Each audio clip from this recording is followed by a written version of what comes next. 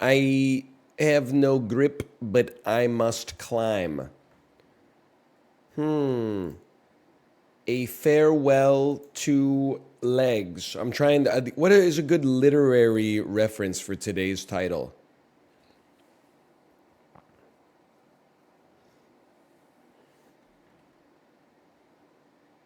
Anatomy of a Fall. It's just that easy. That's great. Anatomy of a Fall.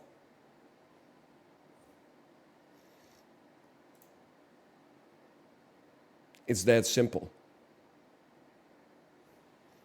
Did you see the Hey, we're Costco guys discourse? Whoops, I loaded up Balatro by accident. The discourse I did not see. I did see the video. What could the discourse possibly be about the Costco guys? Isn't it just a dad and his son kind of having a fun time at the Costco?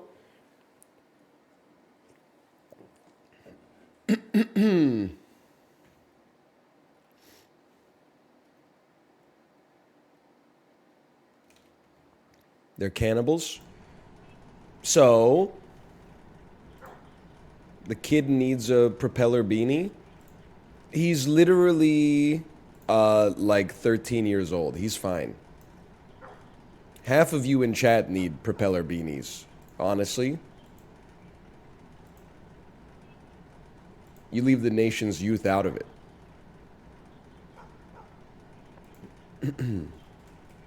Slash marker, a difficult game. No reason to belabor the point. We gotta get our reps in today. So here we are. Might as well start early. Back at Hadrian's Wall. I guess the whole thing is Hadrian's Wall. Saw your reply to Fantano. Important Olivia Tremor control question. Something or Dusk at Cubist Castle. It doesn't matter what the something was. The answer is Dusk at Cubist Castle. I just thought that I'm not suggesting that the Costco guys from the Costco guys TikTok listen to Olivia Tremor control. I just thought that it had a great cadence off the tongue. Because the tweet from Anthony Fantano was like, what music do Costco guys listen to? I just thought it sounded nice to say, we're Costco guys. Of course we listen to Olivia Tremor Control. Everyone else was going for the fucking... I don't know why they want to divide people so bad. They're literally just watching people like shopping for groceries. And they're like, these guys look like they listen to Imagine Dragons. It's a dad and his son, you sociopath. You don't know anything. Listen, if anything, they sounded like they might be from New Jersey, so if you're going to make fun of them, they're probably listening to the Bon Jovi Slippery When Wet. If you're going to be offensive, at least like make it a coherent stereotype. Oh, I thought we had that one.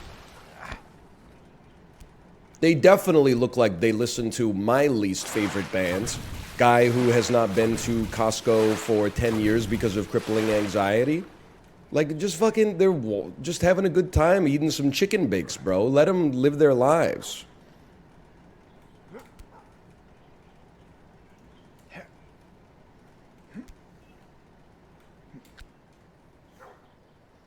How was the Peloton ride this morning? Oh, thank you for asking.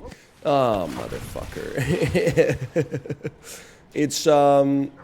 It's getting better. You know, when fully not convalescent, I like to output on a 90-minute scenic ride. I like to put out somewhere over 200 watts average. First ride back on Monday, I think I did like 162. Yesterday ended up hitting like 171 maybe. Today got 176. Still a little bit of gunk in the lungs. We're working out. It takes time. There's nothing else you can do but to do it. Hey, Fail Gunner, thanks for the gifted subscriptions. Thank you. Thank you. Probably try to get some height on that one next time.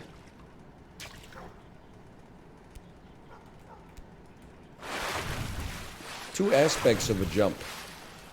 You need a little horizontal. You also need some vertical.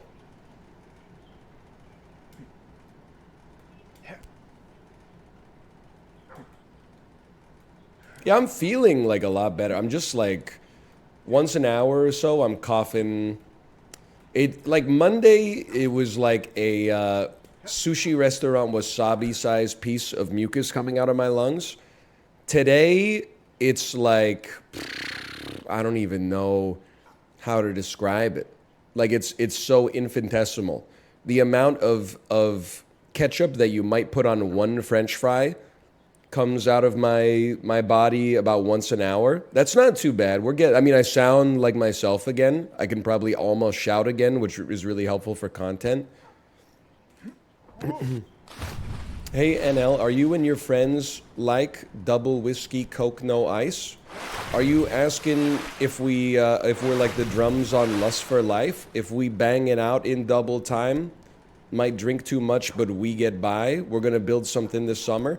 You asking if we're like track one off of Stay Positive from the Hold Steady? You Minnesotan son of a bitch. I wouldn't say that my friends are like that. If anything, I'd say we're more like track one off of Boys and Girls in America by the Hold Steady. Sucking off each other at the demonstration, making sure our makeup's straight, crushing one another with colossal expectations, dependent on disciplined and sleeping late. You thought you could out Craig Finn a Finner, huh? Yeah? How do you feel now? Bet not.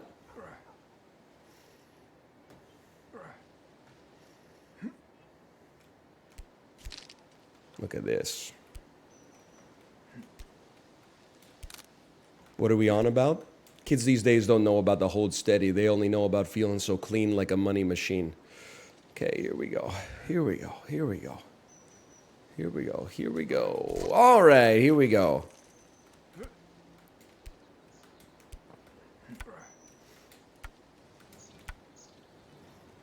Now that we have like a strat for this is nothing, man. Might take us a couple of attempts, but this is like one of the safest parts of the whole game.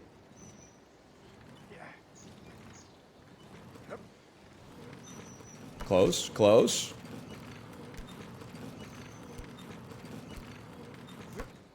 Whew. Why'd they put a playground up here, man? Playgrounds, there's been a lot of discourse about how playgrounds have actually become, like, the equipment itself is too safe. I know that you're going to say, what are you talking about? You don't read the same parent news sites that I do. There's a movement to make, I wouldn't say to make playgrounds less safe. It's the idea that you can make them more safe by actually not making the ground out of trampolines, because that leads to kids like throwing themselves off of 10-foot high drops, recognizing that their bones are not going to shatter when they hit the bottom, which might not be realistic for real life. But like, I take my kid to the playground in the spring and the summertime, like every day that it's not rainy. There's still some opportunities to break your arms at the playgrounds out there. Now, these are playgrounds that were not built in the 2000s. Most of them were probably built in the 80s and the 90s, but still. You know what's crazy is the jungle gym that has a fireman's pole on it. I feel like if they were building that in 2024, there would be like a supervisor at the top and like a gate. And the supervisor would be like, okay, you are this tall, you can go down the fireman's pole. And then they like unhook the velvet rope or something like that. But in 1980s and 1990s, kids were just throwing themselves off the fireman's pole. And if your grip failed, well, like you're falling 8 feet doing a belly flop onto gravel. Like it's crazy.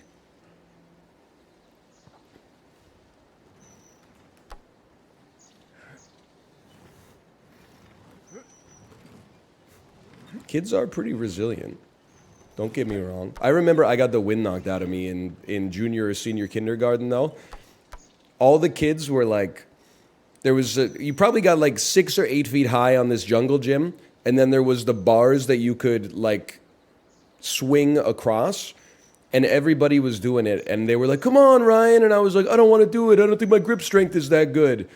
And then they were like, "Don't worry, you'll be fine." Because in kindergarten, they're like, "Everyone's on the same team." In fifth grade, they'd be like, "Oh, here he goes again."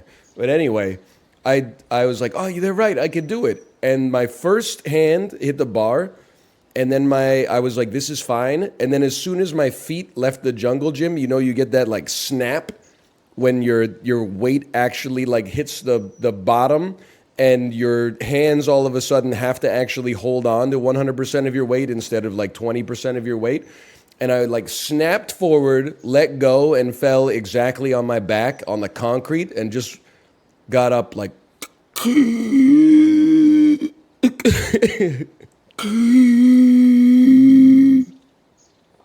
I definitely thought I was gonna die, but then like I was okay like 20 seconds later.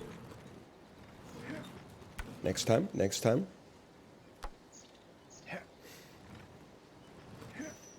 Are teens in Canada crazy? I live in Scotland and I got a problem with teens kicking my tenement door down and vaping in the stairwell. What is a tenement? Tenement door?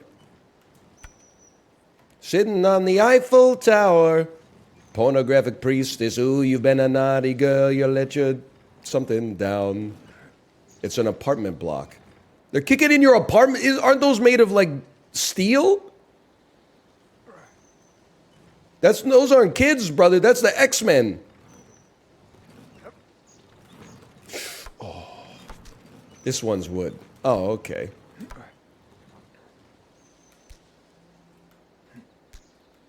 I don't think the teens are like they're that menacing here.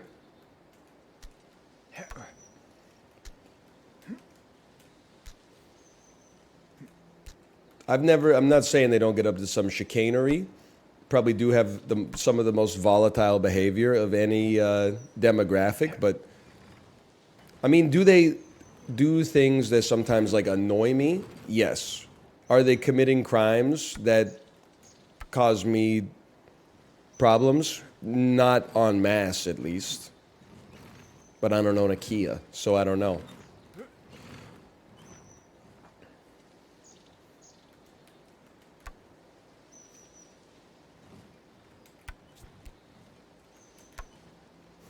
Kia boys.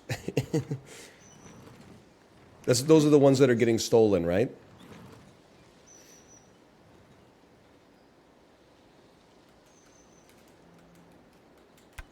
Yes.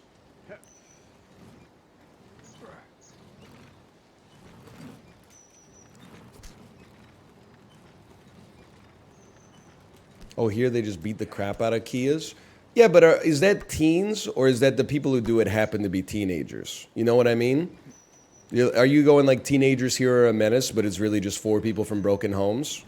Or is it like 25% of the student body? Because like that's a different story. Ew.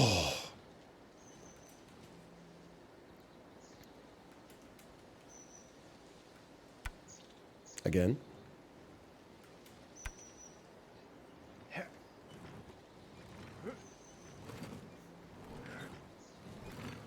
That one was not even close. A body was found in our city's water supply yesterday. The Kia boys are the least of our worries. Well, you know what? There's one way to look at it, I suppose. Bro, the Kia boys are a distraction. Why are you laughing? Well, because I don't know where you live, but that definitely does sound like a bigger problem.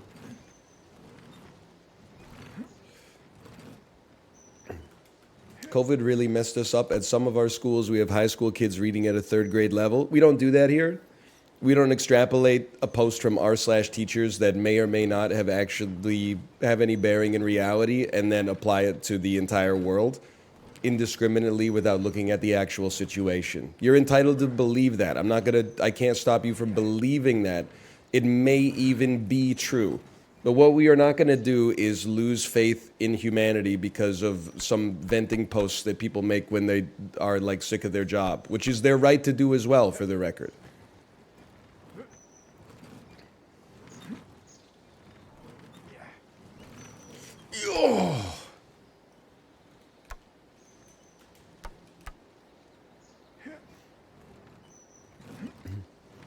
I teach a third grader who reads at a high school level. Now we're talking. It's great that reads at a high school level is like, can understand complicated literature when what most high schoolers actually read is like, here's a book about a hot dragon. I guess that wouldn't be like as useful of a metric. Yeah, I have this third grader that's reading at a high school level. Oh, what are they reading? Oh, the Eighth Wheel of Time book. They're reading Halo, The Fall of Reach.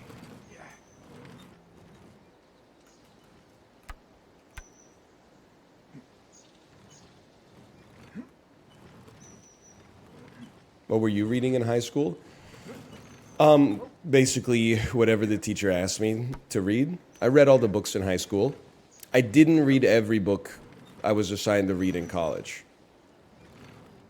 In high school English, you had to read 1 to 2 novels and a couple of plays, which is like a really, really easy assignment when you're 15 years old, unless you have like a seriously robust social calendar or something like that. You can do that. Yeah, I had to read. Well, listen, I'm not bragging. I had to read 1984 in 11th grade, but I had already read it in like 6th grade.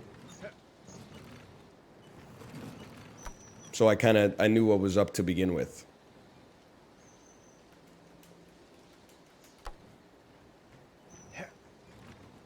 All right. 9th grade, we read To Kill a Mockingbird. 10th grade, Lord of the Flies. 11th grade, 1984. 12th grade, Fifth Business. Plays, 9th grade, Taming of the Shrew. 10th grade, Macbeth. 11th grade, The Tempest. 12th grade, Hamlet. And A Streetcar Named Desire.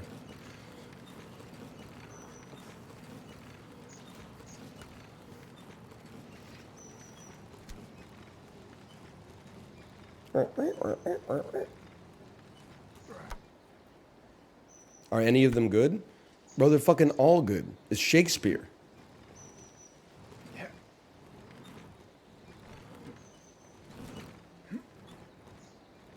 What do you think? All right.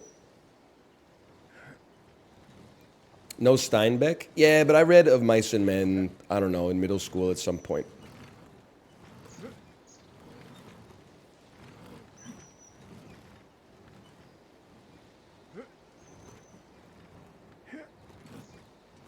No Crucible Love? Damn, bitch, I didn't make the curriculum. I was like 14 years old. You gotta take that up with the Ontario Literacy Convention. People who go to school in Ontario as well, I mean, like this, we're Ontario boys. Of course we passed the grade 10 literacy test. You don't understand how interesting the English education system is in Ontario. Because like in 9th grade through the first half of 10th grade, the only thing that matters is making sure that everybody in your class literally knows how to read, because you're about to take a standardized test that determines whether or not the school district is going to fucking fire everybody who works in your school. And then in the 11th grade and 12th grade, they're like, what the fuck have you guys done? You haven't read like a single real book in your entire lives? Like, you're about to go to college. You got to catch up, bro.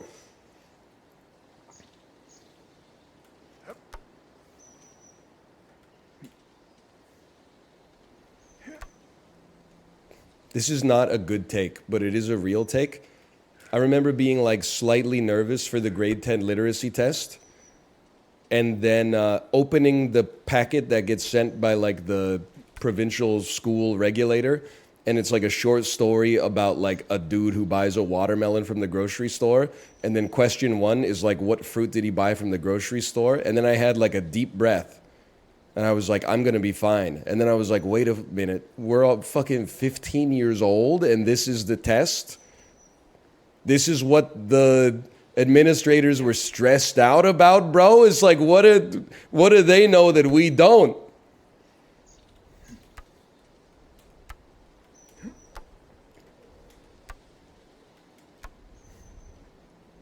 Did you have to read Oedipus Rex in 12th grade? No, I read it. I read it in my first year of classics. No, in university instead. But like your first year of university is pretty much just high school to begin with.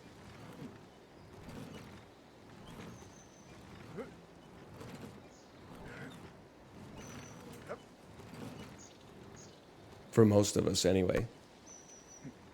Thanks to the woke mob, in the remake of Oedipus Rex, he actually fucks his dad and kills his mom.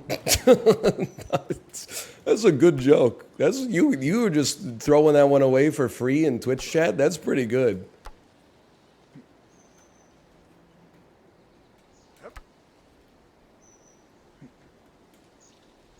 Oh man.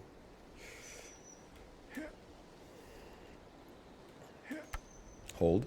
Hold. That was fast.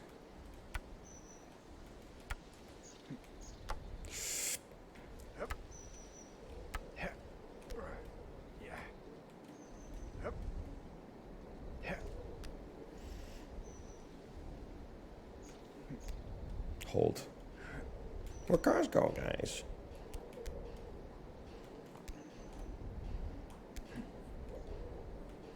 At least make it to the girder. See Eminem's releasing a new album. Are you saying there's a 97-year-old rapper who still makes raps the old-fashioned way?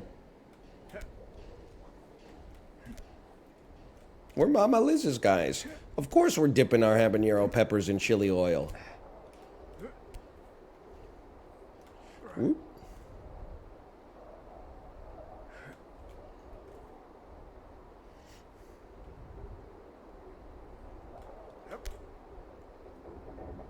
I want it swinging. I want it bouncing and moaning on it.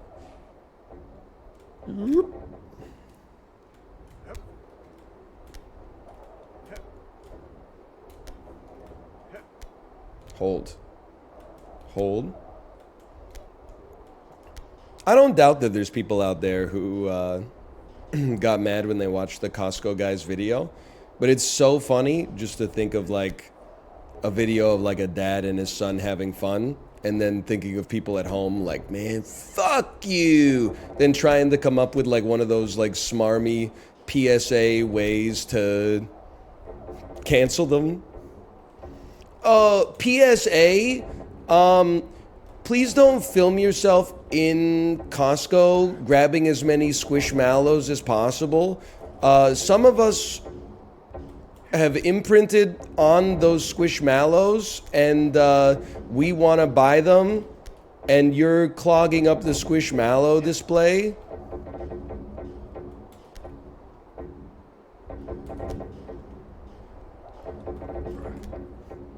Corey, help me.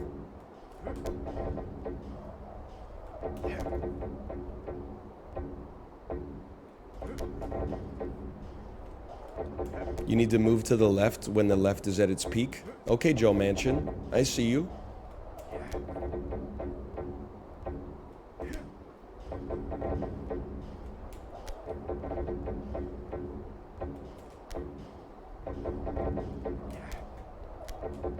Okay, this motherfucker is peaking right now. That might have done it. I was way too slow.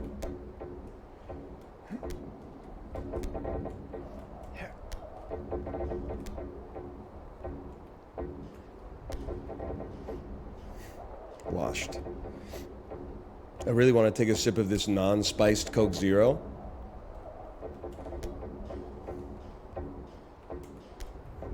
It's not the time. It's not the right time. Simmer on it. Corey, how about that weather, bro? I was wearing shorts yesterday. Catch me all the way out in Burnaby sharing a black Parmesan croissant at La Forêt Bakery.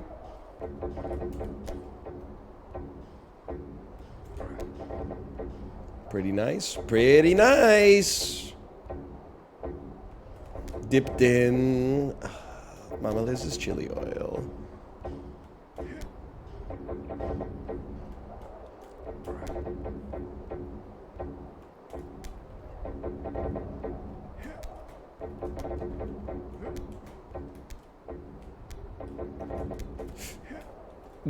Did I have any chance there?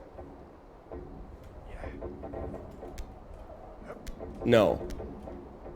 When do you leave the rhythm and go for the gusto?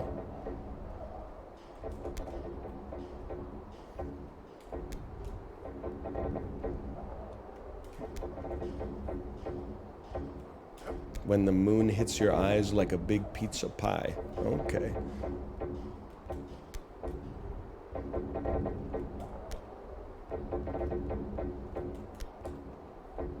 When the left starts going down. Okay, Joe Manchin, I see you. Boo, same joke. Okay, Kristen Cinema, I see you. Uproarious applause fills the forum. The Emperor reveals his thumb. It's a thumb up. The jester's head will not be removed from his body today.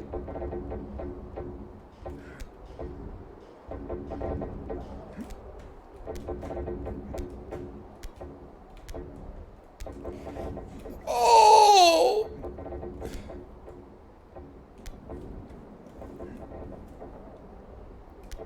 Next time. Next time. He is playing at his residence.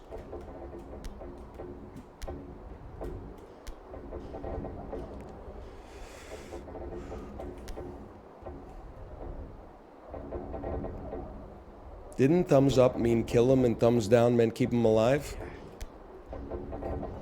It's one of those like bi-weekly, does it mean 2x weekly or twice weekly type things.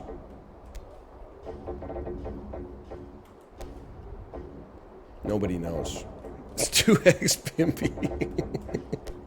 Oh, man. Oh, I forgot about that one. That was not front of mind when I said that, and now it is.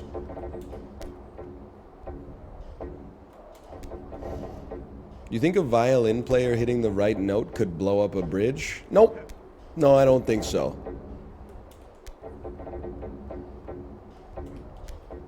You know what always makes me laugh when it gets shared? That forward, you won't believe this really says something about society. Whenever it's like, you know, Nathaniel Hornblower was the #1 violinist in the country. He was playing a gig in New York City where tickets were $500 each at Radio City Music Hall, and it was sold out. The day before the show, he put on normal street clothes and played the exact same repertoire in the subway. Thousands of people walked by him, not knowing who the fuck he is. A couple of people stopped and listened for a minute and then threw $1 in his hat and then got on the subway. Kids would notice the beauty of the music, but then their parents would yank them away to continue their day. What does this say about society? You know what it says about society is that 99.9% of people don't know who the fuck Nathaniel Hornblower is, bro.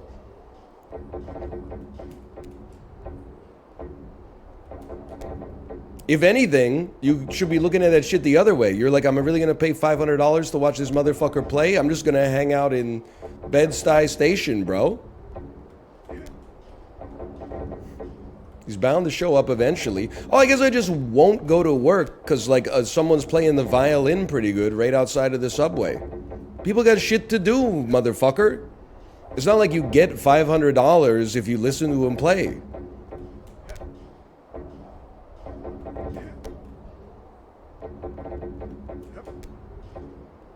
Go again.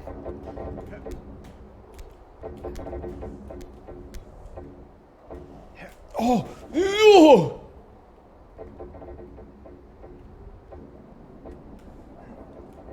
You know, like, my kid also stops to, like, look at bugs and, like, rocks and shit like that. No disrespect. That doesn't mean that he's bad at the violin. It just means, like, you know, part of the reason you pay for concert tickets is, like, this motherfucker's gonna be there at the exact time that he says he's gonna be there. I'm gonna have a seat, etc., etc. There's gonna be bathrooms around.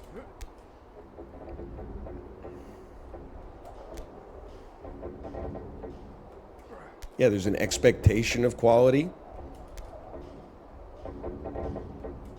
There was bugs and trees and rocks and things.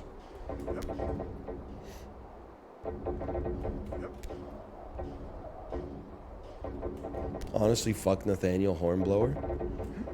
Also, I don't want to hear, like, no disrespect, a classical violinist in the subway. I want a dude who's banging spoons on jugs or something like that, and he sounds like better than the Blue Man Group. I want a dude playing a pan flute with like 90 pans on it.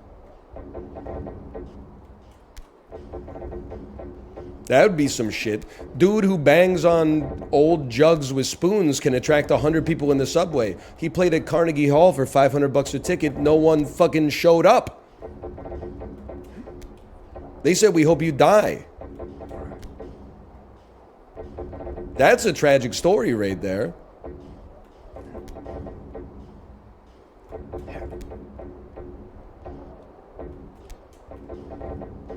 Ready? Go.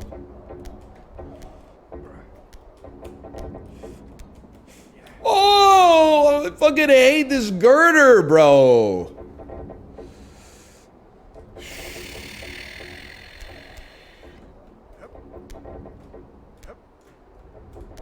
I will not try jumping for it. Because by jumping, you have to look at the free body diagram. Your jump is going to push the girder down, which like lowers your own position. It's like an ex-dividend day in a stock.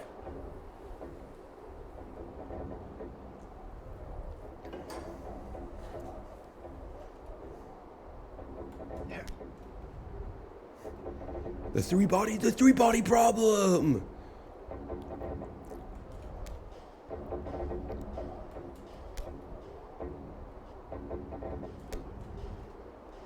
Nathaniel Hornblower, nope.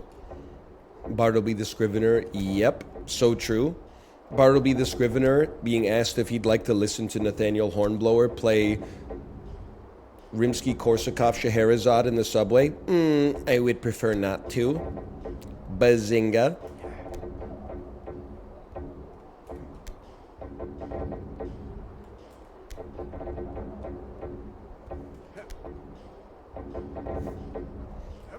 I don't know what you just said. You don't know Rimsky-Korsakov? Quite a prosaic oeuvre of classical music you've got there. Let me guess. A Lindsey Sterling subscriber.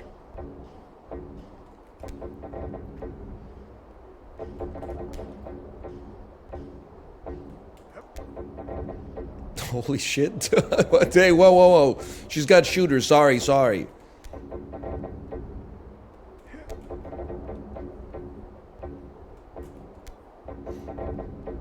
She's good? I didn't say she wasn't good. I just said, let me guess, you're subscribed to her. You made the inference that that means that I'm saying that she's not good.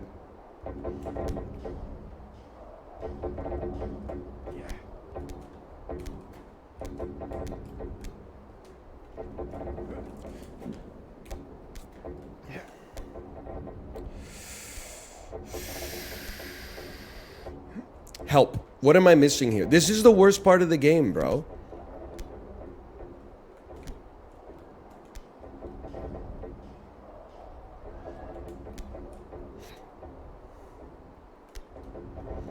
I think you go to the end too soon. I think you go to the end too slow. Okay, why did I fucking ask?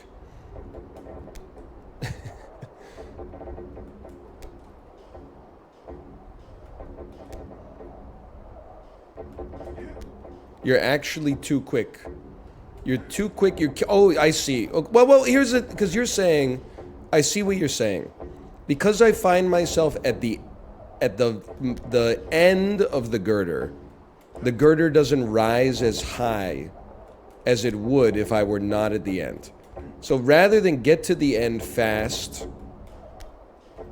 and then try to hoist myself, I want to get like halfway there, then start rushing it on the upswing and try to do it a little bit more fluidly at the end instead of setting something up. Okay.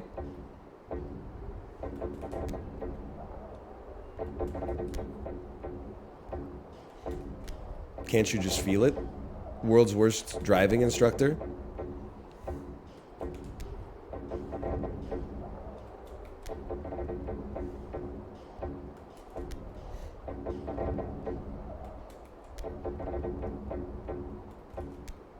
Hey NL, which class should I play in Final Fantasy XIV? Don't play it. I'm not saying it's a bad game, quite the opposite. Everybody who plays it loves it. What I am saying right now is that I want you to know the decision that lies in front of you. You're making a decision to vaporize at least 500 hours of your life. Yeah, but it's free. There's free trial up to like level 80 or whatever. You're basically, it's not like, should I play Final Fantasy XIV tonight? If you make the decision to boot it up, you are going to play for you're going to lose 500 hours. Wouldn't you rather do something else with the 500 hours? If you wouldn't, then play Final Fantasy XIV. Apparently it's great. If you'd like to cultivate like a diverse set of interests with stuff you could do at that time, I'm not even saying that's preferable, I'm just saying this is your counterfactual, then go ahead.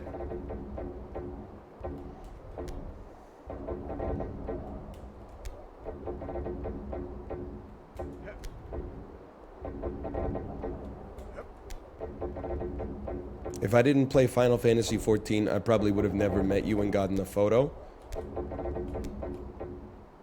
And? Okay, well that was fucking cooked. That fucking sucked ass.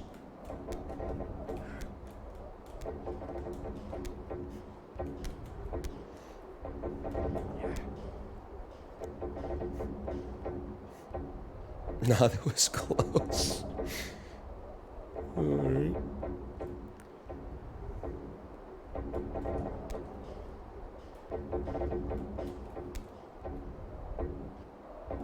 Go left when the beam reaches the bottom. God is my witness. I don't know if I can travel that fast. I can go close to when it meets the bottom, I guess.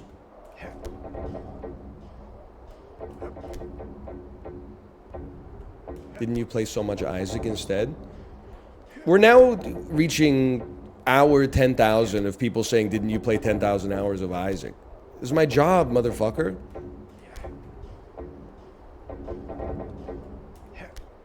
If people were like, should I play 10,000 hours of The Binding of Isaac? I would be like, fuck no. If they were like, it's gonna pay for my house, I would be like, get on that shit yesterday, motherfucker. What are you doing? Someone's gonna take your lunch. It's not an apples to apples situation. Go.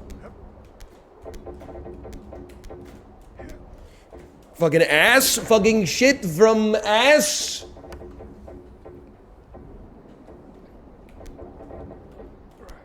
Way worse than how it was going before?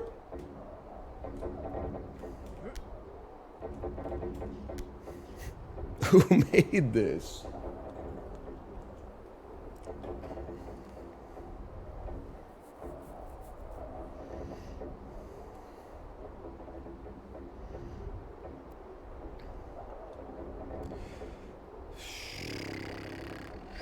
Okay.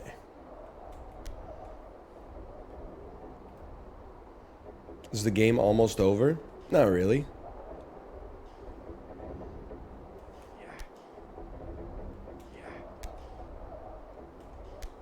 Middle left, man. When you've been modded to the point that you only have 8 characters left in order to make your points. You know, I was watching Dan play this. He said, how did I do this jump? Somebody replied to him on Discord with a custom-made GIF that was like annotated with the kinematics of like where he should place his arms, where the momentum is generated from and stuff like that. People in my chat are typing 2 words, more left. What does that mean, man? It doesn't even have a verb. Shit is just fucking 2 adjectives.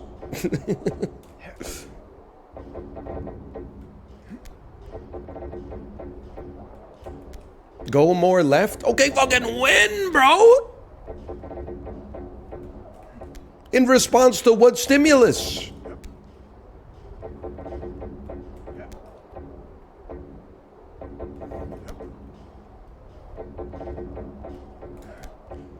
Slow your roll. That was it. That was it. We get it next time, we just grab higher. There you go. It's not that you don't have to get it every time to be happy. There just has to be hope.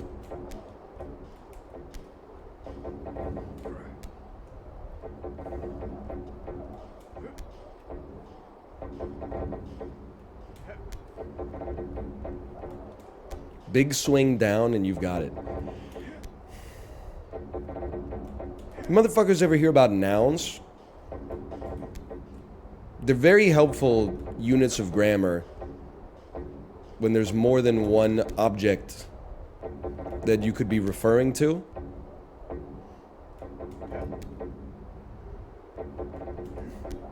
What big swing down? The girder that's swinging up and down? Or the guy that's climbing the girder?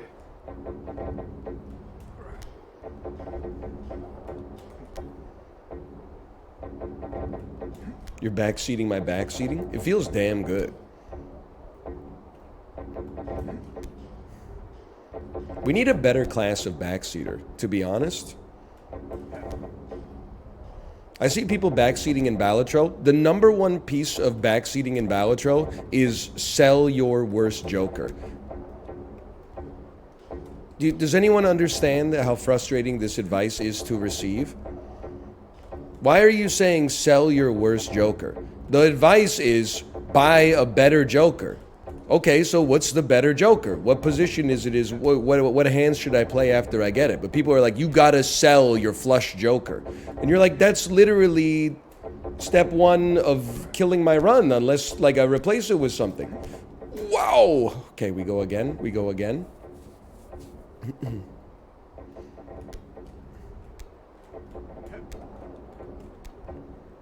That's not how you teach someone. It actually is how you teach someone. Now, I'm a teacher. Your ass went to virtual high school for 3 years. You really want to get in this discussion? You want to go nuts on the table education mode? People are like, yeah, I could teach you. But then would you really learn anything? What are you talking about?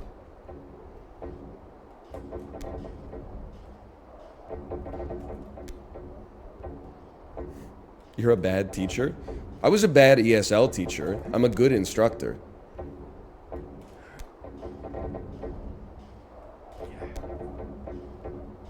It's true. I explain things well.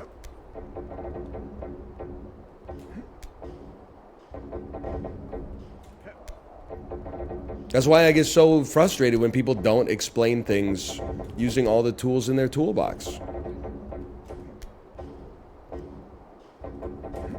I'm glad you're not teaching or instructing anymore. It's better for society that way. Yeah, I'd definitely say you can see the gains in society that have happened since I stopped teaching. Everybody's like, man, the world was really at the peak of being fucked up in like 2012. And has been just pretty much like a straight line up the whole rest of the way.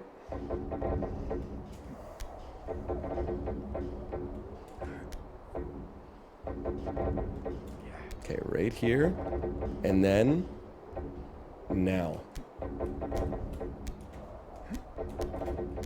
Oh, motherfucker. Okay, hang on. Let me just make sure, /user. Was it you? 235 messages. No, it was you. Clean vacuum.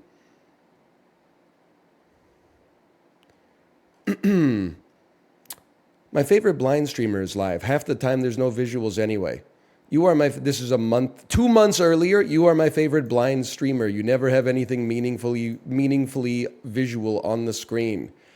How do you feel when you won the best stream for visual impaired? Is this stream for blind people? I wish for the day when I don't see the screen or the black screen when I tune into this stream. That's now, we're back to December. This is like 3 days before Christmas 2023.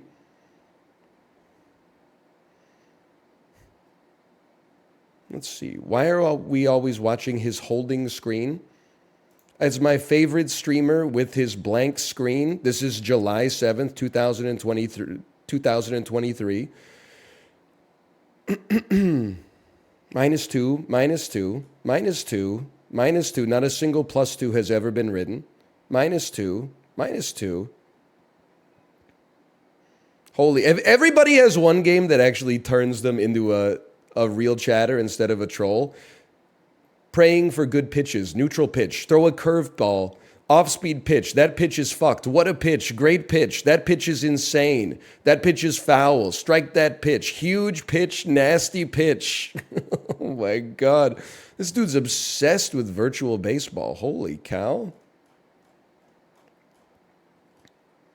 Let me see. Stop typing, please. I'm reading your earlier messages before you knew that you were being observed. I'm trying to see of where it all went wrong for you. Is half this stream going to be this stream? What an insightful question. Is half of the stream going to be this stream?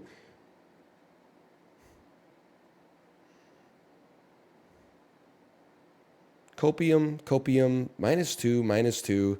Here we go. Devs don't really care about the game or the community. All right. Please turn your brightness down. There's a plus 2, the last plus 2.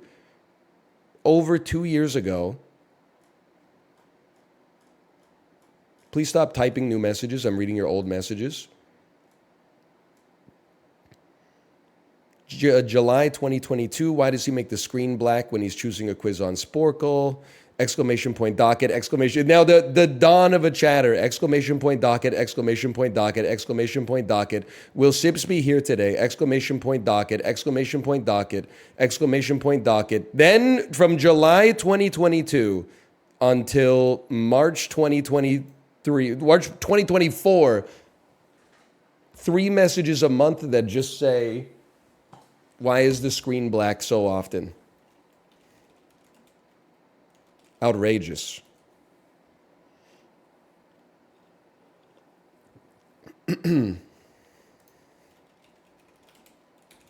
see the new messages. Let's see. See how you responded to observation. Sorry, I don't remember typing that one. Well,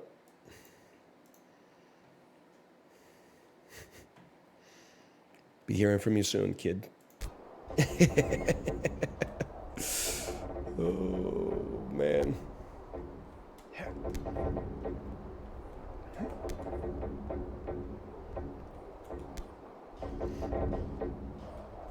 You really meet some crazy people. That motherfucker is trying to tell me what will be good for society. The dude has been obsessed with the overlay of a Twitch streamer who doesn't know who he is for 2 years, man. You want to talk to normal people don't do this. How would you know, motherfucker?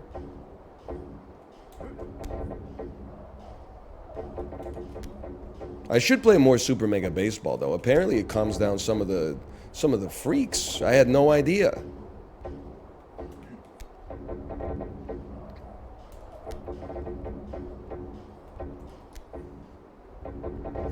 See you never, kid.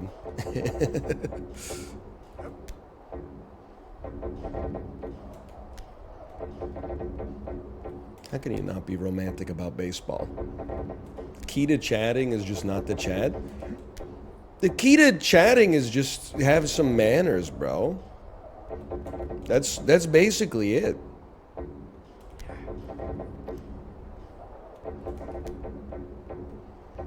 You don't even have to be a decent person, you know? You just have to follow the bare minimum convention. Like, your behavior could be horrible, but as long as your messages are nice, how am I supposed to know? I don't really care if you fucking, drive without your seatbelt on or whatever. As long as when you leave a message, it's like, Hey, there's a difference, too, between like, hey, NL, you're the greatest streamer of all time. A message that I don't particularly necessarily love to read either, for different reasons. And then a message that has like some criticism, but it's at least it's like draped in something that resembles civility, you know, instead of like,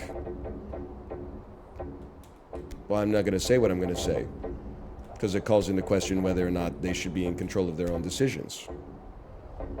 That's for them to decide, not for me.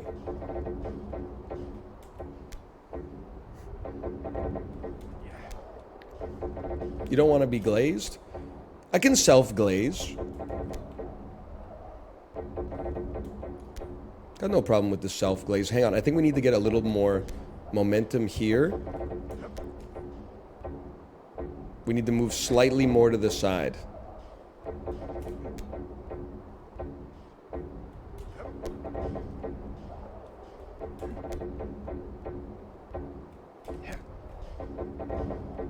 Please don't fall. Yeah, I didn't consider that one. Now that you mention it, I'll do my best.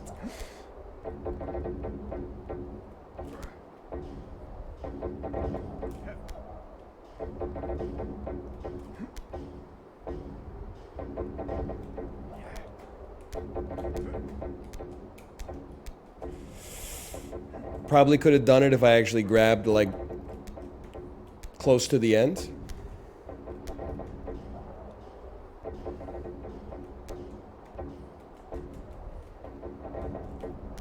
They need to release a director's cut of this game.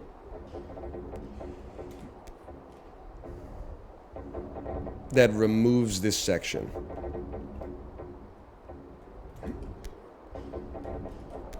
This section is cooked.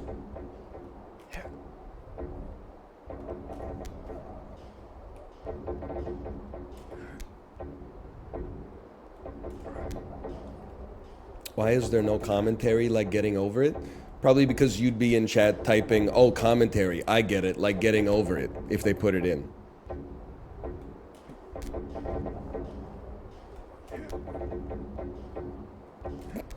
You're coming in, well, I'm coming off hot today, okay? I'm just saying you got to be careful with these pithy criticisms that come across sometimes as excuses just to type something in, okay?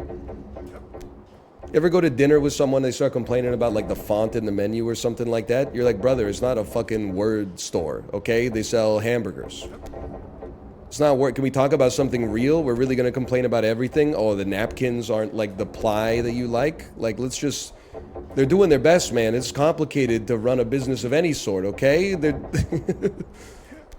Don't have to criticize every single aspect of what we got going on here.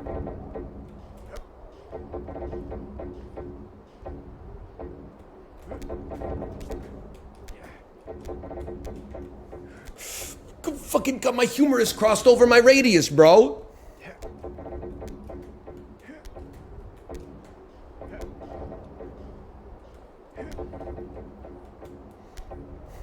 I'm the guy who complains about the restaurant font. Part of the problem that I have with society, and it's not a big deal because I don't own a restaurant, but I feel like we have motherfuckers out there talking about restaurants who go out to eat once every 6 months but have seen every episode of Kitchen Nightmares 10 times. And they're like, all restaurants with more than 8 things on the menu are bad. And I'm like, it's not 2007 anymore, bitch. There's fucking logistics and shit that go into it, you know? Like, there's also a lot of restaurants out there that have a small-ass menu that are fucking garbage. I really don't like the way they got the and when was the last time somebody came and changed the water in the plants? Bro, it's shawarma. You get the falafel plates or the falafel wrap. You eat it in the driver's seat of your car. You say, thank you very much, big boss. And you come back 2 weeks later for another one. It's still, you keep the community running.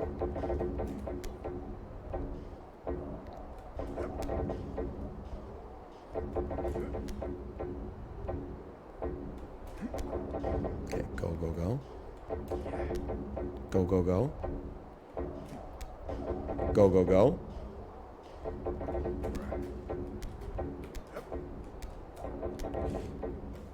Oh! Oh! If I go left hand instead of right one on that one, we had it. We had it. But the problem is when you grab it with your left hand, you're like, do I really want to take the effort to go like that? And it literally took like an eighth of a second. It definitely would have been worth it. Oh, okay.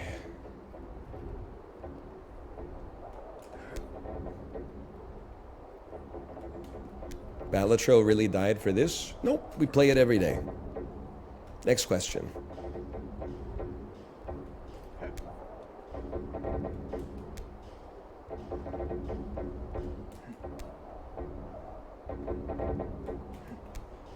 Sap really died for this? Sap died for Balatro.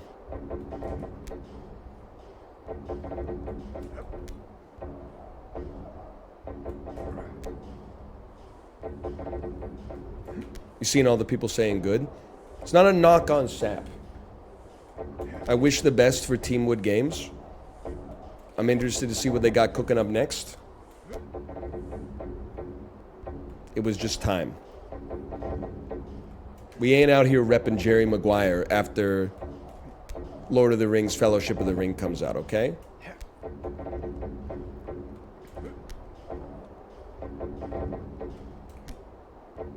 The world has turned and left us here. Sap has a great weekly this weekly. I love that for them, quite frankly. I love that for them.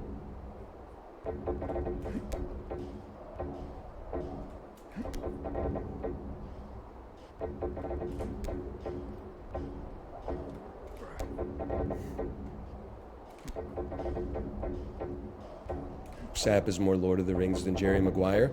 Don't fucking argue with the insane analogy that I made up. I'm the page master, okay? I made it up in the first place.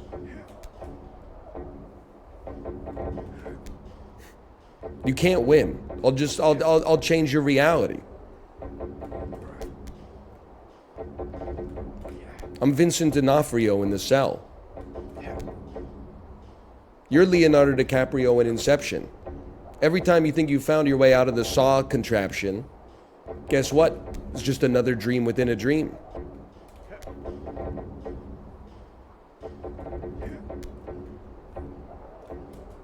Okay, go again.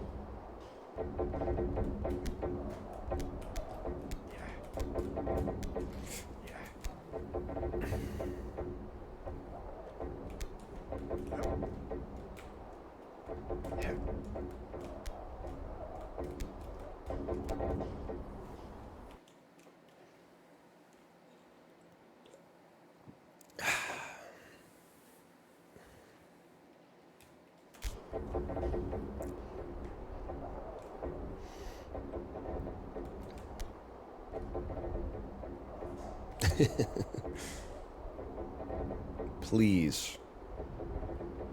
Let me get past the girder.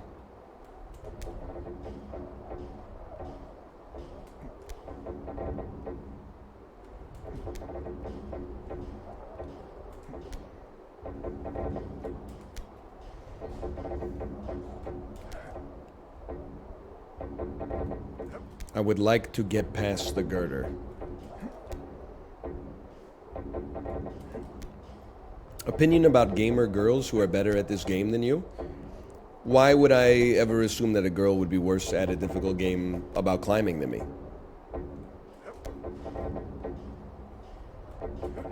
Was your ass born in like 1971? You have antiquated ideas of what women are capable of?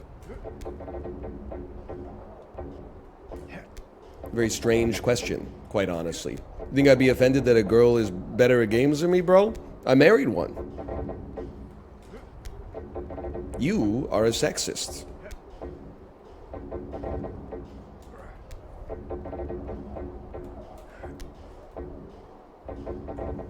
Normally, that would make us great candidates for being friends, but I'm trying to turn over a new leaf.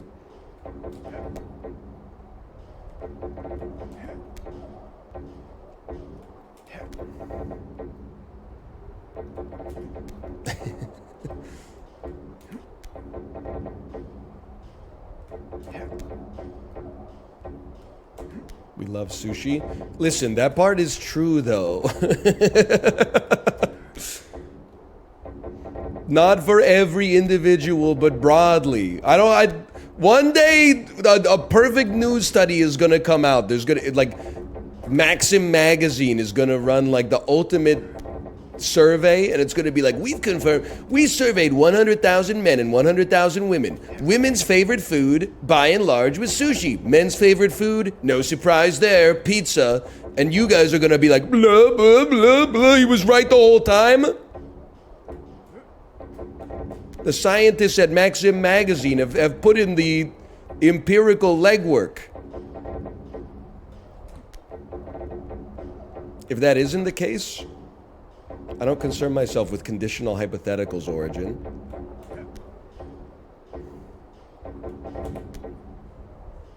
The important thing is, when it is the case, you're all gonna owe me a serious apology. Yeah, man, don't even get to the end of the girder. Why would you worry about it, man?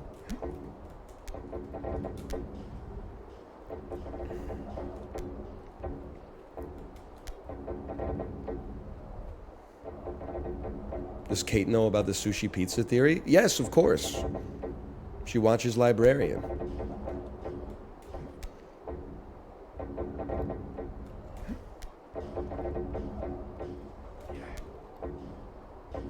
Kate has sushi and pizza enabled in her chat. Exactly.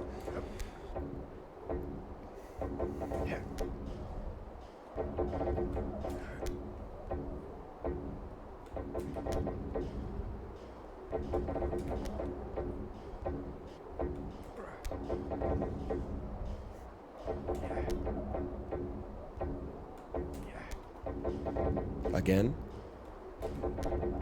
Again? Again? Again?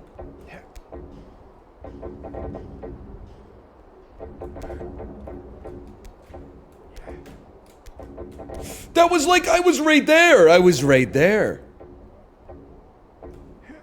Okay, obviously that's not gonna, that's fine. That's not gonna make it, but that was, there's encouragement there.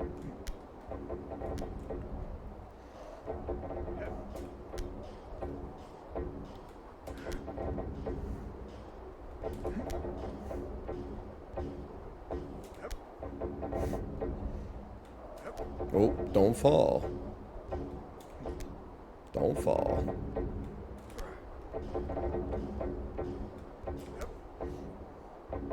If you stay on the left 20% of the beam, you can still preserve a lot of momentum.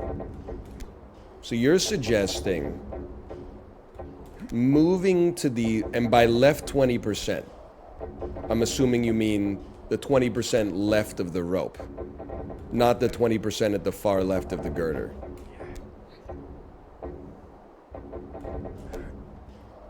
That's correct, okay.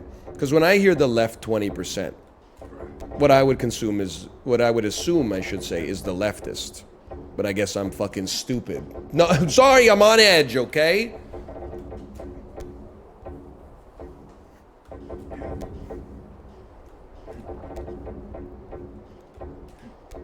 First, get the shit going. You gotta get max speed. Hey, NL, did you take physics? Faint Bunny, I dead ass. Two things. First off, I thought I banned you yesterday. 100% simple as.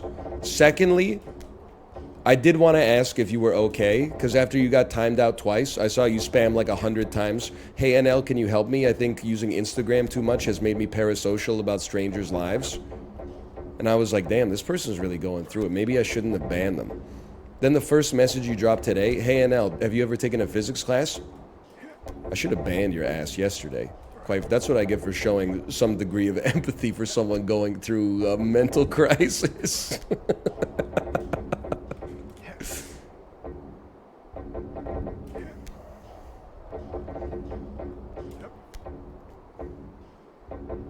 You aired them out? It's their comments! I didn't air them out! You timed them out for 600 seconds twice. And where did that get us?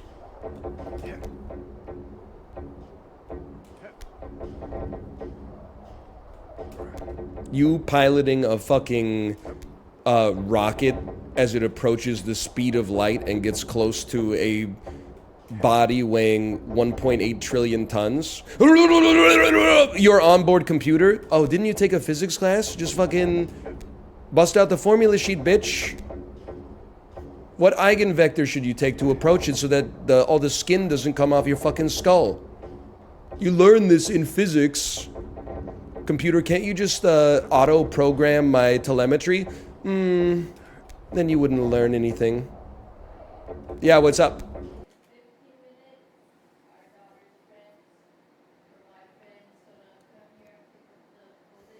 Okay.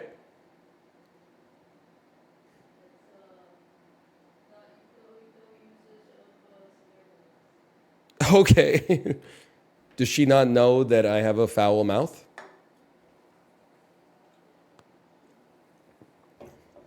I actually, so here's what just happened.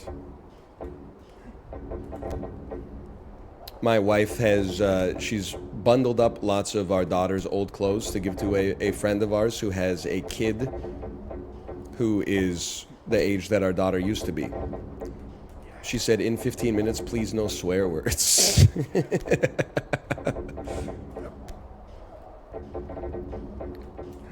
They're my friend too. I didn't know that they get offended by profanity like that. Not in the habit of just like letting it fly.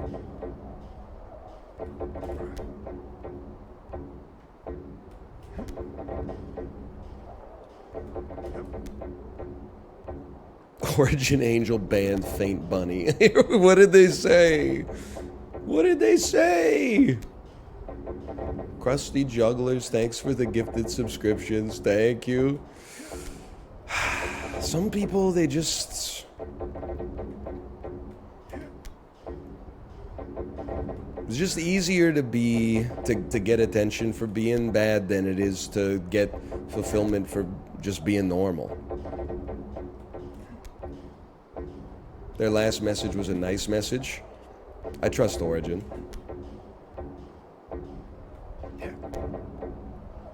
I went through all of their messages before coming to the decision. You know how hard it is to get Origin to ban someone for being mean to me? They would be a hypocrite. So they must have said some stuff in there that was serious. So I can just chill here is what you're saying to me. And then go now.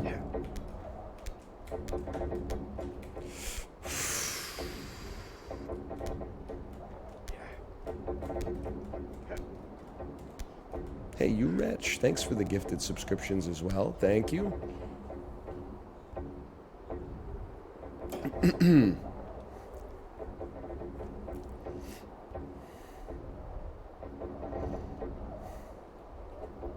I go when the left is peaking. Okay, info. How many times have you beaten this game? Just the way that you phrased it was good. I go, not like I went. I go, like you're playing it like multiple times a week at least. I trust you implicitly as a result of the verbs you chose to use.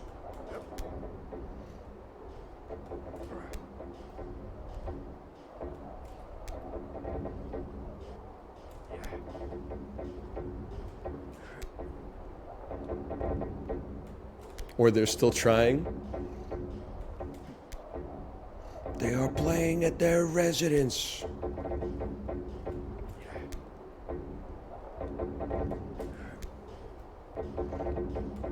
One time you almost had it, so you should keep doing what you were doing the time you almost had it. Okay, thank you. CEO of Advice.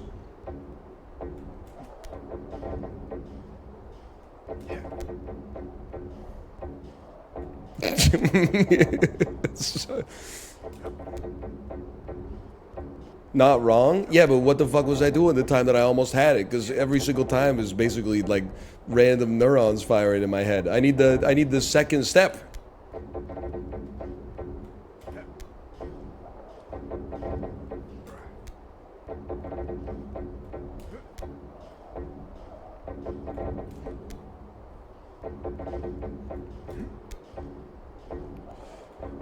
I am getting better at swinging the girder. There is that.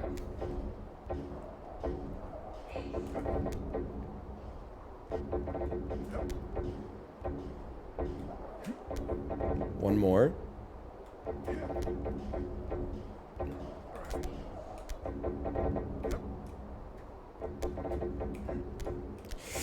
Yes!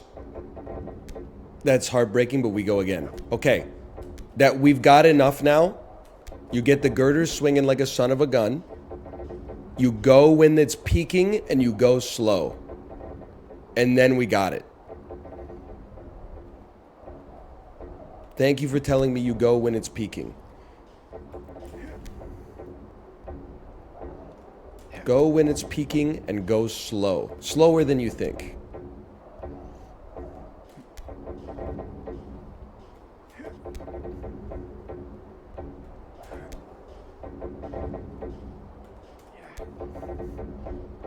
Hurry.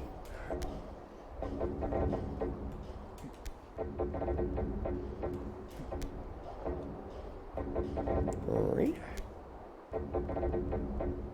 I just gotta get out of here, man. I just gotta lock in, lock in, lock in. Everything okay, son? Yeah, Dad. I just gotta lock in. Come out, we got you surrounded. I'm locking in. I'm locking in. I just need to lock in.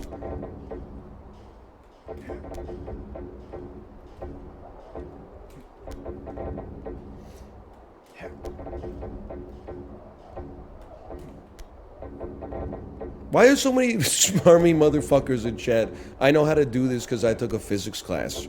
I'm inclined to think that honestly your physics teachers fucking sucked if you can apply the knowledge from your physics class to a difficult game about climbing. I was learning about Hawking radiation and shit. Astrophysics. I was not learning some Ohio physics. What if you wrapped a steel girder in a fucking rope? That'll help a lot in daily life. It's not like this shit's helping you in daily life. You're in my Twitch chat.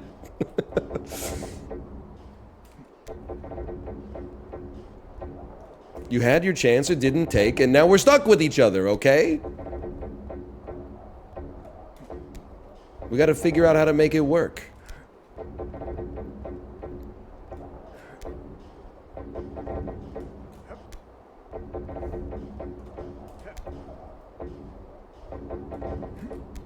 Go again. Go again. Go again. One more time. One more time.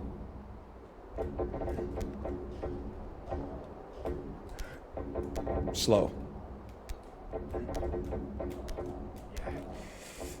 That was good enough. I'm just happy that it was a good attempt.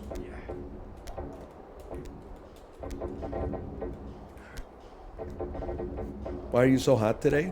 'Cause people, they get mad when they get criticized.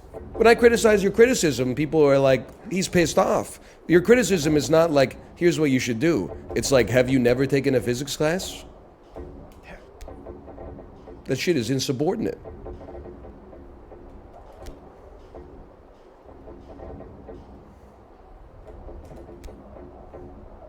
Churlish? I don't know. I don't know what it means. Again.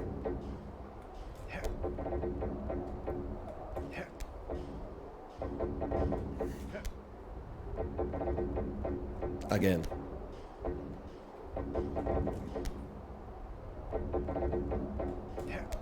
Again.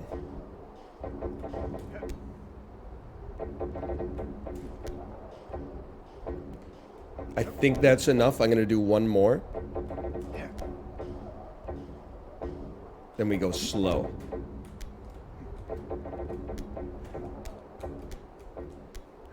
That was too slow, and I was holding space the whole time, so my dude was flopping around like a fool. Okay, ready? We hang on it. We do tricks on it.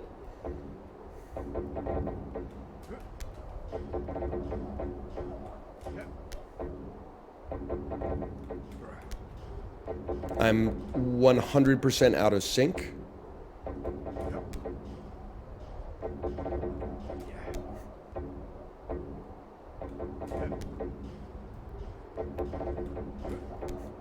call Justin for this.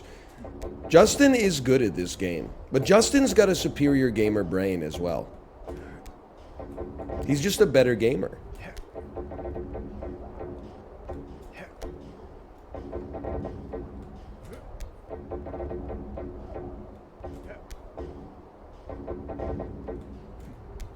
He must have had better physics class.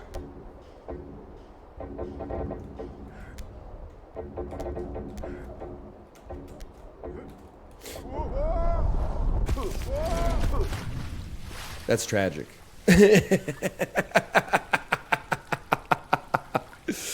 Oh, man. You know what, though? At least we're not at the girder.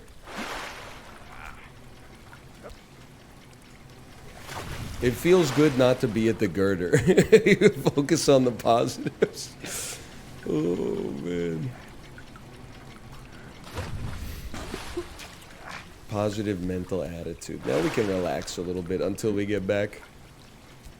I fucking hate that girder, bro.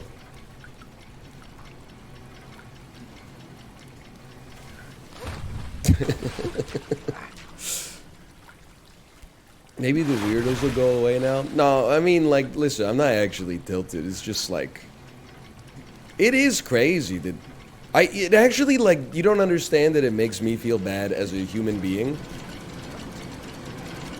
If you see like one trolling message, you're like, okay, that they feel like trolling today, so be it. If you see like 2 years of like unobserved trolling, you're like, oh my god, there's people like this in the world. That's the scary thought. It's more like I realized that like obviously planet Earth is like letting some fools slip through the cracks.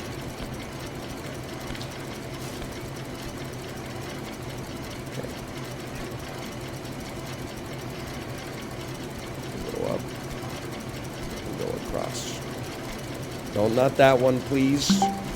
Oh my fucking god. We're sorting this shit out in 1 second today. What do you want to tell me about the Hyundai Ioniq?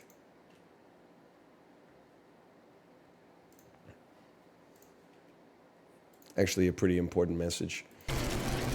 Not important. My friend who knows that I voted for Justin Trudeau in 2015 and then said I would never do it again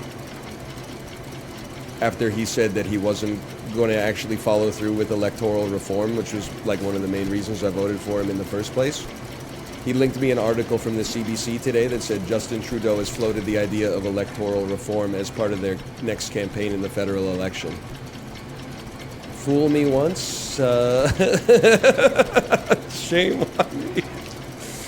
Fool me twice, it must be really bad if you're going back to the 2015 hits.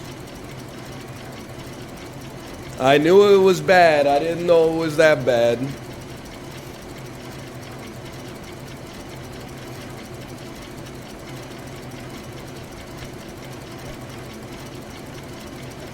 Come on. You guys want some cookies?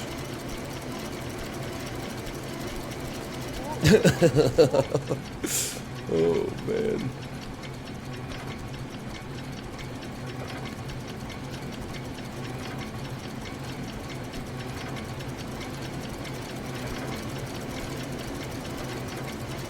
Favorite Chris Kattan film? Me personally, I'd have to say Night at the Roxbury. Corky Romano's obviously up there. Monkey Bone, a little bit too art house for my taste personally. Santa's Sleigh is pretty good as well.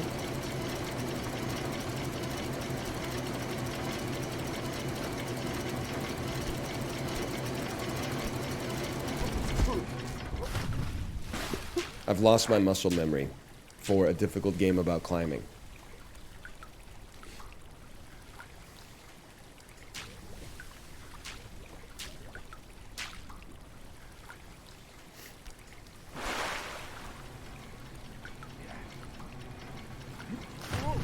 It's actually crazy how he gets past the filters without learning what they're filtering. The humblest tortoise. What was your childhood like? Is this how you thought it would be? When you imagine what it would be like to be an adult? Free to make your own choices, nobody telling you what to do? You think you'd be waxing philosophical about a difficult game about climbing? As if it was fucking... okay, caught emoji, alright, you're saved, you're spared.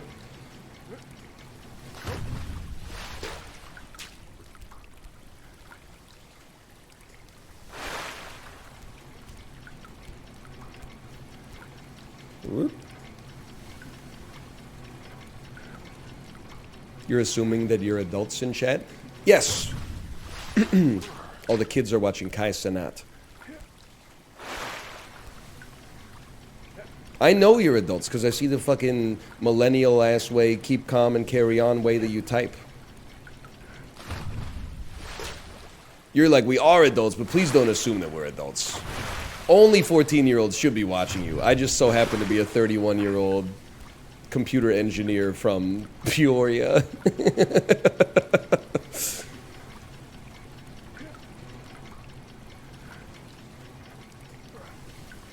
Whoa, now we're talking.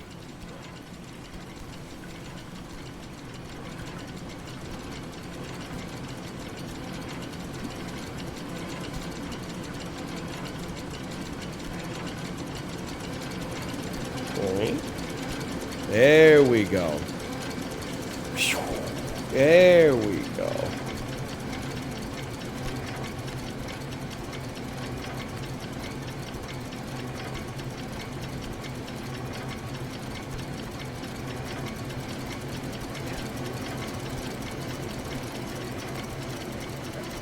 Hold.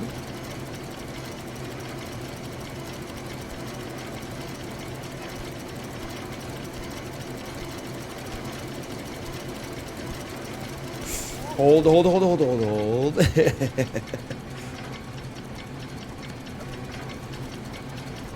I started watching your Isaac streams when I was 15, if that counts. Sure, yeah. I mean, I was 25 10 years ago, too.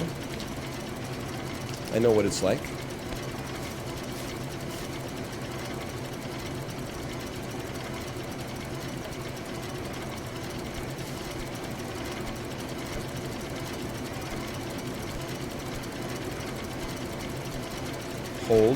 Hold, okay.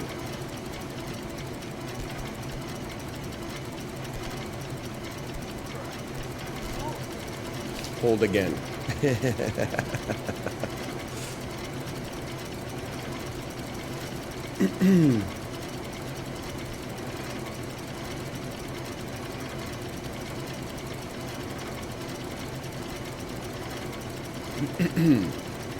Hold.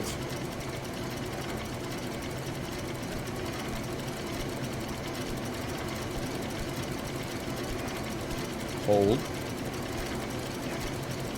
That was my holding pattern. I was watching your Dark Souls Invasion stuff when I was 56. Now we're talking, man. I want more messages like that. People are always like, isn't it crazy? I was 13 when I started watching you. I'm like, nah, brother. Who the fuck else in 2012 was going into YouTube and typing The Binding of Isaac into the search bar? That's what it was there for. That's the target audience, bro. That makes perfect sense. It would be crazier if somebody was like, I was 35 when I started watching your Isaac episodes. I would be like, you were 35? Didn't you have like a family? Didn't you have stuff to do? You were just going into YouTube and like raw dog in the search bar typing in XCOM enemy unknown? Like that doesn't make sense to me. When you're a kid, you got more free time. Didn't you have to like do the dishes or pay your taxes or something?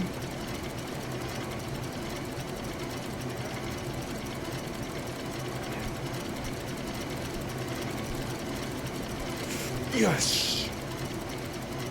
Yes. Good cycle. Good cycle.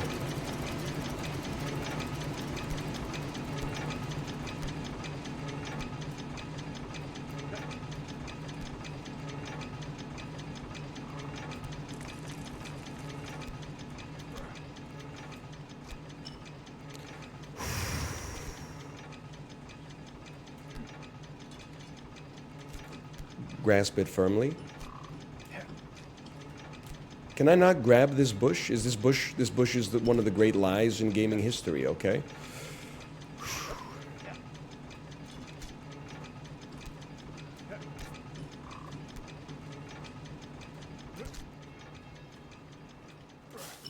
He's done it. Okay, you can climb the windows.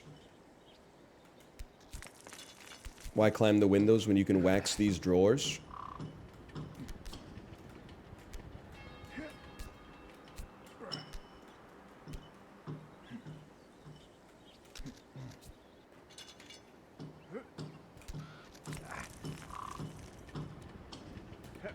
Huge.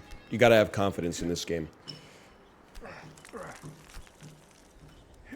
How come librarian can post links? Because unlike the average person in chat, they're not going to say, okay, I know links aren't welcomed here, but you just have to see this, and then it's like the least funny thing you've ever seen in your entire life. They've used their power for good.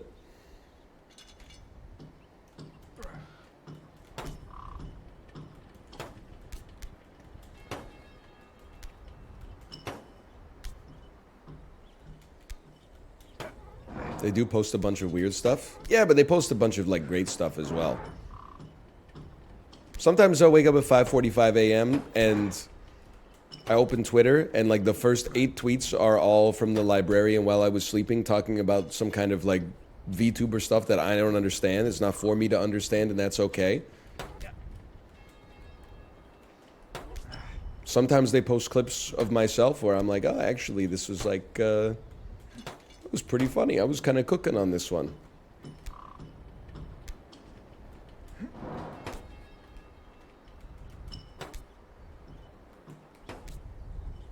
Okay, now this is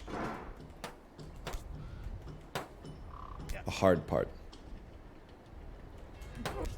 It was a great time to not think, to just trust yourself to do.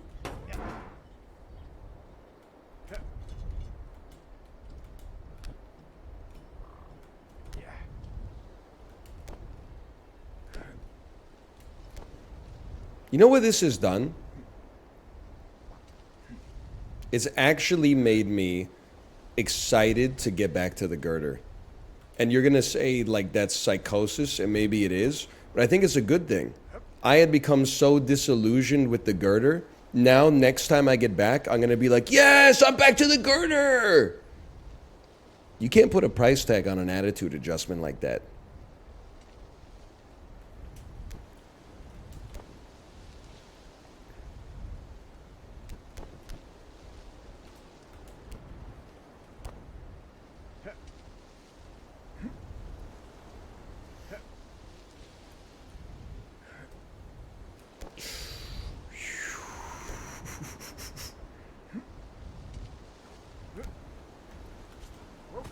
Let's go!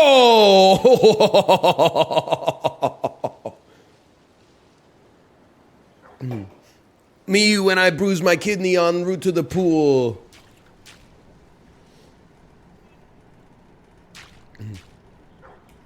I have those Speedos, but in rainbow.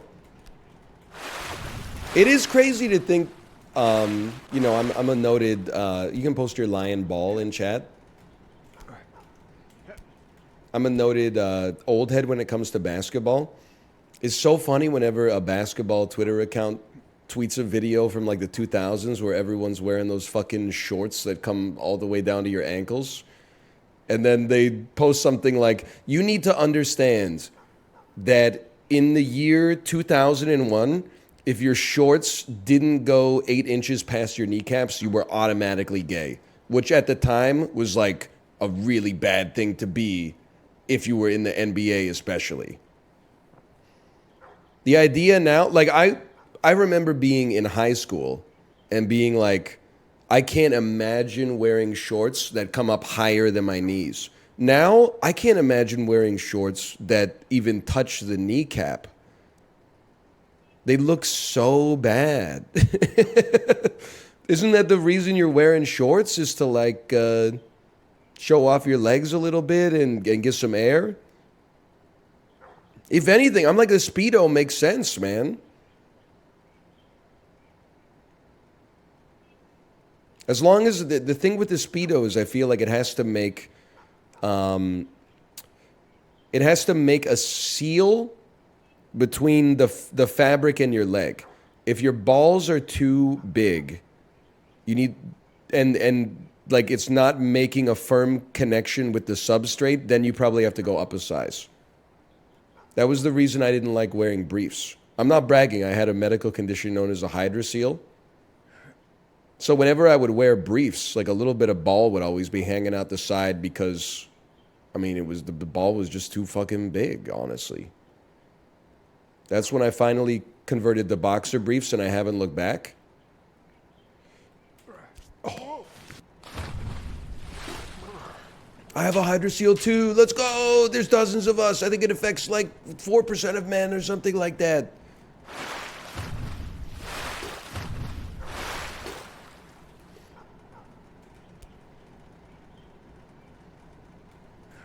Wait, did you have giant nuts? Just the one nut?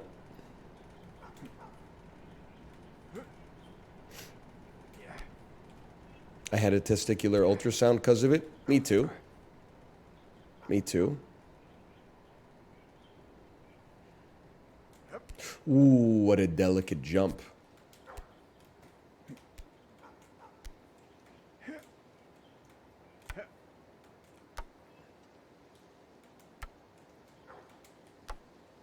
I was actually talking about it with my parents because I was in high school when I got it diagnosed and then removed from my body. It's crazy thinking back. I went to an after-hours clinic. I was like 15, 16 years old. And I was like, hey, one of my balls is like the size of a lemon. And they were like, that's not normal. We're going to get you in to see the doctor immediately. I saw the doctor, and the dude said, oh, he was like, in my head, he's eating an apple while he diagnoses me. This is the class of doctor we used to have. He was eating an apple with one hand, and he walked in and said, take your fucking trousers off. I took them off. He said, that's a hydrocele. I said, what's that? He said, it's just a fucking fluid-filled sac in your scrotum. Here, so he said, here's how they diagnosed it, at least before the ultrasound. The dude took out a pocket flashlight and held it behind my sack and then shone the light through. So you could see that there was like a ball and then it was surrounded by like an extra fluid-filled sac around it. He's like, yeah, that's a hydrocele.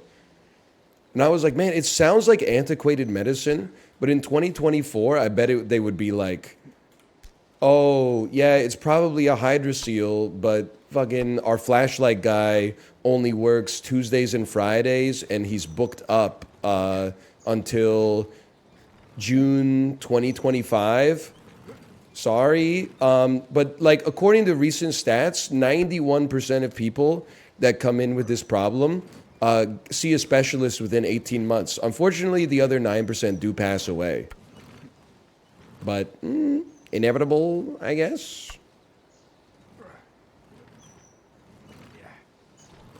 Is that bad in Canada? I might be exaggerating a little bit. It depends what you're after. Like if you are after maid pills, I'm pretty sure that they'll DoorDash it to your house like within 24 hours.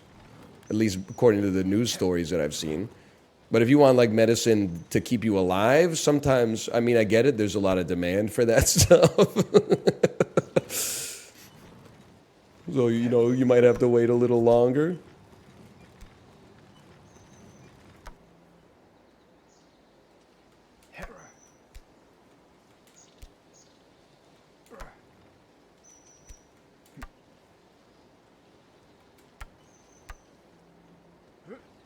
Here we go. Oh.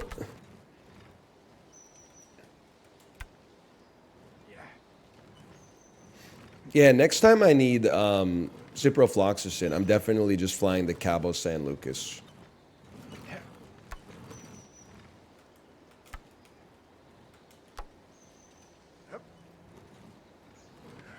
Actually, though, I'm not even fucking with you. The crazy thing is that it's actually, I'm sure it's cheaper. Yes, I didn't have to pay out of pocket for anything but the pills at the end of the day. So the all-in cost to the pocketbook ended up, I don't know, it was like probably like less than $20. I did have to take 6 days off from work to go to the urgent care 2 times, the ER 2 times, and then also the internist. So there's like, basically one work week yeeted right there, plus 2 to 3 weeks of waiting while I felt like pure garbage the whole time. I could get from YVR to Cabo San Lucas in, I'm going to say, under 5 hours. Swing by the pharmacy. I don't know how much a course of ciprofloxacin would cost me at the first Cabo San Lucas pharmacy I found, probably inside of the airport. Take one of the pills in the airport bathroom, get on the next flight back to Vancouver. I think I might miss a day. Then Senor Frogs. Yeah. Then you'll catch me at Senor Frogs, washing down the ciprofloxacin with 18 margaritas.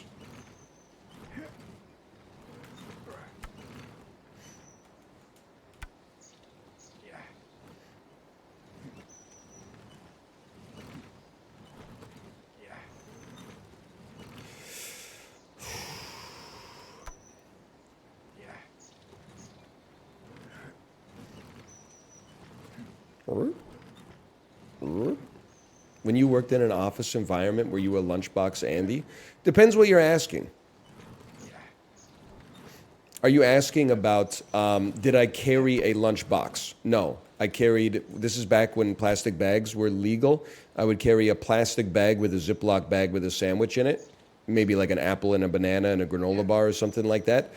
And then I rationed myself. I ate lunch out in the neighborhood my office was in once a week.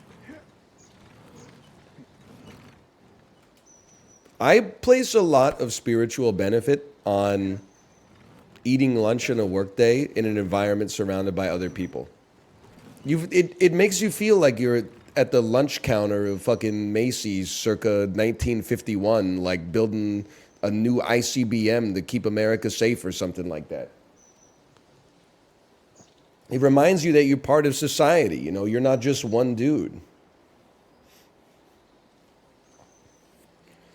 I used to work at a place close to a grocery store. So on Mondays, on my lunch break, I would just go buy like a loaf of bread and lunch meat, cheese, maybe like some lettuce, and then just make the sandwiches at work. It was like I didn't bring my lunch from home or get takeout. By the way, that's a great tip for those of you addicted to DoorDash. Did you know that you can buy all the... I can't get into this discourse, okay? I'm just concerned that we as a society are conditioning ourselves to be weaker than we actually are in respect to this one specific issue. I saw somebody that was like, I know I order too much DoorDash.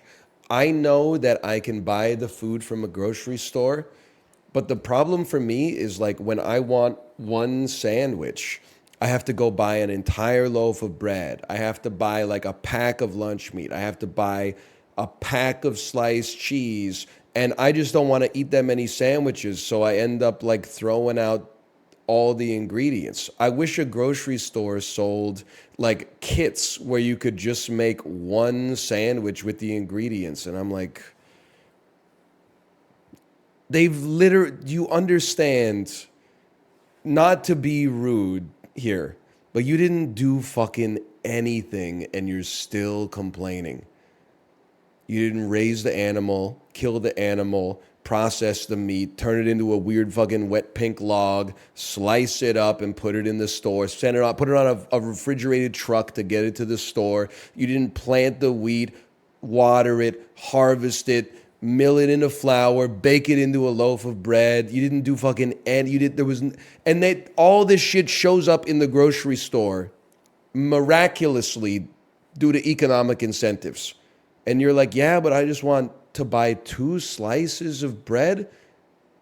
Just eat 5 sandwiches. It's okay. Living alone and buying food fucking sucks ass. No, I did it for so long. It's totally fine. You just buy whatever you want. It's actually the easiest way to grocery shop.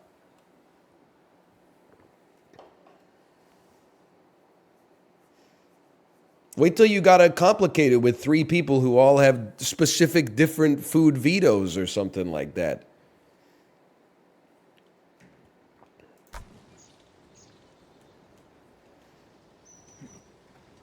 Alone is so expensive. 2 is the sweet spot. POV, you and your wife split food costs equally, but you eat more food than she does. That's the only way that shit makes sense.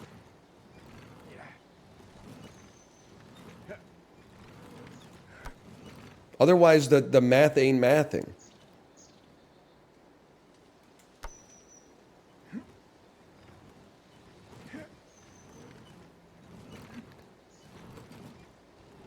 Okay, if you live alone, you probably can't shop at Costco. I'll give you that. Cooking and cleaning for one person is just a lot some days. You ever see the the tweet about how hard Halloween is when you have ADHD? Because, like, you can't choose a costume, and the top reply is like, you fuckers can't do anything, can you?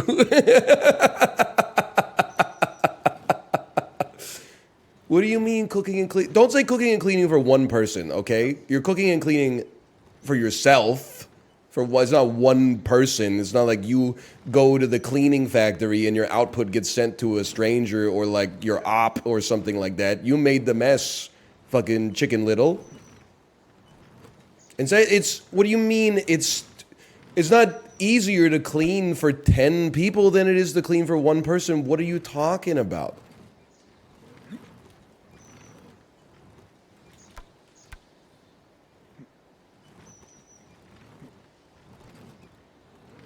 Doing chores for other people is more rewarding. There's always a reason, isn't there? There's always a reason it's easier for other people and not for you. We should get some kind of system going because it feels so much more fulfilling to do work for other people than it does to do work for yourself. What if we had a system going where, like, I did some shit for you that you didn't want to do and you did some shit for me that I didn't want to do? We live in that system right now. That's what the system is. You spend 8 hours doing some shit that someone else doesn't want to do. You probably don't want to do it either. It gives you money that you could give to someone in exchange for doing some shit for you that you don't want to do. You've invented the system. You see the shit where they were talking about, like, it's too hard to make a frozen meal, so I have to order DoorDash instead? People were jumping through hoops. Yeah, but making a frozen meal is sometimes too much mental load. If only there was a rotating assortment of volunteers that you could sign up for that would make the frozen meal for you. I don't know what how deep could now it's because at some point isn't it too hard to sign up for the volunteer service? Like, it never ends, man.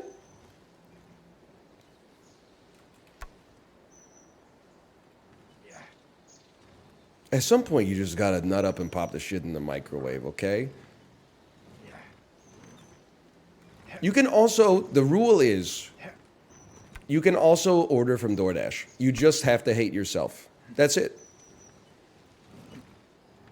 You are absolved from negativity for ordering from DoorDash as long as you hate yourself while you do it. What you can't do is be like, I have no choice but order from, like, ordering from DoorDash is actually the noble thing to do in this situation that I'm in right now. As long as you do it begrudgingly and go, oh, I can't believe I'm fucking doing this again, then the light in your soul is still on. I have no quarrel with you. It's only when it's like somebody criticized getting a coffee that costs $3.50 DoorDash for $11.72.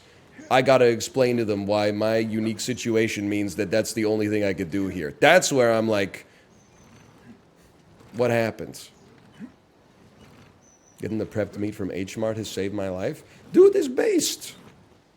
There's some good stuff there. Got some Yang Galbi, LA Galbi, Bulgogi.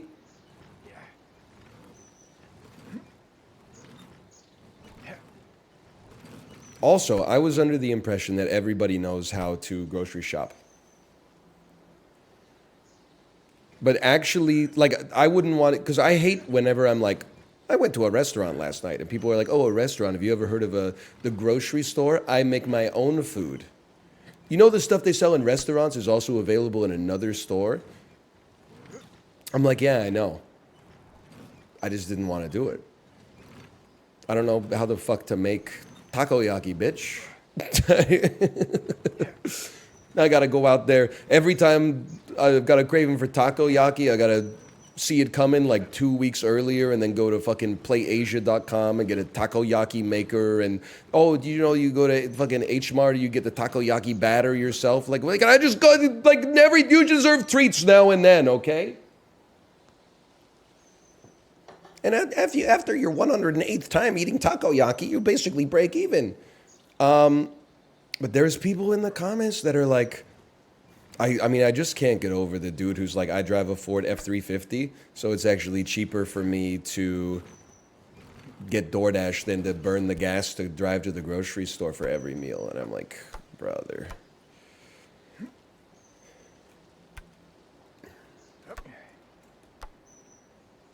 It's my favorite guy who goes to the grocery store for every meal. No wonder people are like, I don't like to cook.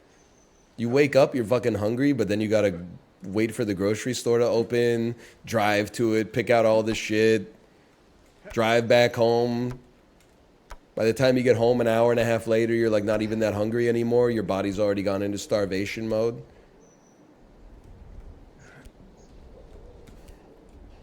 Who the hell wakes up before 7 a.m.? I don't know, probably like 60% of American adults, if I had to guess.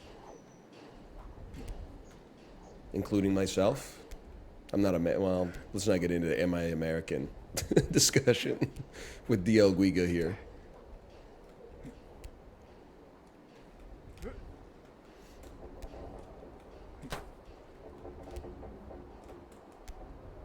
This motherfucker's still swinging, huh?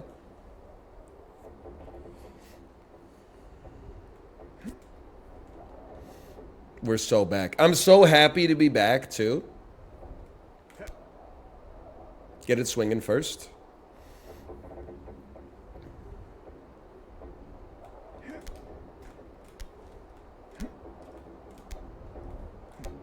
Again, I want to reiterate. You should be able to use DoorDash now and then. You should just feel like a tinge of regret to do it. Whenever people are... I hate the fucking Puritan Andes who are like, you don't deserve anything. You don't deserve to ever go out to eat. You don't deserve to ever eat fucking full-fat cream or something like that. Don't you know you're having one cupcake? Don't you know that the cupcake is full of fucking glycophycolate? You deserve treats, man. Even back in the day on the fucking savannah, I'm sure they were like, holy shit, check it out. It's a fucking like cashew or something like that. People are really like, I'm not sure I've earned the cashew. I'm pretty sure they were that is the shit that probably like made life worth living.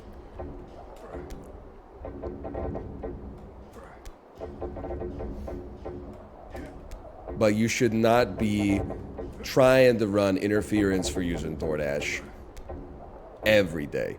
I mean, you could be like, I use it every day and I'm embarrassed. But you can definitely not be like, I use it every day and it's actually better than the grocery store. Because that is...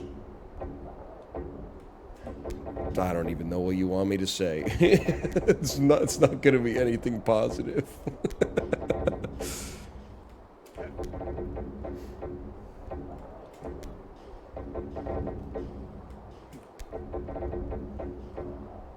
Oh no, I left for 15 minutes and he's back at the girder. What little did you know? No man ever swings from the same girder twice. Because it isn't the same girder and it isn't the same man. I've come back with a new perspective. I'm very happy to be here.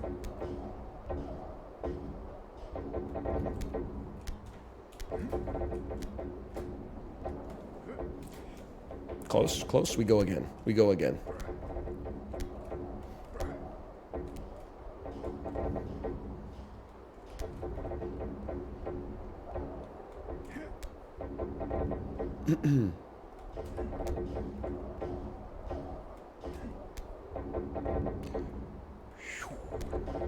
See the viral post of the lady who got 15 fries for 10 bucks at the Canucks game? I have. I'm sorry to say, I think the old Canucks are back. This is besides the point of the white spot. First half of the season, I'd see a tweet that's like, we're locked in after 2. Canucks are up 4-0 on Washington Capitals. Then I'd see the tweet at the end of the third period, final. 5-1 Canucks. I was like, oh shit, we're actually like doing something this year. Now, it seems like every single game is the same tweet after the second period. Having a good night at home. 3-0 Canucks. And then it's like final. 4-3 in overtime for the visitors. And I'm like, what the? Something's not. This is the start, man. This is the start. Even last night. 2-0, up 2-0 at the end of the second. 1-3-2 at the end of the game. Come on, brother. Come on. Gonna need a little bit more confidence than that, please.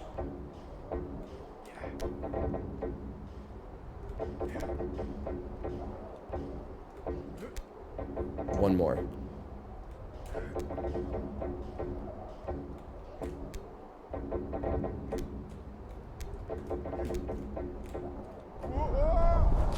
At least it's the pool. At least it's the pool.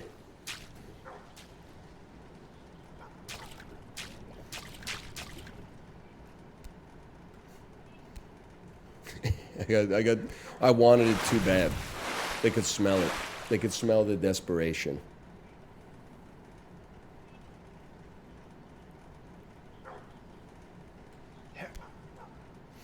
What about the fries, though? Well, we talked about it yesterday. I know, like, concessions are just too expensive at the Canucks game. If you think what basically happened is she got a really shit pour of fries.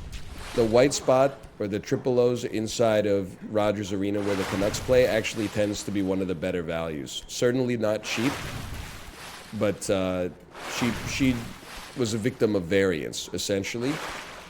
If you really wanted to rile people up, tell them how much an actual beer costs. 22-ounce beer, $23.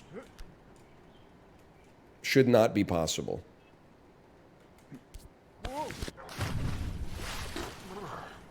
No scran. Yes. So like 18 American. When they do the conversion, but it's still outrageously expensive, cereal.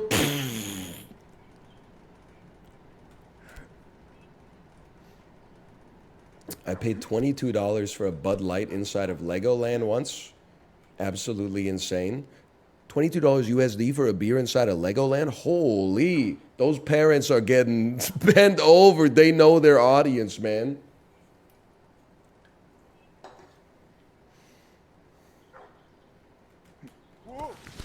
Holy cow.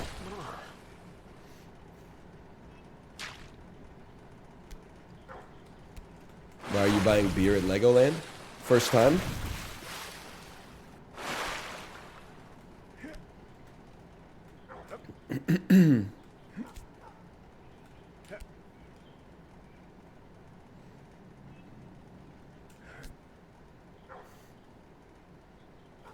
That's why I get my shit dashed to me. Imagine being in your seat at the hockey game and then seeing the dude come down with the fucking Uber Eats backpack, the level 1 Tarkov helmet and the Uber Eats backpack, and unzip your shit. Oh, man. That would be great.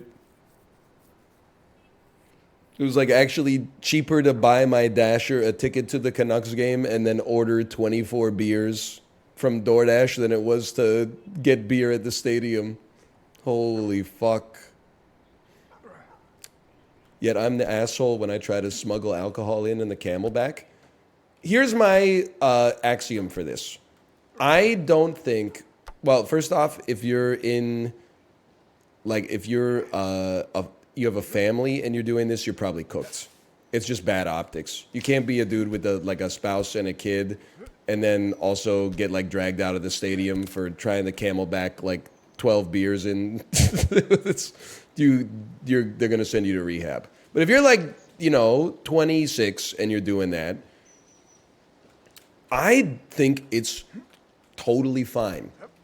As long as, and you need to be honest with yourself, as long as it's not going to be a fucking problem. If you can handle your shit and you're not going to get way, way, way too fucking drunk and disrupt things, then it's not a fucking problem, okay? If you examine yourself and you're like, I'm not 100% sure that I can rely on myself not to get too fucked up and ruin the night for other people that are around me, then you don't get my permission.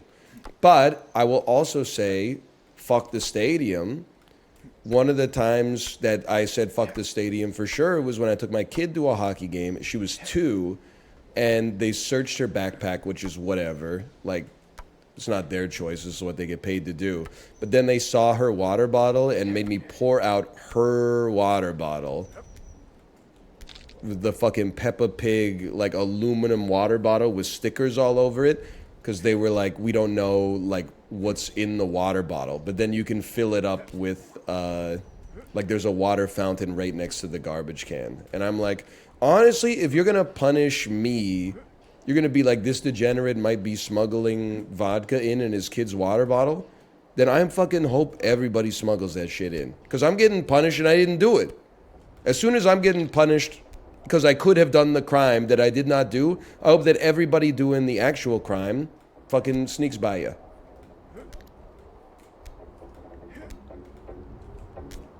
Also, no disrespect, if I was trying to smuggle vodka into a hockey game, I would not do it in a water bottle, like the #1 place where 17-year-olds try to smuggle vodka. My ass would be smart about it. I'd be sophisticated. I would duct tape like a Ziploc bag full of vodka to the inside of my leg, and then I would go into the bathroom. I would get first I would get a water cup from concession, and then I would go into the bathroom. I would untape the Ziploc bag, and I would pour it into the water cup. You would not, like, you can't stop me from doing it. That I am stopping me from doing it. Don't flatter yourself. Like, I'm going to put Kirkland's signature vodka inside my kid's fucking Peppa Pig water bottle like it's a high school dance or something like that. Do you think those chaperones were never 16 once? Better 1,000 innocent men face the gallows than one guilty man walk free. Yerp! This so true. I went to a Mariners game. They made me dump my sealed water bottle on the plants. Like, if it was vodka, wouldn't it kill the plants? Doesn't matter, brother. It's all about control. It's all about control. I got breathalyzed for every high school dance. It's fucking crazy, bro. I've never been breathalyzed in my life, and I've been drunk as fuck.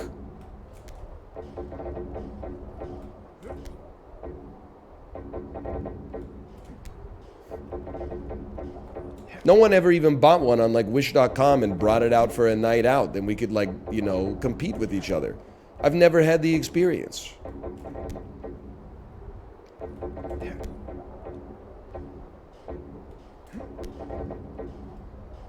I got breathalyzed at every dance as well, even during COVID.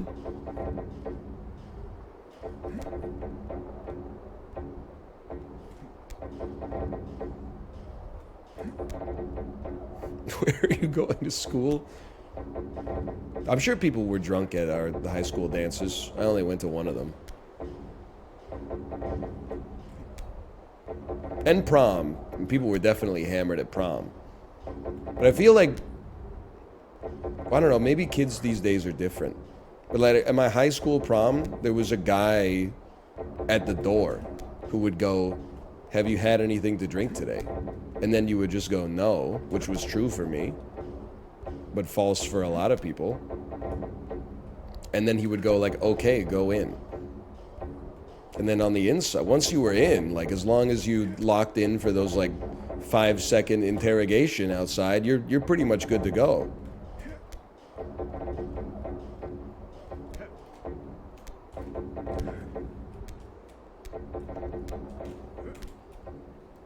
I told myself, stay calm.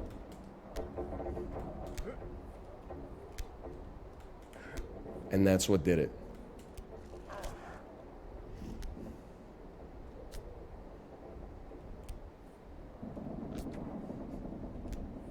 He's free.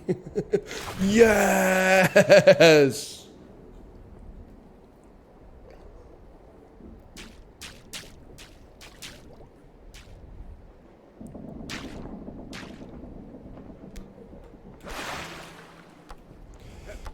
It's been a while. Been a while since we've been back here.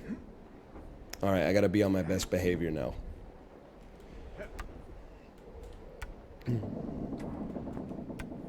You climb on the rebar. Oh, I remember. I remember this. We're Costco guys. Of course we swing on the pendulum.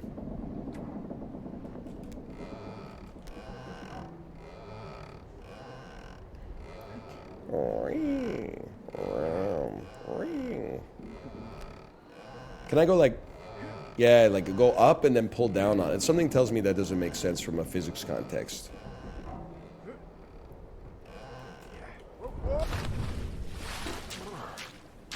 Hey, Anal, your opinion about people who think Costco's for losers? If getting the good deal and enjoying the shopping experience makes you a loser, then I'm the Michael Jordan of losers, I guess.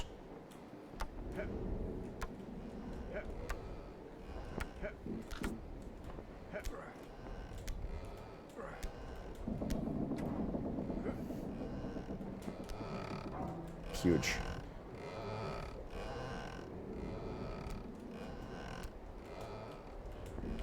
My only negative take on Costco is that people do need to learn how to walk in the store as if they're not the only person in the store. That's the big one.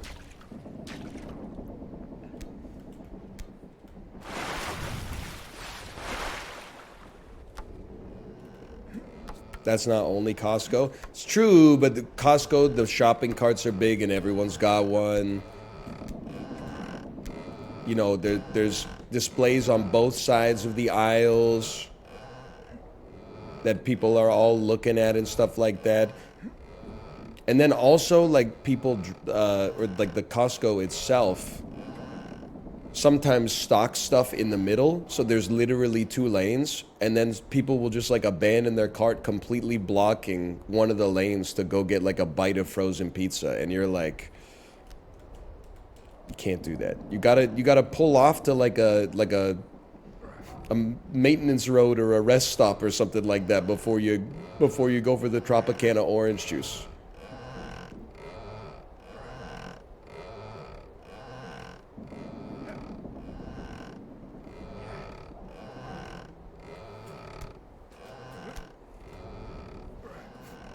Me when someone absent-mindedly makes my Costco trip take 30 seconds longer. Me when I absent-mindedly make someone else's Costco trip take 30 seconds longer. Oh, sorry.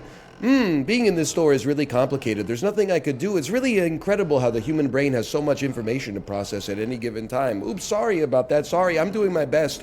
Everybody in the store is really doing their best. You should really have a little bit more patience.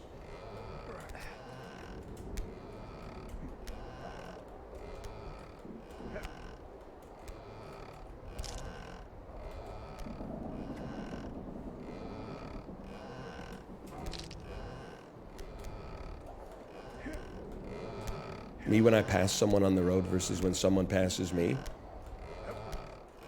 No disrespect. I think you'll get over it. I hope you'll get over it. I feel nothing when I get passed on the road.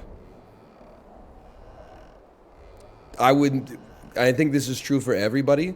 I would much rather be passed than have the alternative situation happen where someone is just tailgating me They're like, you can't drive 50 kilometers an hour here. This is a 54-kilometer-an-hour road. I don't feel right unless I'm driving 54 kilometers an hour. Like, when those people pass me, I'm like, thank God. Go make it someone else's problem.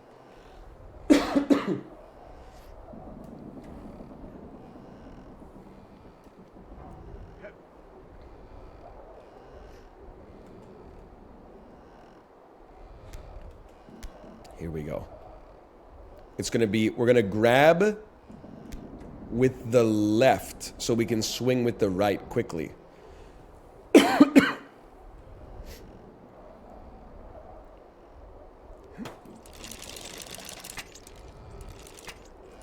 Well, nevertheless.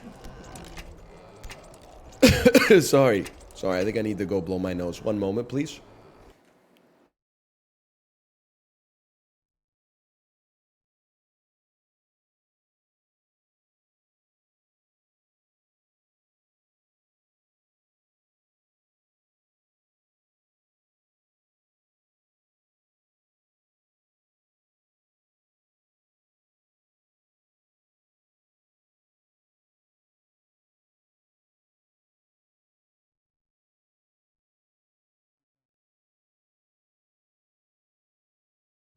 Hey, Fail Gunner, thanks for the gifted subscriptions. Thank you. Thank you.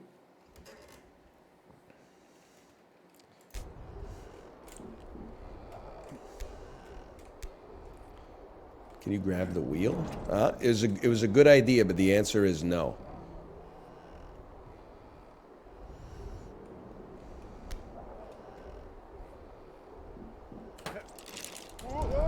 I don't know what I was thinking was going to happen that time.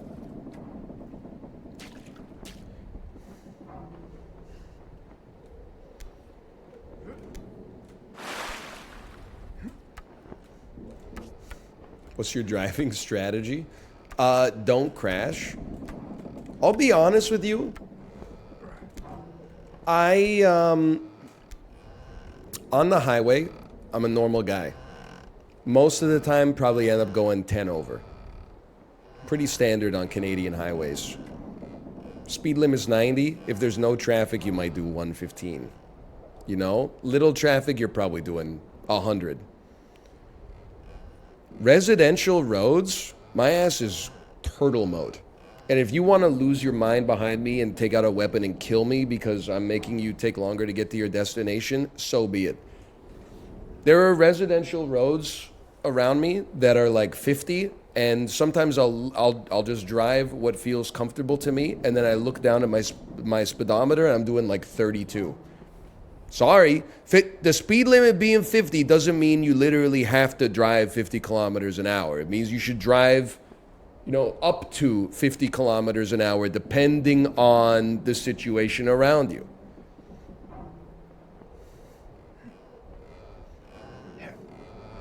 In Edmonton, they changed residential to 40, and people were like, I mean, residential, man, you got cars parked on both sides of the streets. Kids are playing road hockey. They're kicking soccer balls out, stuff like that. People are riding bikes. You can get a ticket for driving too slow. I'm literally dead ass not concerned. I'll just pay the ticket that, like, no one's going to give me anyway because that's a fantasy land. And I'll continue driving at a comfortable pace on a residential road and not committing vehicular manslaughter.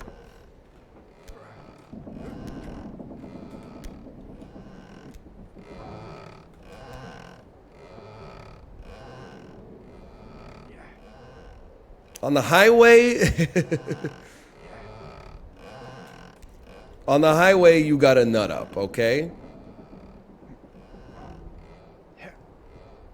If you're driving too slow, they'll think you're stoned. Okay, let them think I'm stoned. What do I care? I don't know, like, maybe I'm the weird one. I don't drive to, like, shirk suspicion. I don't drive in a way that's like, oh, I want to drive a different way, but I have to drive this way. Otherwise, like, I'm going to get a ticket. I just drive legally. and in a way that feels like comfortable and as safe as can be given the circumstances. Oops.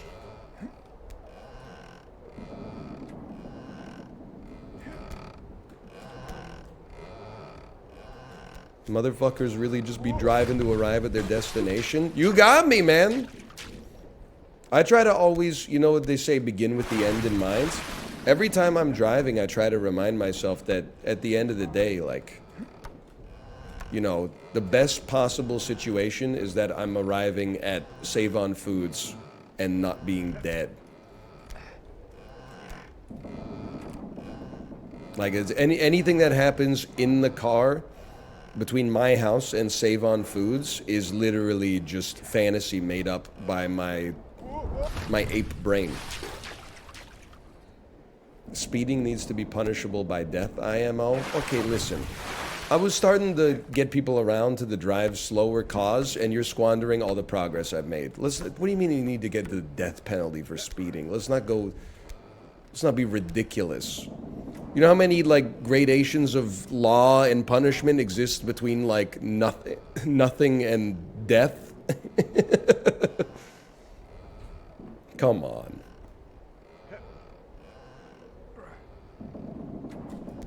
Ooh.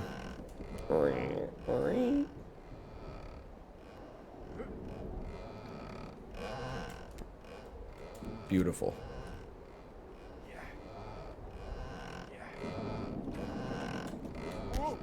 Okay. That being said, there are some circumstances where I would like to at least have the opportunity to cross-examine some drivers. For example, when you're in nearly bumper-to-bumper traffic on the freeway and the guy behind you is tailgating. What are you doing? Like, use your eyes, bro. I literally can't. I would love to give you more space. Nothing would give me more pleasure than allowing you to get further away from me because you're fucking insane. But I can't. Unfortunately, society has dictated that we need to be next to each other for at least the foreseeable future. So if we could just figure out how we're going to make this work.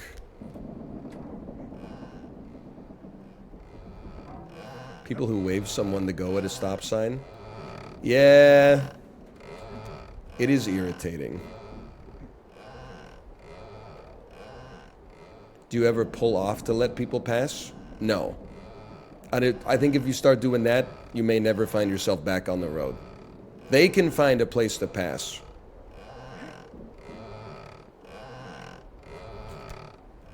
Okay, I pull off.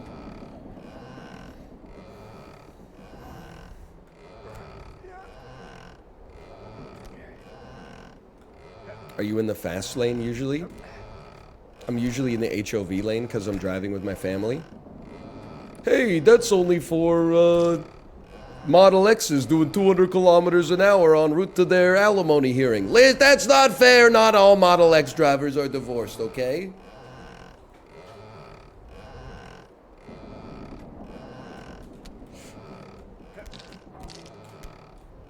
Sorry.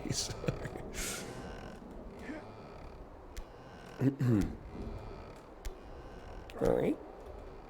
All right.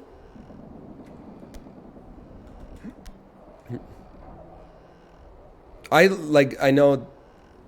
think that driving culture is actually changing in this direction, and it's going to make speeders really mad. But, like, I really don't care that you want to go fast. I also want you to pass me, but if you can't pass me and you're stuck behind me going as fast as I want to go instead of as fast as you want to go, welcome to Earth, buddy. Like, we all got to get along, you know? You can learn how to deal with your emotions in a constructive way, or you can get into a car accident with me and kill us both because you absolutely have to be comfortable at every aspect, every second of your life. But it's not my problem that you are in a rush. Sorry.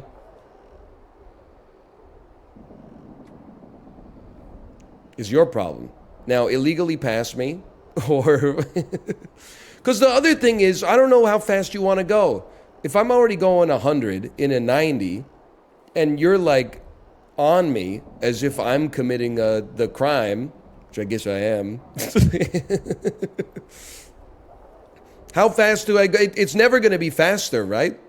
Like if I get to 130, you're not going to be like, whoa, okay, I realize now. You just want to see nobody else in front of you. You're only going to be happy when there's nobody else in front of you. So it's not even my speed. It's just the fact that you're not first. In which case, I can't help you. I don't possess the powers to fix your brain.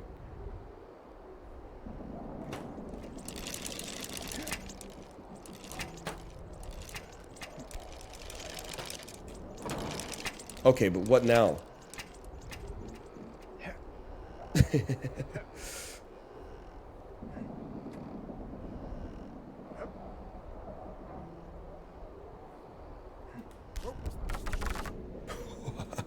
I would have done that.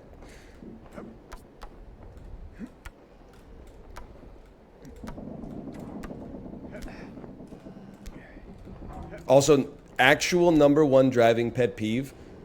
I'm telling you sincerely, please don't ever do this. The normal people are talking about you. They're saying you need anger management.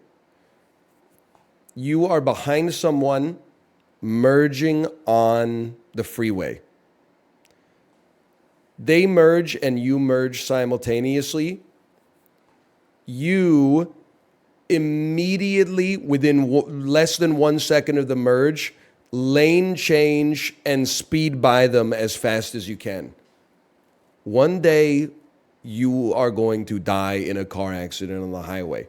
It's a dangerous habit because many people, when they get on the freeway, first they get in the lane that they have to get into because it's the merge lane, and then they're like, I'm going to be here for 8 hours. I'm going to move to the middle or even to the left. You just got to give it like 5 seconds to percolate out, let them decide if they're going to move. If they're not moving, make a normal lane change. Don't do a Volkswagen Golf insane lane change where you hit the gas so hard that the bottom of your car goes down and the front of your car goes up and it goes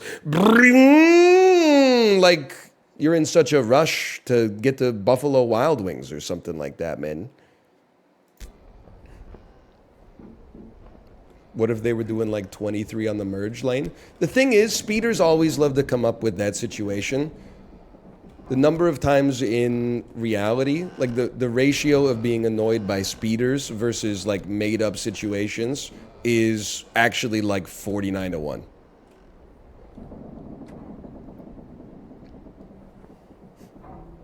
Have I been stuck behind people merging too slow on the freeway? Yes.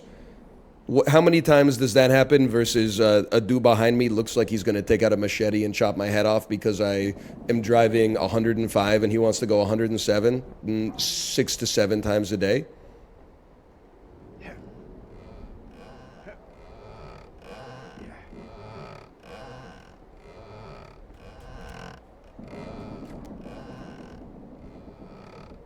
Wait, a subreddit for speeder pride has to be real. Speeder problems.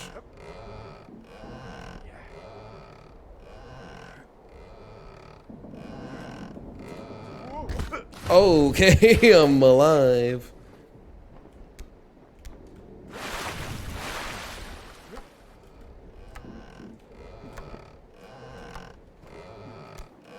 Also, they should not be able to sell pickup trucks that have the mirrors that poke out like that.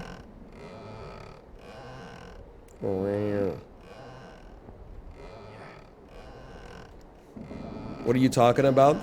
I'm not talking about a normal Dodge Ram 1500. I'm talking about where they have the extendo mag on the mirrors. Those are for towing. No, I know that like they have a purpose.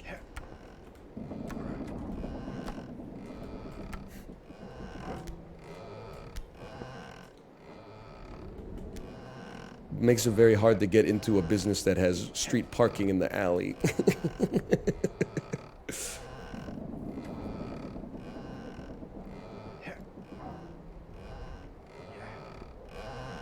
Makes it really hard to get a nice London fog, man. In Kitsilano.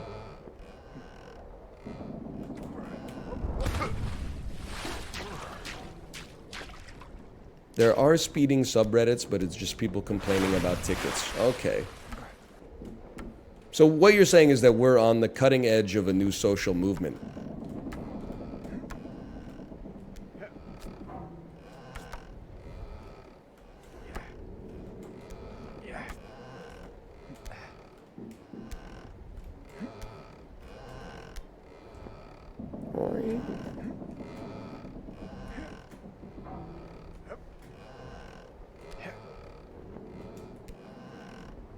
Ben Gibbard says, hey, I've been watching for 5 years. Can you audit me? Okay, /user Ben Gibbard. It says here you've got a hunger twisting your stomach into knots that your tongue has tied off. It says here you've got an impulse. If you have a feeling, let it out, but you cannot get it past your mouth. Papa! This is the sound of settling. Papa! You know what I'm talking about? Death Cab for Cutie? He said all that. You see the tweet about Weezer that said, how did Rivers Cuomo get Ben Gibbard and Anthony Kiedis' haircut simultaneously? Holy, that was a good swing.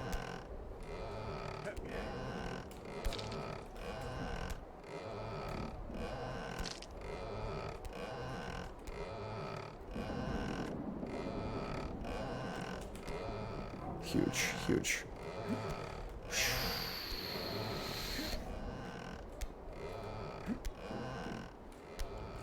Why does this game sound like my parents' bedroom? They own a rocking chair or something?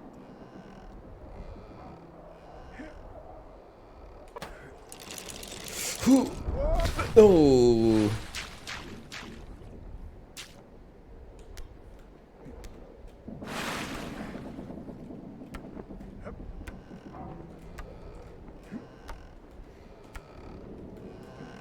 You want to hear my new character? His name is Asexual Isaac Brock. What is?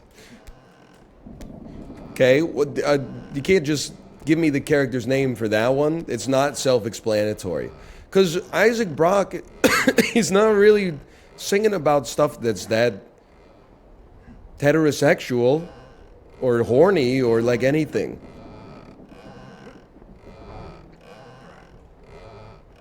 He's mostly singing about, you know, the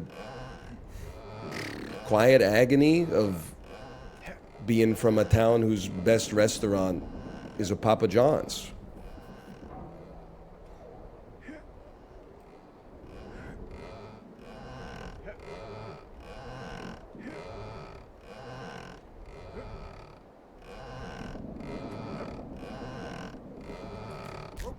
Alrighty.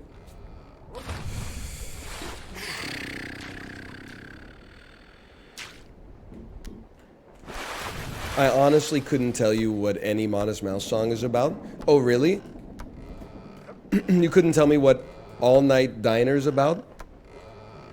I was at an all-night diner, size of triple X, but they was talking about root beer. I'm just sitting here breathing the thin air, thinking of the oxygen. Have I told you? Have I? When I have sex, I'm always thinking about the pavement so I can avoid premature ejaculation. I woke up remembering to thank him. Better things to do, so I'll start drinking.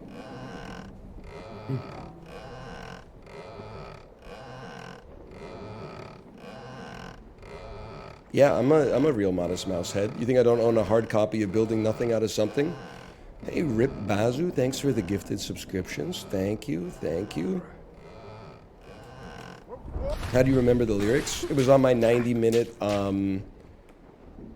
Central Otago, New Zealand ride this morning. Oh my God, I recognize this locale. You're Central Otago. I'll do your ride for free. I had to do it. I knew someone in chat was going to do it. I had to do it first.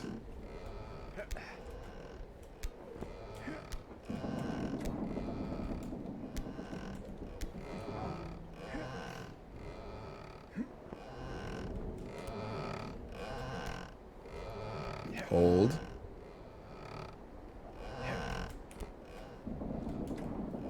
Building Nothing Out of Something, my favorite all-time album.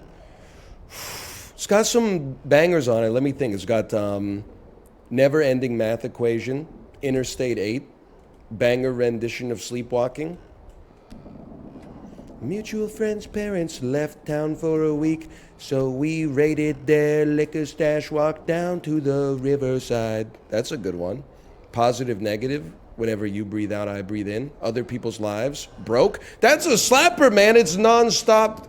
It's hits from front to back. Baby Blue Sedans. I mean, even that's a classic.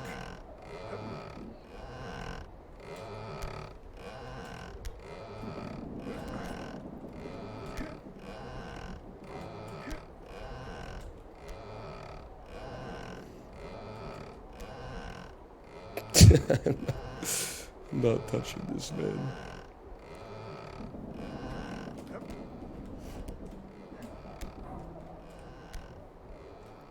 Long Drive is better. Excuse me, Long Drive doesn't even hold a candle to Lonesome Crowded West. So, like, what are we doing here? What are we discussing here?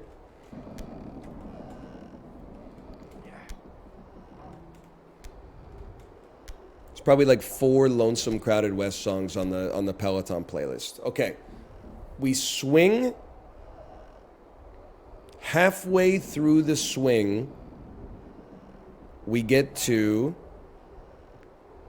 the second sandbag.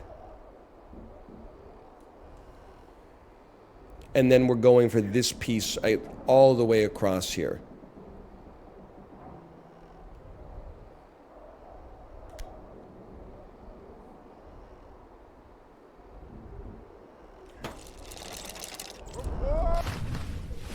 It's hard as fuck, bro. How do you feel about Moon in Antarctica? Great album, some amazing songs. Me personally, I prefer when Isaac Brock was a little less spiritual and a little more angry.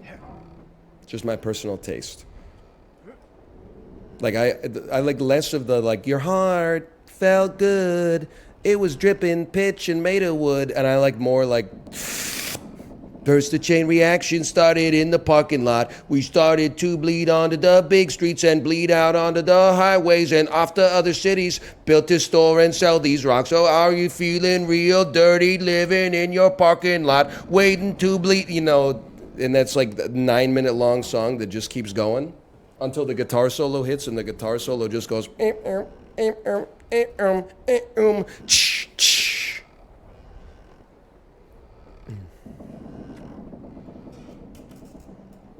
Great Peloton songs.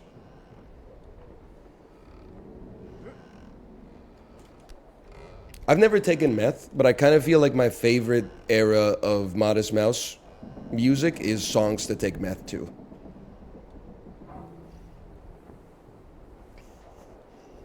You see the guy on r/meth who kept taking meth and stealing DoorDash orders, and then all the other people on r/meth were like, fucking stop it, and he was like, you can't make me stop? The librarian had it ready to go. No! Okay. All-timer tweet. Men can't have hobbies anymore?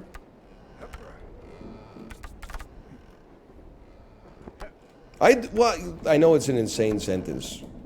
Why are you on R-meth if you don't do meth? Well, like, can't a guy have hobbies anymore? A guy's not allowed to be curious? I don't go to subreddits for hobbies that I'm interested in anymore, because that's like the first step on like not being interested in the fucking hobby anymore.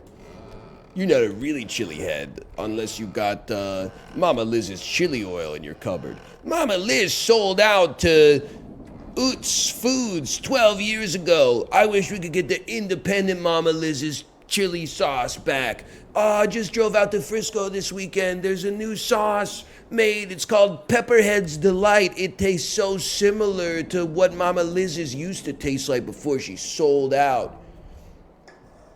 Like, you can't just, you get, who would have thought the first time you went, You put hot sauce on your eggs and you were like, this is good.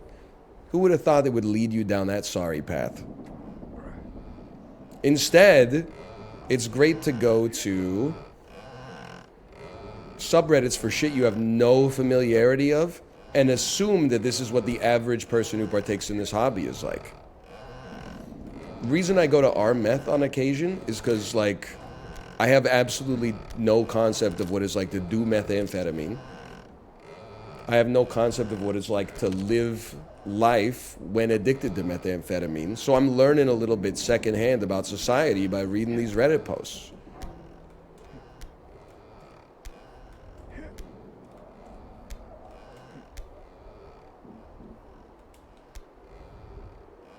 No, you saw it on Twitter? Bro, I've been reading r/best of thwacked out takes for 10 years. You don't know shit about me.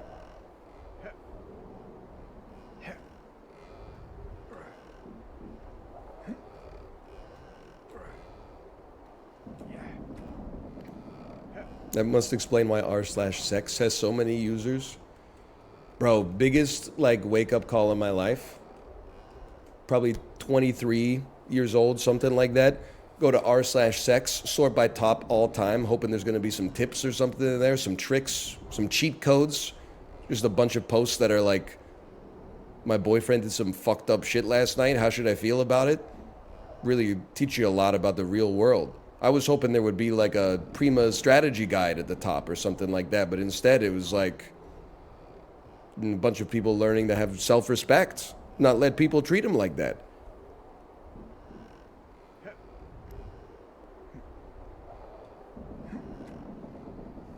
To walk through the IGN walkthrough.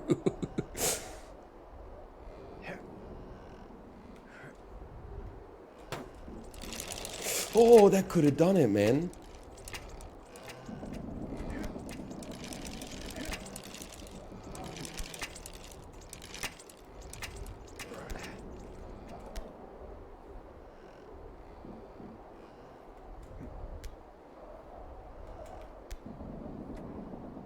How do you do this?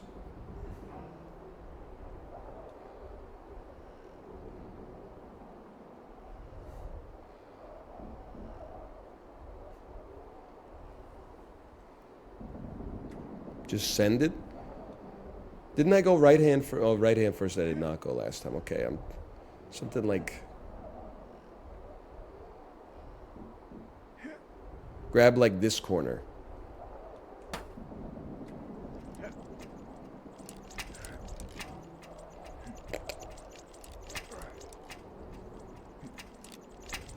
Okay, ready? Maybe just get it swinging a little bit first, like this. Oh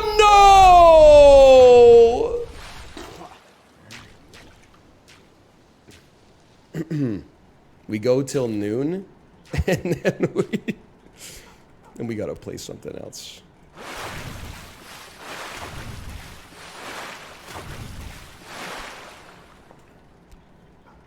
I have way too much fucking momentum, bro.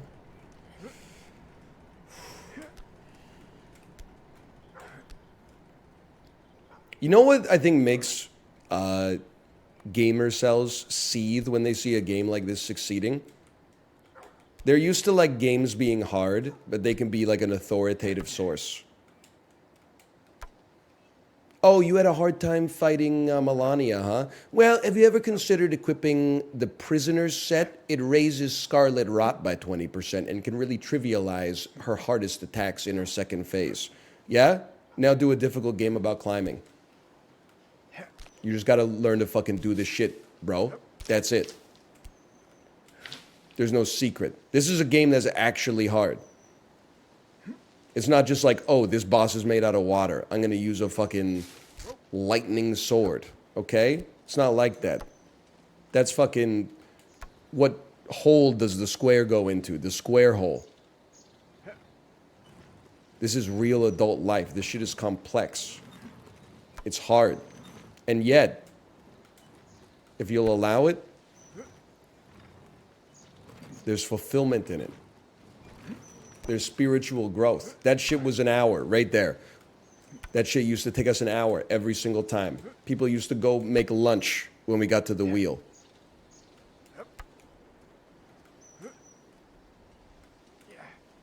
Next is the girder.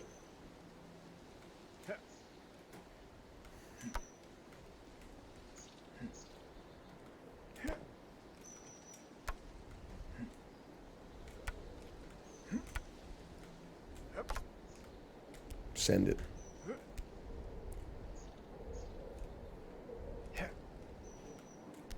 Send it. We make lunch at the girder now. Exactly. We're door dashing one bagel and a coffee with 6 creams and 6 sugars. Capitalism breeds innovation. Its most recent innovation, how to make $15 of McDonald's costs $28. You're not going to believe this one.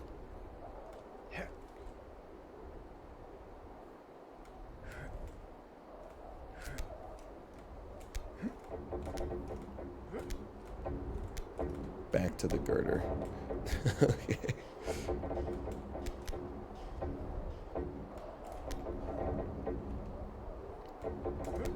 I unironically ordered that when I was hungover on Sunday. I understand. It probably would have been kind of devastating if DoorDash existed when I was in college. I don't know. Like, I was so... You're not going to believe it. I was insanely cheap in college. Even when I was hungover, I wasn't going out for, like, all-day breakfast. I would just starve for, like, the first 12 hours of the day.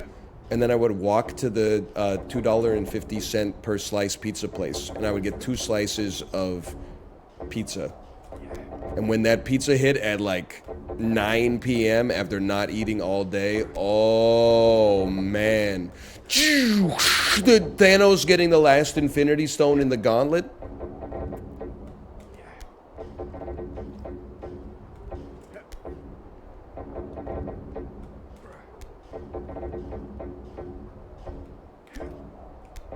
Slower. That was a huge one. We'll just go again. We'll just go again.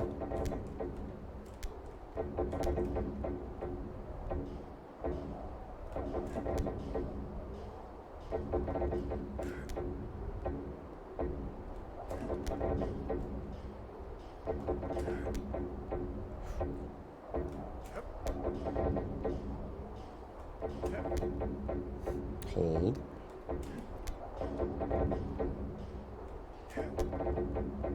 Hold. This is, we got it. It's swinging, bro. Go.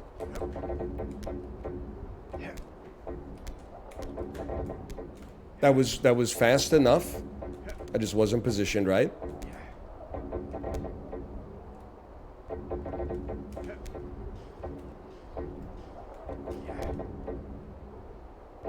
Imagine seeing this shit downtown.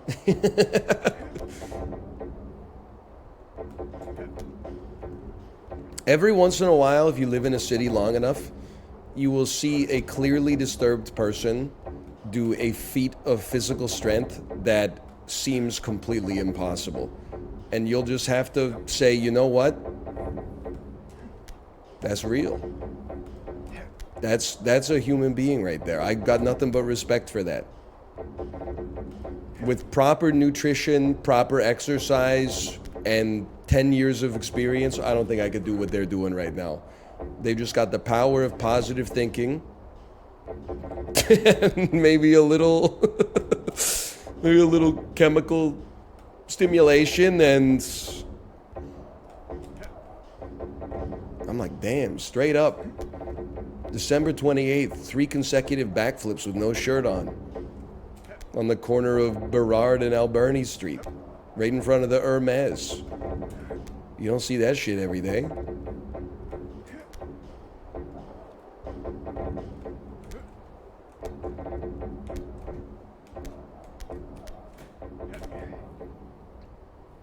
Bask in it. Look at my shit. Look at my fucking shit. Look at that shit right there. Look at that fucking line. Look at that shit.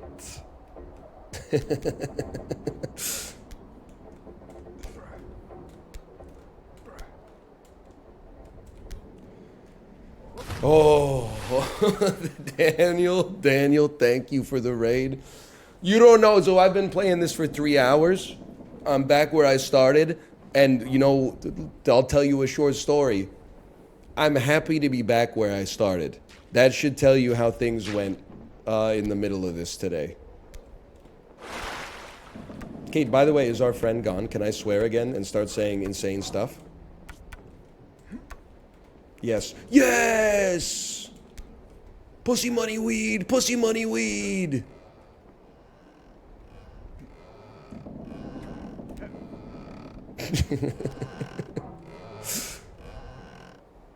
Let's go!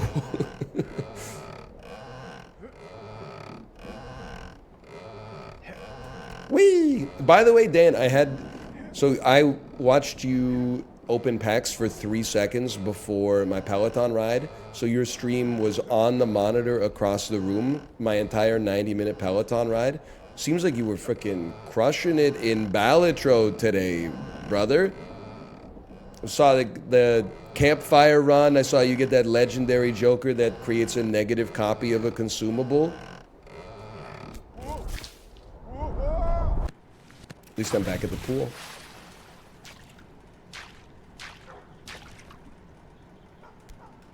We go again. Still got 10 minutes till we're pivoting to something else.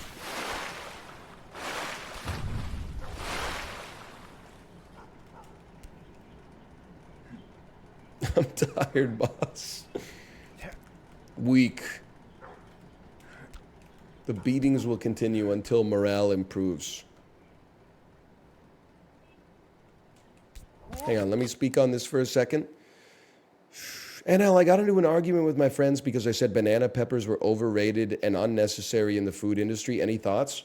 A little bit over the top saying unnecessary, but I kind of believe that I agree with you, that I would call them a little bit overrated. I used to eat plain sandwiches in high school. Go to Subway, can I get a foot-long turkey on wheat, please? Cheese and toasted, yes, please. Okay, what other toppings do you want on it? Nah, brother, as is. Got a little older, said, I can't eat like this anymore. If I eat like this in college, I'm going to be embarrassed. People are going to think that I am a fake person. So I started eating sandwiches with some toppings on them. Topping that strikes you right off the bat, hot peppers, banana peppers. Spicy, tasty, colorful, what's not to like? 10, 15 years of rocking the banana peppers. I've now come to the opinion that, well, listen, I don't go to Subway anymore. Were I to go to Subway, I probably would not be adding hot peppers to the sandwich. I know the immediate response people are going to have when I say this, but I think they actually provide too much flavor to the sandwich that it turns down the volume of all the other flavors on the sandwich. You put hot peppers on it, 90% of what you taste is like spicy brine, which is one of my favorite flavors, but why am I bothering putting lettuce, tomato, cucumber, olives, pickles? Why am I putting all that stuff on there if I don't want to taste it? I just think it's one of those, okay.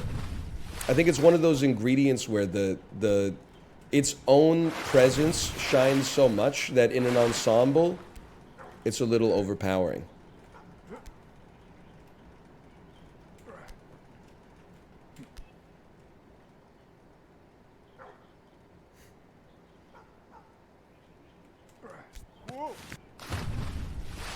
It's like peanut butter in a sandwich. Unless it's a peanut butter sandwich. Until someone invents a more peanut butter.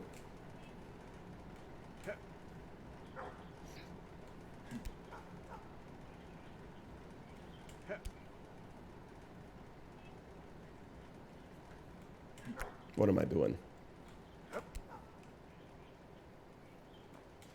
Why y'all acting tough for no reason? I know, the bro said I can eat banana peppers, but choose not to sometimes. People are like, he's white!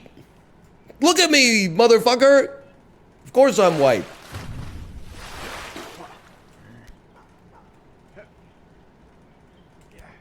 I can handle the spice of a banana pepper. It's just sometimes you want the melange, bro.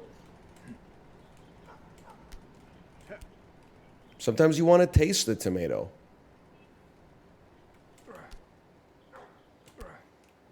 The real question is, how many motherfuckers who eat chicken nuggets more than 3 times a week are ragging on me for not putting banana peppers on my sandwich? I'm going to say 2,000. I'm going to say 2,000 chicken nugget motherfuckers. Bad idea. It was quite a visceral drop there.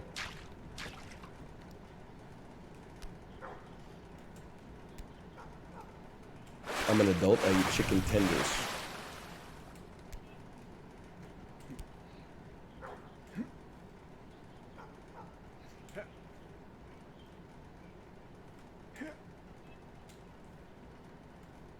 Like 20% of chat, that's crazy. I think it's an adequate number.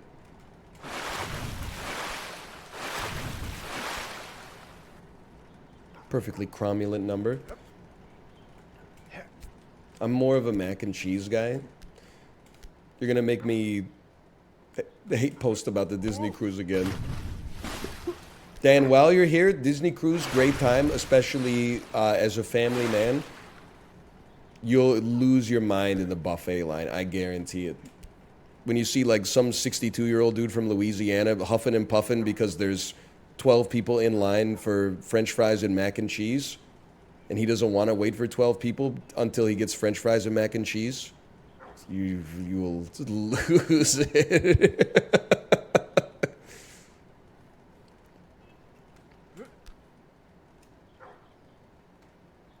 Send it. Send it. Send it. So, wow.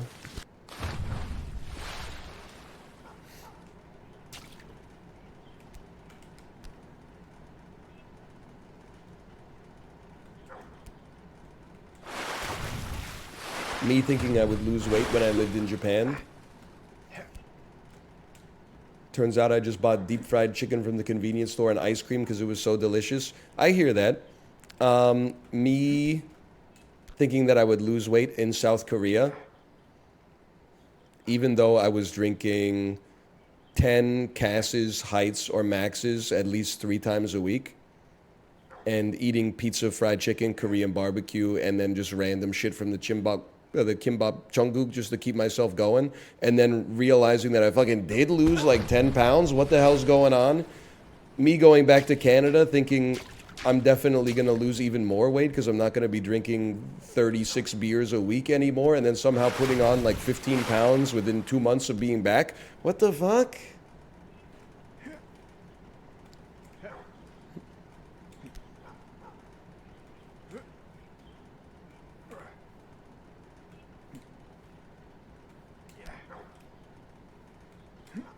Me realizing that when I worked and lived in South Korea, I would spend, even though I was drinking Saturdays and Sundays, I was spending most of the day walking around with my friends.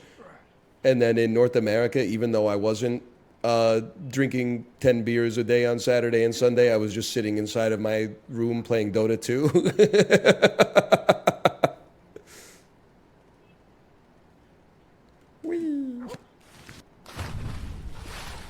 There must be something. They must be putting something in the food over here. I can't explain it. The only thing that makes sense, there must be something in the food.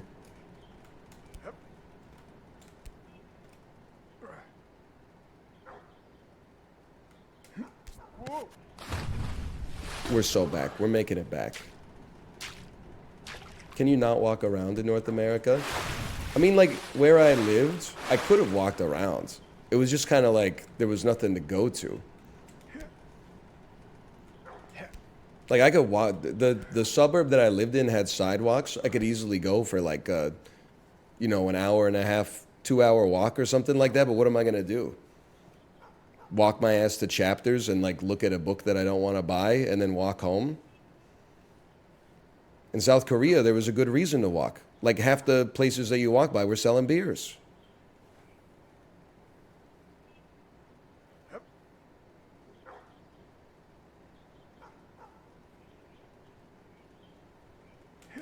Oh.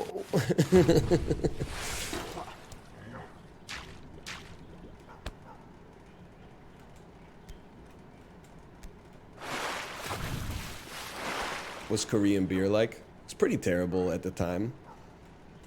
It was dominated by three brands, Cass, Height, and Max, that all tasted exactly the same.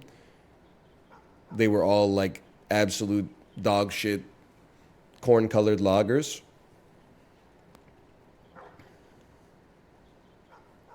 Cass is good, dude. You know what blew my mind was coming back to Canada and being like, thank God I don't have to drink Cass anymore. And then you go to like a Korean restaurant and realize that people are paying import prices for Cass.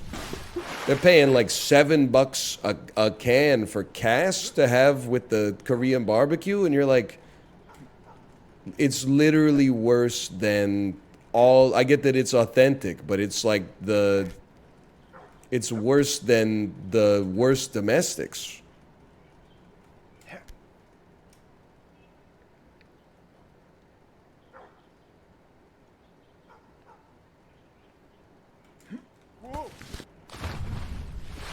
You were probably IPA pilled. I was like 22 years old. I don't know if anybody in this chat between ages 19 and 22 drank more $1 or less lagers than me. I will never have that palate back ever again. Craft beer did not exist when I was in university. It was probably invented by somebody who went to university with me, or Jimmy Carter, I don't know.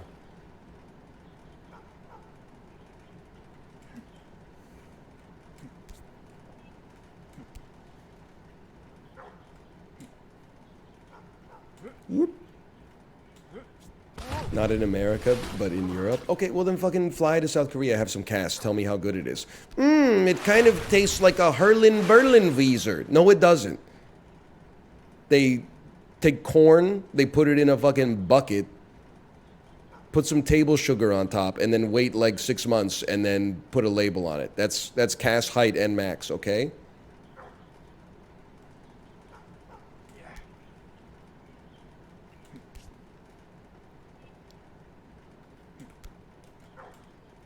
Tired of people pretending IPAs are good?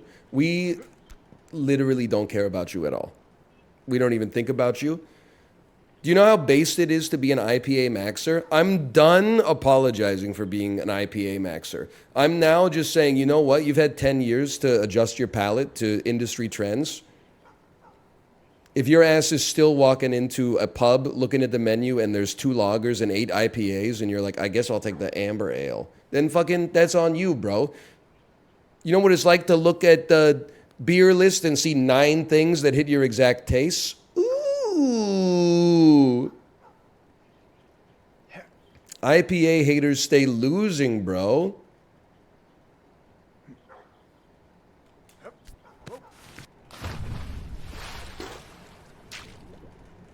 I hate IPAs. I hate IPAs.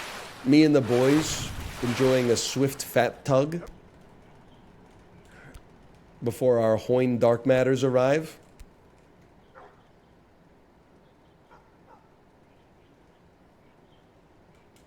Oh.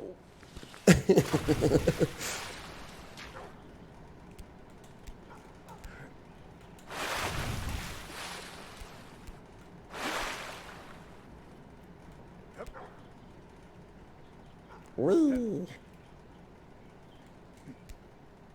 What if I only like ciders? A second mouth has hit the chat. 10 years from now, people will be like, I can't believe we drank that filthy IPA stuff. Yeah, I don't know, maybe. It's kind of sick right now, though.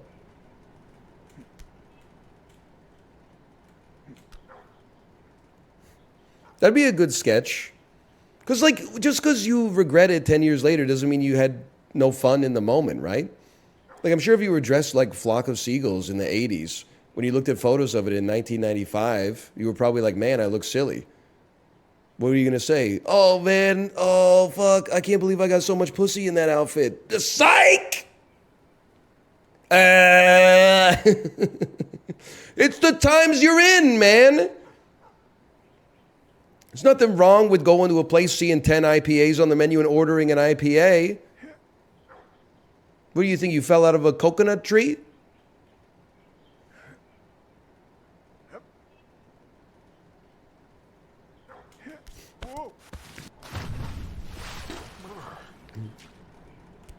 Bro, it's March.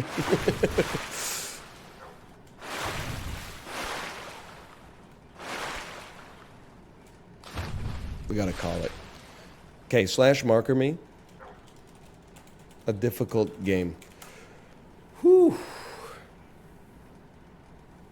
Made a lot of progress today. What's up next? I don't know, I'm thinking.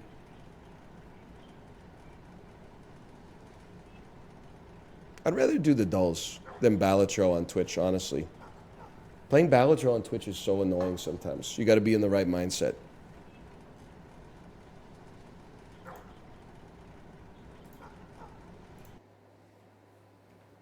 Backpack battles? No, it will never happen again.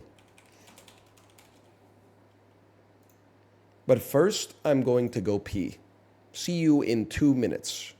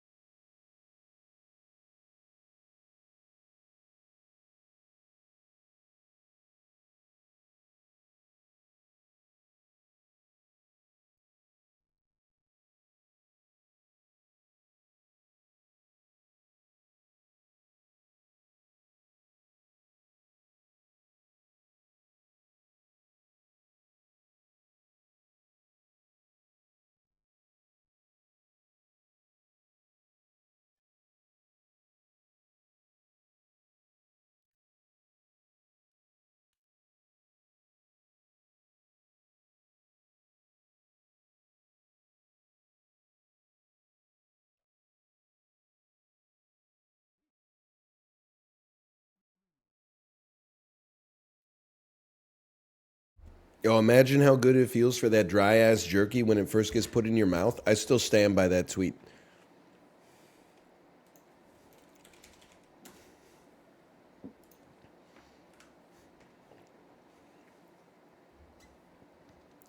I was cooking with that one.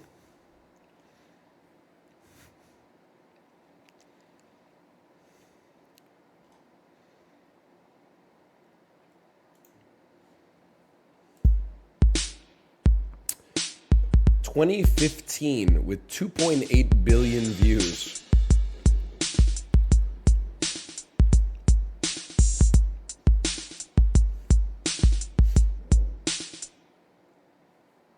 No idea.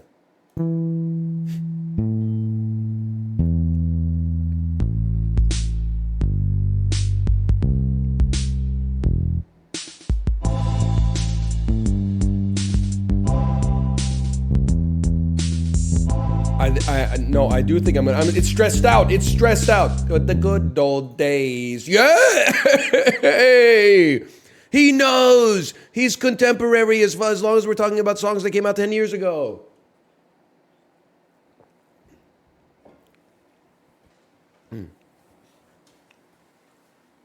Who's the band I always get 21 Pilots confused with?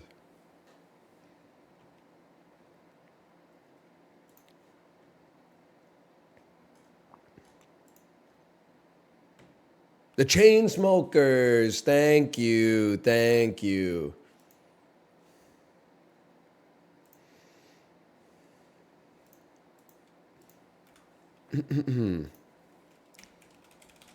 Slash marker. Dolls. No vocals? No, I think it's a bad song. We're so back. Sorry. Still working out the Mama Liz's mucus oil. I can't breathe in too deep, or I do that. Not a great start to the video.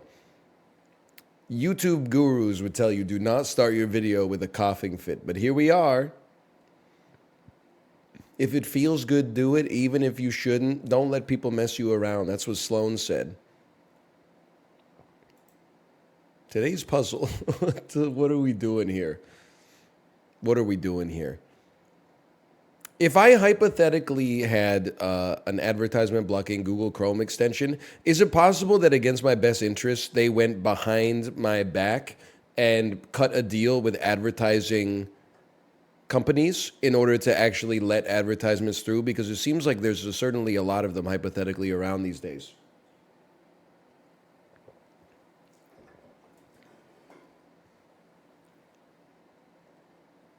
They met with the CEO of ads. That's literally happened multiple times. Son of a gun.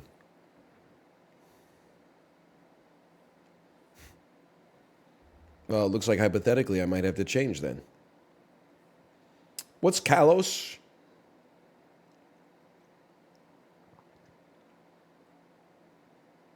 Gen 6. XY. I don't even know who's on the cover, man.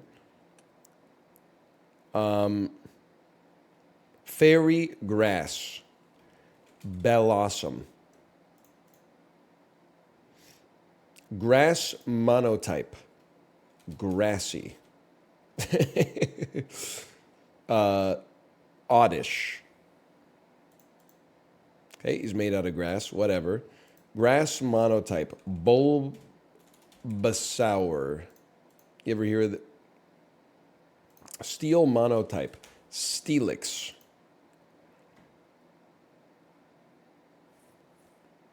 Grass monotype. Chikorita. We're so back.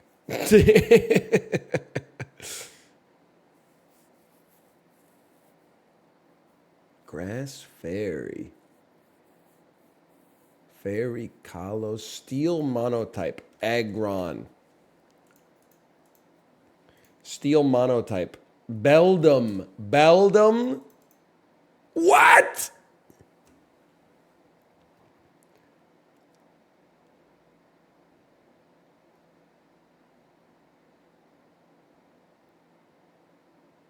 I have absolutely no idea. I don't even have a reasonable guess for anything else. Grass fossil? Callus fossil? I'm straight up giving, I can't come up with another answer. Agron Mega? He becomes a monotype? Whimsicott. Sylveon, Froakie, and Amaura. Klefki. You know you're in trouble when the most common for square is the one that's car keys. Tinkatink, Credilli, Cacnea, Meowstick Mail. I mean, this one was impossible, bro.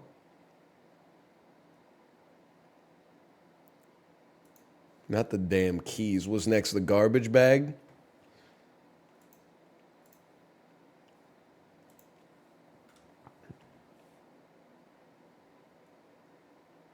This is what it looked like where I grew up.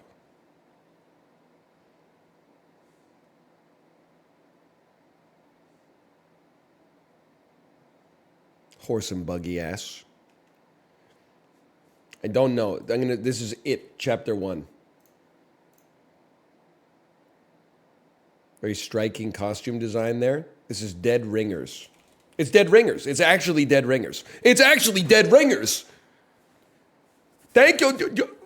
How did this happen? In my brain, I looked at this motherfucker's eyes. I stared him in his optic stems and said, that's Jeremy Irons. And then, picture 1, identical twins, Basil. What else could it be? If I gave you 2 data points in your head and said Jeremy Irons identical twins, you would be like, oh, Dead Ringers. That's what happened. It just took a couple extra steps.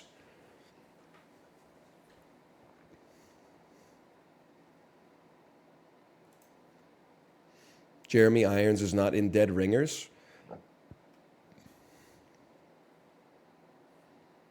What's next? Tom Cruise is not in Top Gun Maverick. He's the only guy in Dead Ringers, bro. He plays the Dead Ringers. I don't know what else to tell you.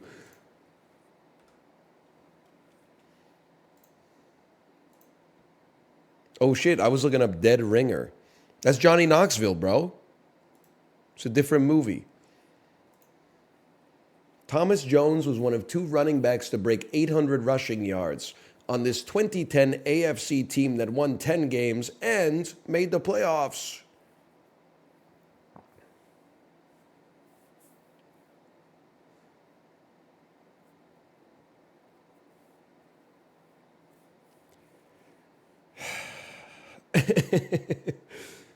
um,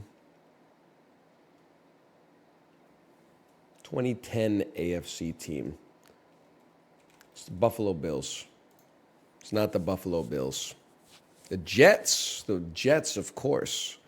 Playing alongside Joey Votto, this Reds right fielder totaled 233 home runs from 2008 to 2016, made 3 to All-Star teams, was a 2X Silver Slugger before getting traded to the Mets.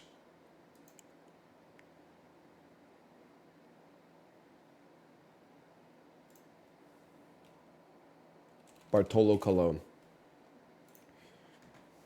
Jay Bruce. It's an old-fashioned baseball name. After beating Boise State in a 13-seed first 4 play-in game, this Atlantic 10 school upset 4-seed Kansas State and beat fucking, I don't know, Creighton. What do I know about college basketball? I'm not going to read this shit. I'm not going to embarrass myself. Introduced in 1994, the Avalon was a full-size sedan made by this automobile manufacturer that got discontinued in 2022. It's a Chevy Avalon. Chevrolet. Wrong. Toyota. The Toyota Avalon. Jason Sudeikis and Bryan Cranston.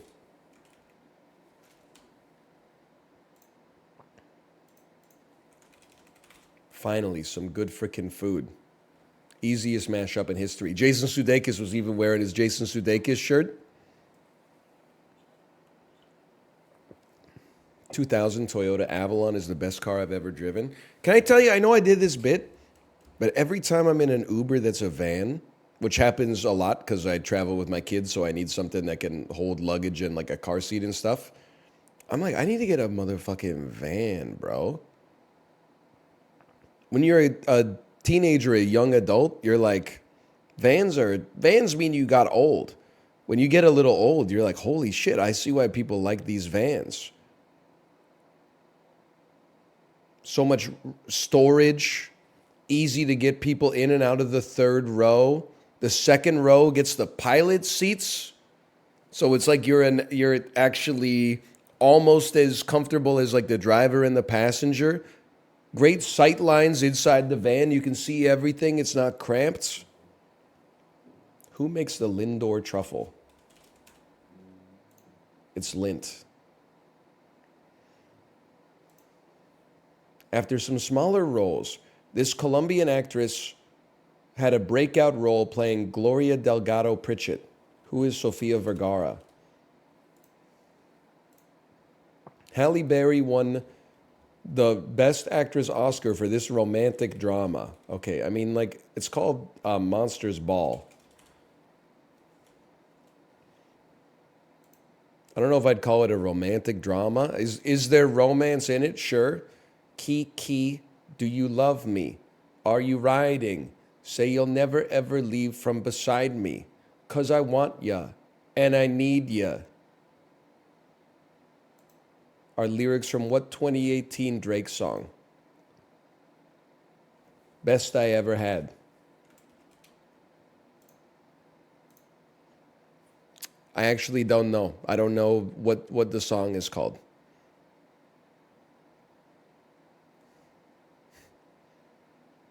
What's the song called? In My Feelings. In My Feelings. College basketball, 6%. Holy cow.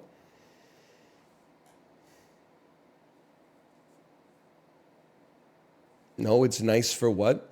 I mean, I know how the song goes. They play it on the Peloton all the time. I'm only familiar with Best I Ever Had.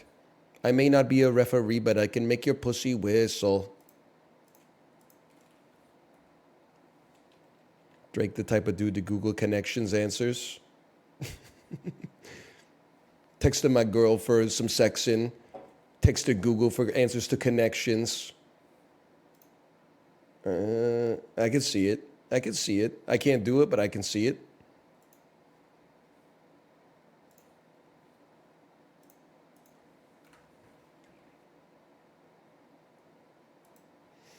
The fuck is this?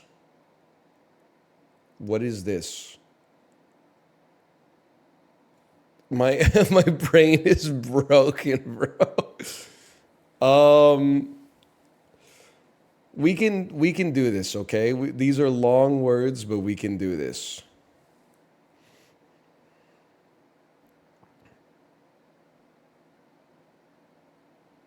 It's so Venetian Neapolitan Parmesan and Bolognese and no, wait, we could do better. Maybe we can't do better. Skybox, Kisscam, AstroTurf, Jumbotron, scoreboard, elements of a stadium.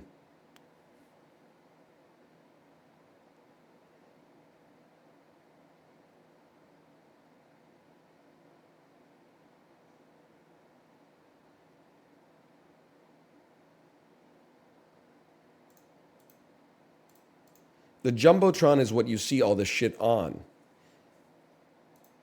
It probably doesn't fit.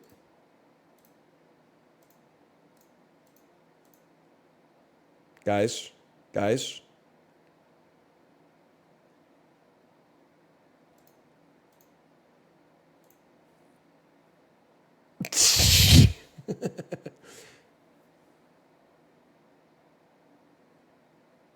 Parmesan really is an Italian demonym, huh?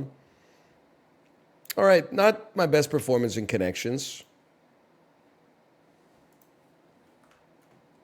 I was worried that if I said Parmesan was a type of Italian person, you would have called me racist.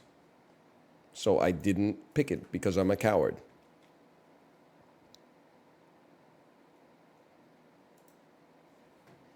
Sudden burst of electricity. Jolt. All over again. Redo. Meditation teachers. Yogis. Part of the body that's altered on Snapchat. Nose. Show off one's muscles. Flex. Crested woodland bird. Powering switch. Face. On, off. All over again. Anew. Judgy. Legal. How many times someone's allowed to be elected president? Twice. Amorous Congress. There we go.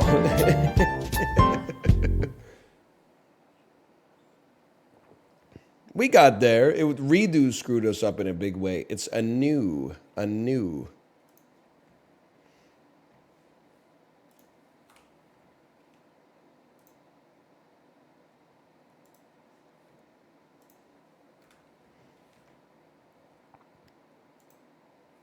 Wilcox free range omega-3 large brown eggs USDA AA 24 count. Are they eggs or batteries, bro? Make up your mind. 24 free range eggs from Costco. Can I say something just about, I go to the Richmond Costco all the time. They sell, I don't know what to describe it as, a flat of eggs. It must be 64 eggs. It's absolutely enormous. You would say, who the hell is buying this flat of eggs? I have an answer for you that may surprise you. Every single family inside of the Costco is buying the pallet of 64 eggs. I would have thought that it would have very, very limited appeal, but it is possibly one of the hottest ticket items inside of the store. Where do you put the egg? Because the tray will not fit in your fridge. It'll only fit in your Costco fridge. So I don't know what you do with maybe you have 4 dozen sized cartridges that you just refill or something.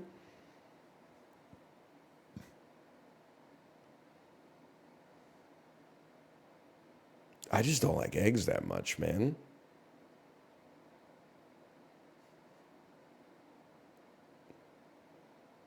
Family of 4, 12 eggs per person per day. You go through it pretty quick. I guess you do if everybody in your family eats a dozen eggs a day. It's probably not the only thing you go through pretty quick. Underpants, for sure. They only have to eat 3 a day. 3 eggs a day? I'm not saying it's a lot from like a health standpoint. I'm averaging 3 eggs a day for every single member of your family is a lot, man. If your family is like all bodybuilders or something, sure. But like if one person takes the day off from eggs, your ass got to eat 6 now. That's too many eggs for me.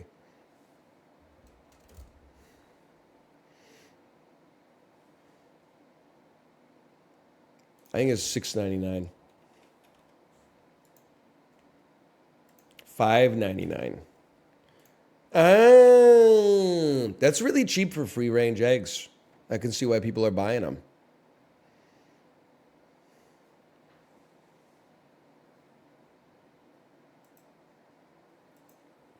I'm just not an egg guy. It's the same thing when you go to the Costco and you see the lady who has like 12 gallons of milk in her cart. And you're like, do you run like a fucking cheesery or something? Like, what's going on there? How are you consuming that much? How much freezer space do you have to even store this much milk? Like, I don't understand.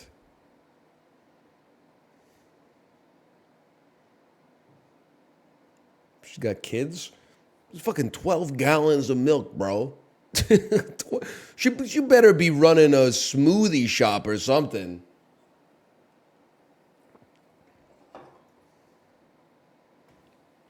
Three kids, each kid drinks a gallon a day. You get through it pretty quick. All right. Good point.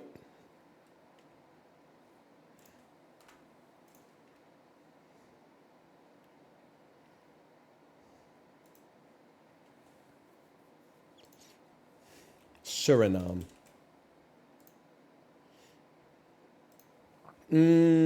Azerbaijan.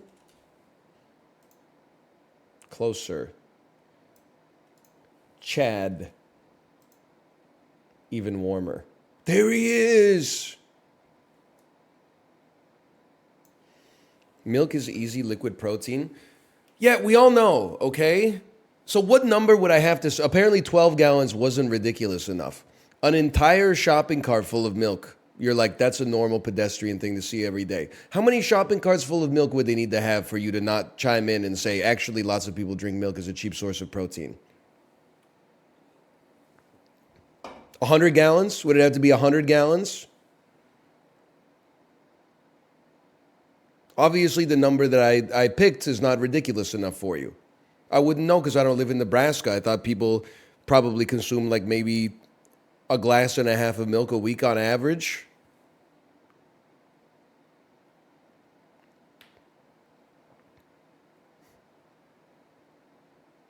What's a reasonable amount of milk then? I drink 4 gallons a week. You're fucking cooked, man. The dairy industry owns your ass. Am I talking to a human being or am I just talking to milk right now? 4 gallons a week? Isn't that shit like it's over 2 liters a day? That's crazy, bro. Dude's drinking a 2 liter of cow titty milk every single day. He literally thinks he's bovine. That's 73 grams of protein, also known as 1.5 Costco cheese pizza slices. 2 glasses a day. So I drink about 2 liters a week. The fuck? How small is your glass, motherfucker? 14 glasses equals a liter? Fucking shot glasses? What's going on here? Why are we having such a hard time making the measurements make any sense?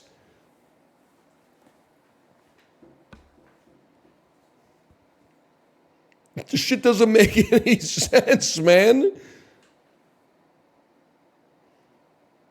Am I the only fucker here who knows how to divide? I feel like I'm taking crazy pills. Bro is a mouse. Don't say that. It is funny to imagine a mouse typing, though. Anyone else here eat 2 pieces of cheese a day, or am I crazy? Squeak, squeak. God, anyone else, you know what I fucking hate? When you try to steal some food from the fridge and the lady who owns the house tries to step on you with her slipper. Lesotho. That's colder. Mali. That's warmer. Spain. It's even warmer still. Monaco. Monaco! I gotta get some cough syrup, man. I can't do what I used to do. The voice is not ready yet. Monaco is further away. What in the Corsica and Sardinia is this, bro? The United Kingdom? Oh, it's Ireland. You're absolutely right. Just in time for St. Patrick's Day.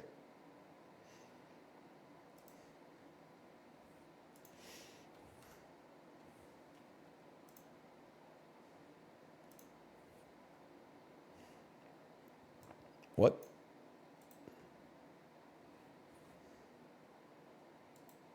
The heck is this, bro?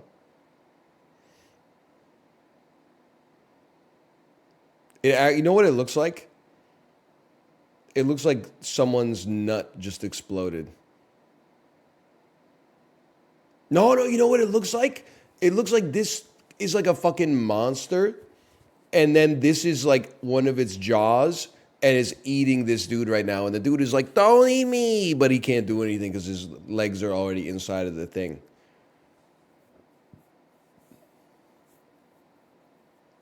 Any chance you're like, I actually have no idea what you are, but you look kind of Baltic to me. You look kind of like Latvia to me. No? Okay.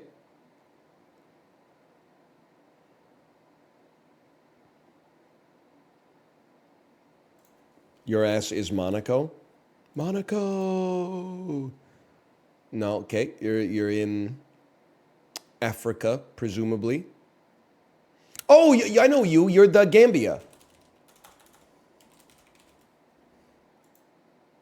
What do you mean unknown country? Gambia. Gambia? It's Gambia, bro. Liberia. Oh, motherfucker. Isn't this the country that's inside of Senegal?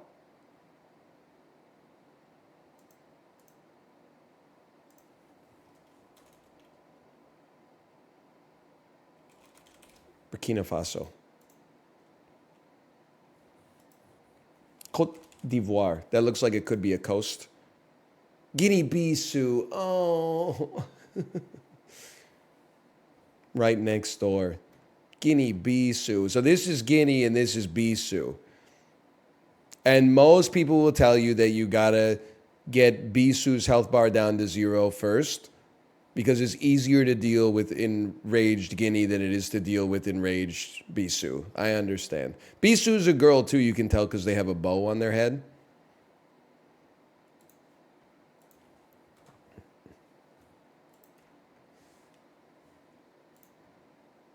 Well, that's nice. Isn't that special? June 25th, 2009. And by 2009, I mean 1999.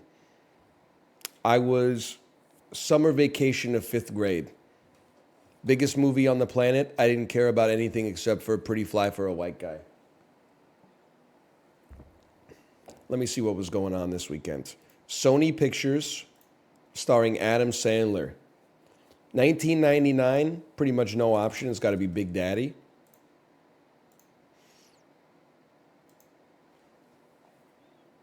Walt Disney, second week, 73 million, 30% fall off. Please don't be animated. It's animated.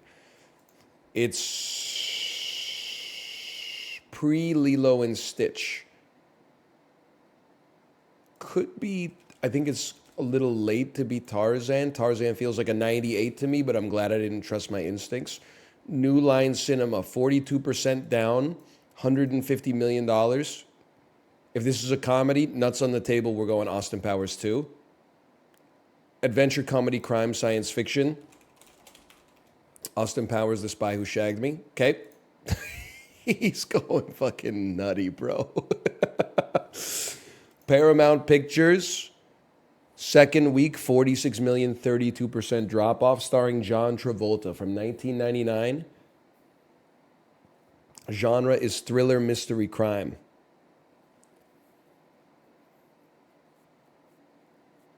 It's 1 year pre-Swordfish. I got to think about that for a second. 20th Century Fox, $351 million. Could be X-Men 1. Action, adventure, science fiction.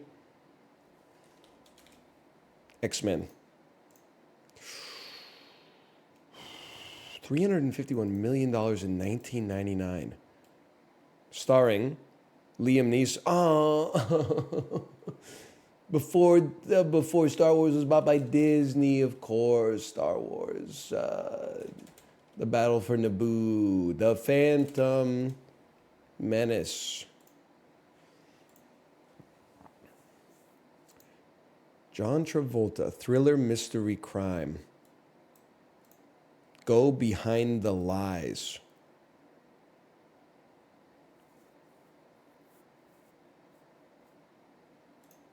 Madeline Stowe. Simon West. James Cromwell. Wait. I can see the picture of, he's like a Navy officer. It's the general's daughter. Oh, well. That's exactly the poster, bro. Sir, yes, sir. I feel like the general's daughter was played by Katie Holmes. Can I get a confirmation on that? Big weekend at the multiplex.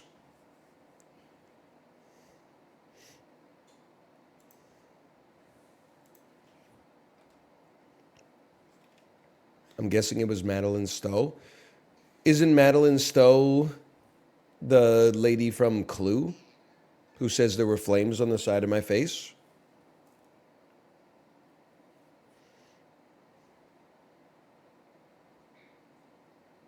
That's Madeline Kahn. Madeline Stowe. Yeah, you're right. This is probably... No, because she's fucking 65, bro. This must have been who played like John Travolta's defense counsel or something.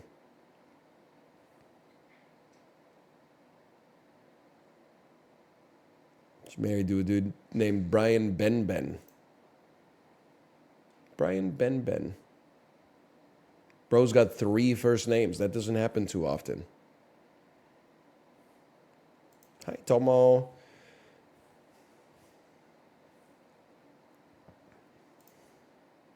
Movie to movie. I love a good movie to movie. All right.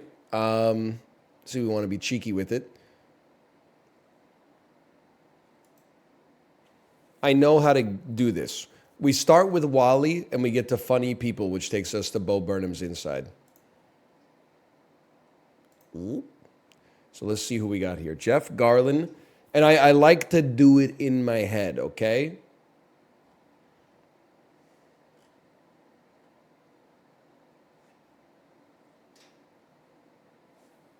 Hello. Hello, Tomo. Sigourney Weaver. We'd like to get to funny people. Just using my wheelhouse right now. John Ratzenberger.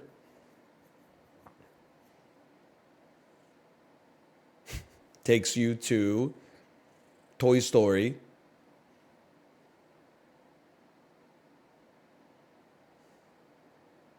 Yeah. Well, no, wait. I got something. Kathy Najimy, Hocus Pocus, Sarah Michelle Gellar, The Family Stone, Luke Wilson. There has to be a way into the Apatow-verse via Luke Wilson.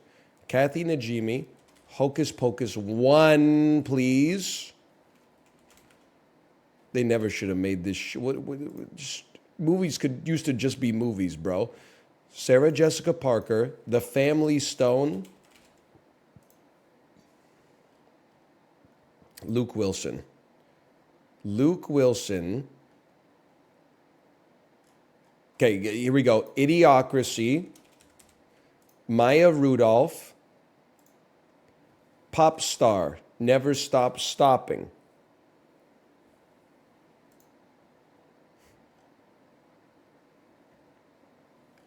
Someone in this movie is in Funny People.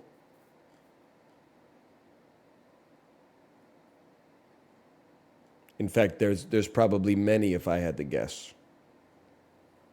Bill Hader. There's no way he's not in Funny People.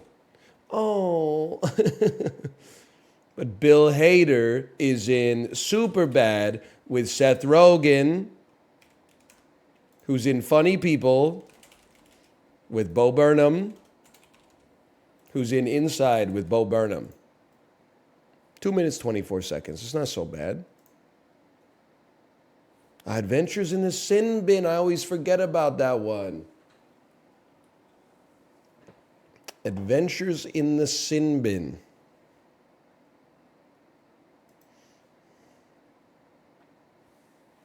Adventures in the Ben Ben. Meet me at the Ben Ben. We can get a Ben Ben. I got sucked off in the sin bin. No, you did not get sucked off in the penalty box, Ty Domi. You got 2 minutes for trying to cut that other dude's arm off with your skate.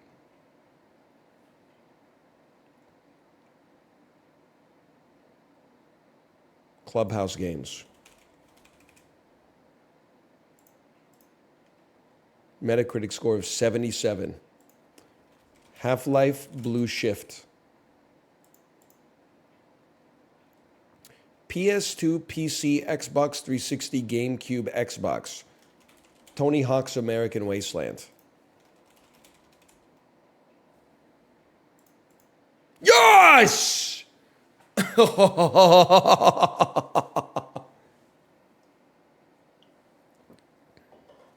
Oh.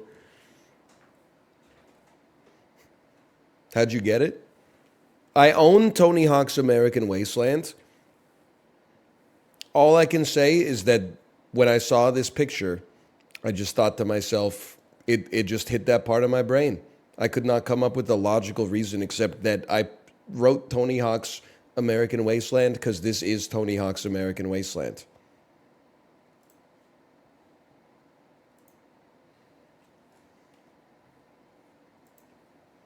We're Costco guys. Of course we know Tony Hawk's American Wasteland.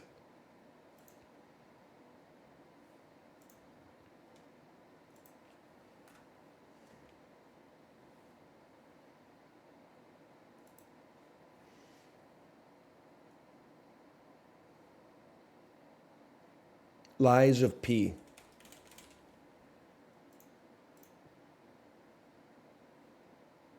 Final Fantasy 12.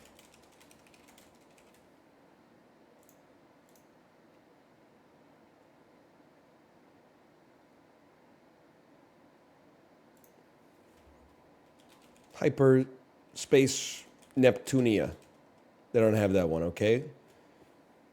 The streets know about Hyperspace Neptunia.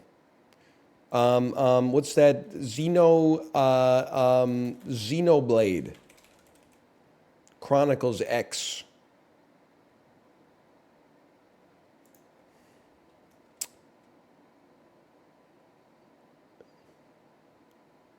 Neo 2.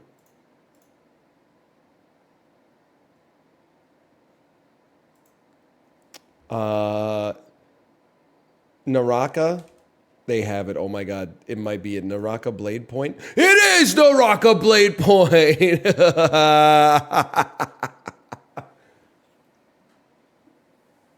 Oh man. What the hell is Naraka Blade Point? Real ones who have been here since the Twitch bounty board existed know what Naraka Blade Point is. You played it one time? Yep. Yeah, I remember. It's a Chinese mythology battle royale.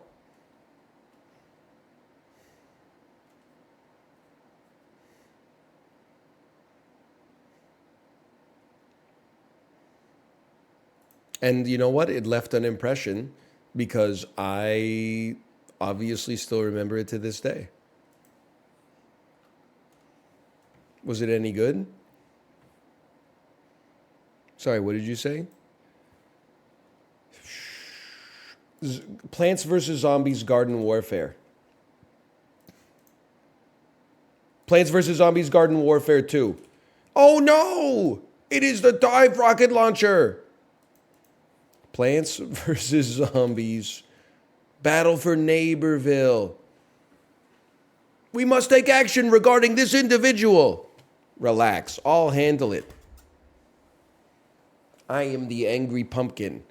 The architect and the builder arrive calmly from their escalator with a sense of purpose. They are playing at their residence.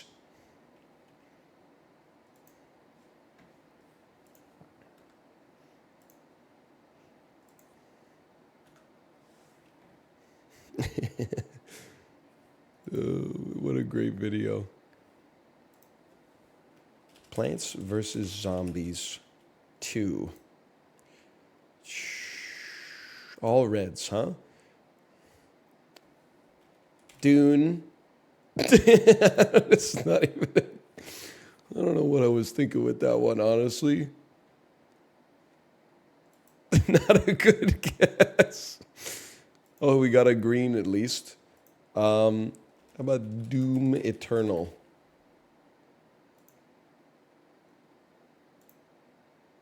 Nope. Came out before 2020.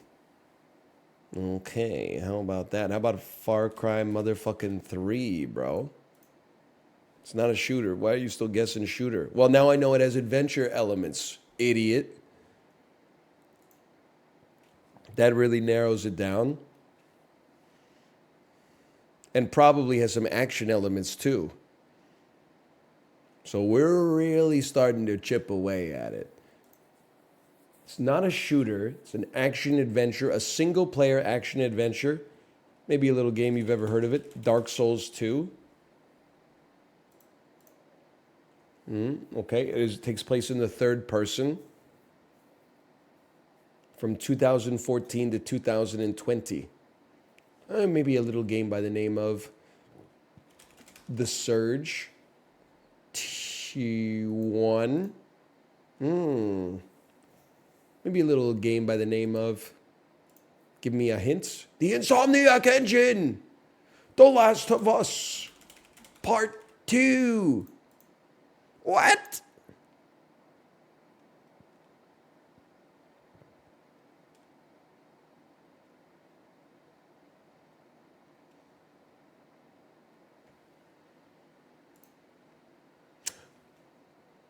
Horizon Zero Dawn. Oh, brother.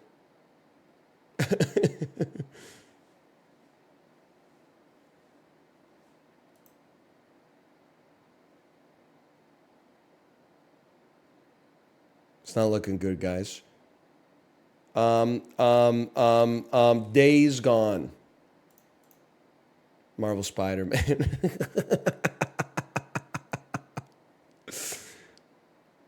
Might be the easiest game to guess that has ever happened in history. Hey, is that the dang woke one people are mad about?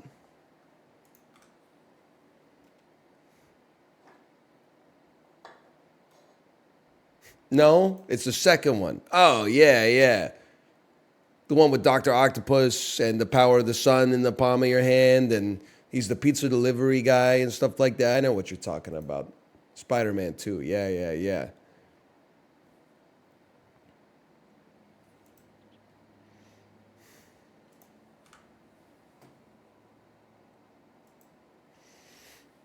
Yeah, kind of washed today.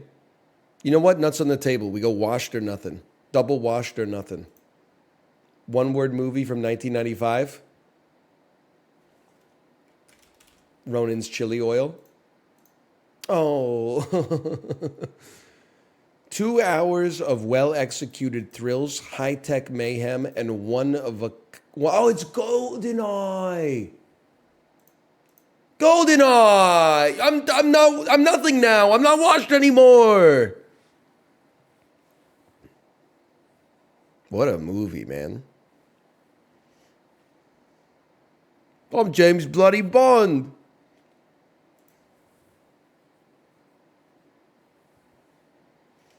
Sean Bean. LaShawn Bean.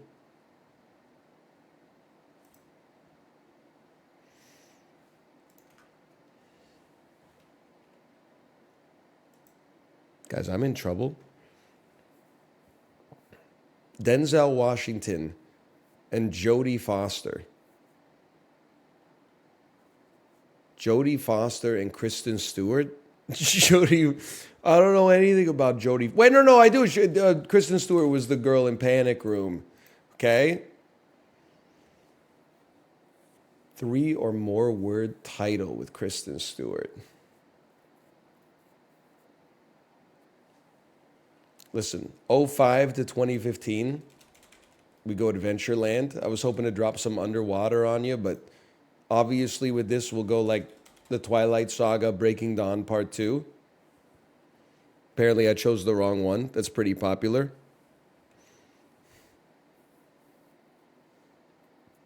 Denzel Washington, 3 or more word title. Denzel Washington, 05 to 15. I've got to go Unstoppable on that one. Flight is going to be number 1. Denzel Washington, 3 or more word title.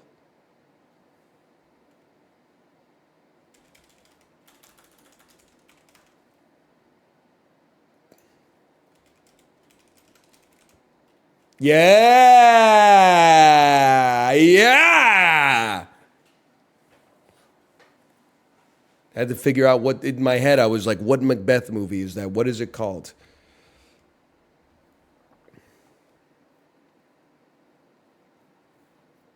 Matthew McConaughey, 3 or more word title.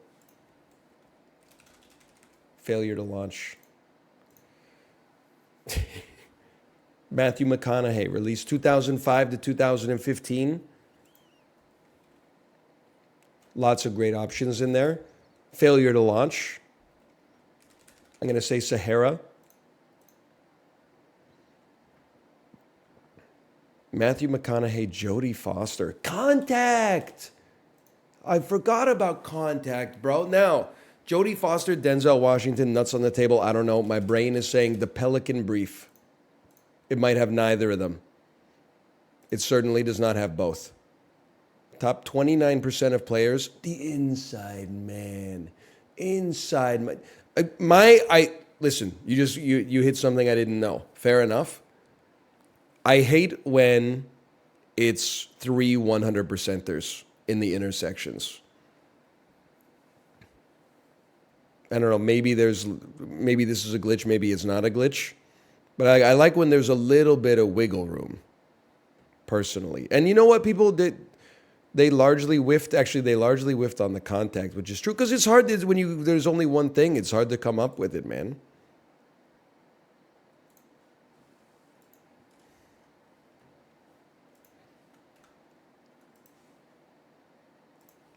Spell check. They're verifying I'm not a robot.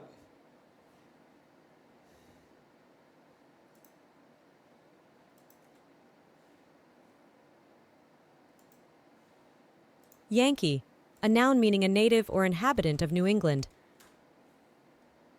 It's called America. Clock, a noun meaning teachers, a noun meaning Let's not go there. Let's not go there. Althorn, a noun meaning an alto sax horn. The word is from German, combining alt meaning old and horn meaning horn. Althorn, a noun meaning an alto sax horn. The word is from German, combining alt meaning old and horn meaning horn. I love when they say horn meaning horn, alt meaning old, and horn meaning horn. Beckon, a verb meaning to summon or affable. Adjective. Goated NL word. Wordmonger, a noun meaning a writer who uses words for show or without particular Wordmonger. You disingenuous wordmonger.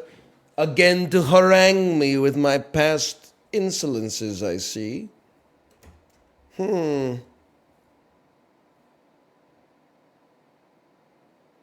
I've heard it so recently and so long ago.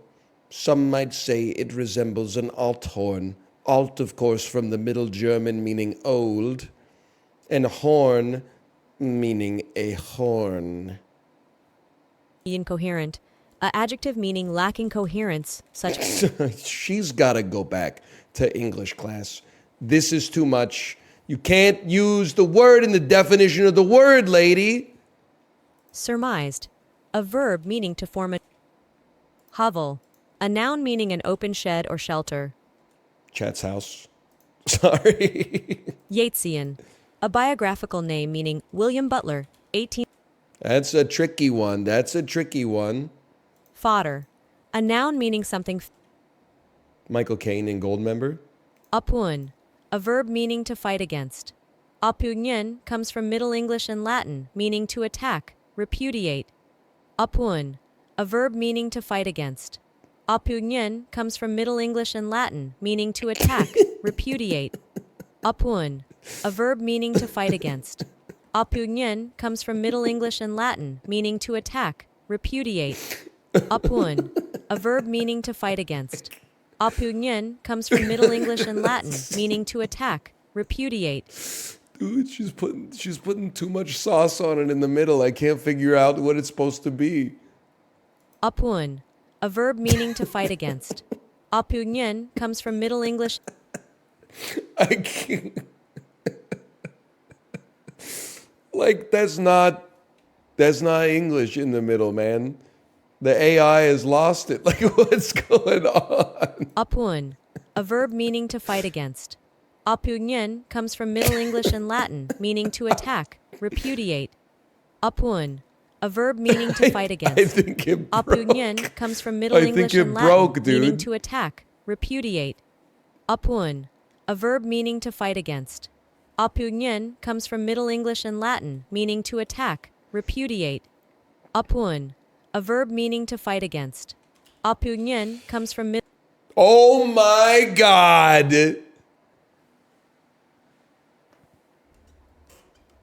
Get me in front of scripts, bro. I'm the smartest third grader. I thought it could be like impugn. You've impugned me, you word monger. Librarian, thank you for the gifted subscriptions. Thank you. Because in my head, I was trying to reverse engineer what could turn the lady into one of those videos where white boy orders perfect Chinese in a restaurant and no one bats an eye. And I was like, it's got to be some collection of characters you don't see very often. Hey, Emil is ill. Thank you for the gifted subscriptions as well. Thank you.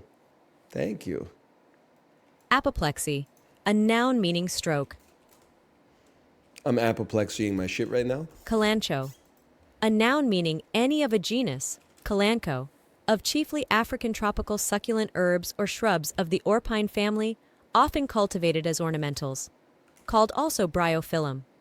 New Latin refers to the Latin language used in scholarly and scientific works after the Middle Ages.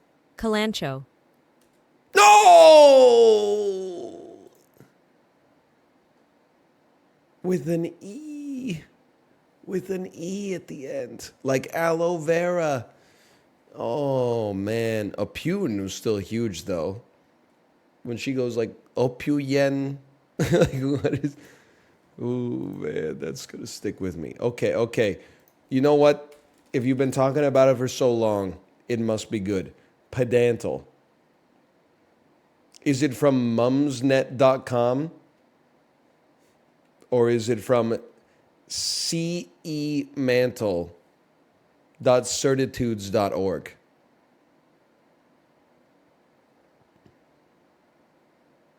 Mumsnet chili oil? Do not go to Mumsnet. What the hell's going on with Mumsnet, man?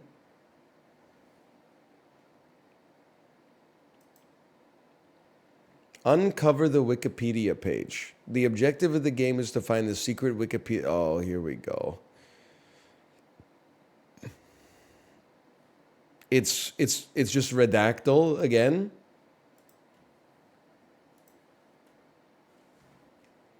Did you just trick me into doing redactyl once more? Yes, it's exactly redactyl. It's redactyl but contextual. I'm sorry. It's not toxicity. I'm not going to do this. Redactyl and Semantle are probably the two dulls I vibe with the least. Even though the website does look like Seinfeld. I don't know how else to describe it.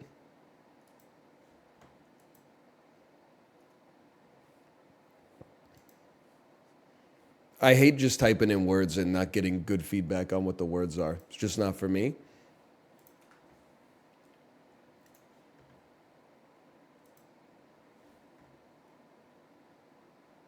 Beef, pork, onions, garlic, coriander, red pepper flakes, salt, black pepper, cumin, fenugreek, paprika, chmieli from Cabaret, sour cream cheese, flour, and water. From the nation of Poland. From the nation of Turkey. Hot. From the nation of Iran. From the nation of Georgia. Oh, Kubdari. It has become a beloved dish among tourists who are eager to explore its unique culinary scene. Me when I'm a tourist. Hey, you guys got anything resembling a sandwich? I'm not even hating. I would buy this for sure. And I only get to do it like once every couple years on the West Coast. I guess it's more of an East Coast thing. Going into like a bakery, either a Chinese or a Jamaican bakery, and getting a couple of beef patties and just eating them in your car. Oh man. Do you ever feel like you're more a part of the city than when you get a Jamaican beef patty and eat it behind the steering wheel of your car?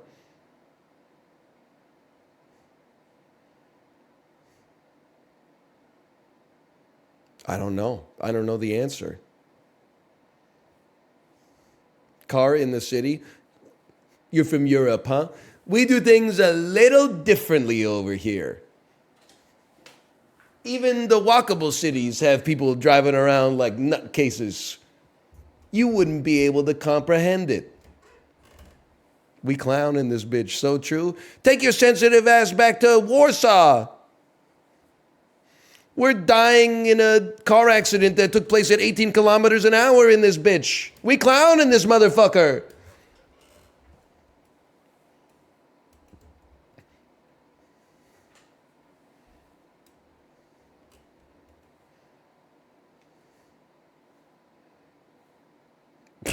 Sorry. Did you see the Americans bragging about driving across the UK? Yeah, but honestly, I'm North American, so I was kind of like loving that for them.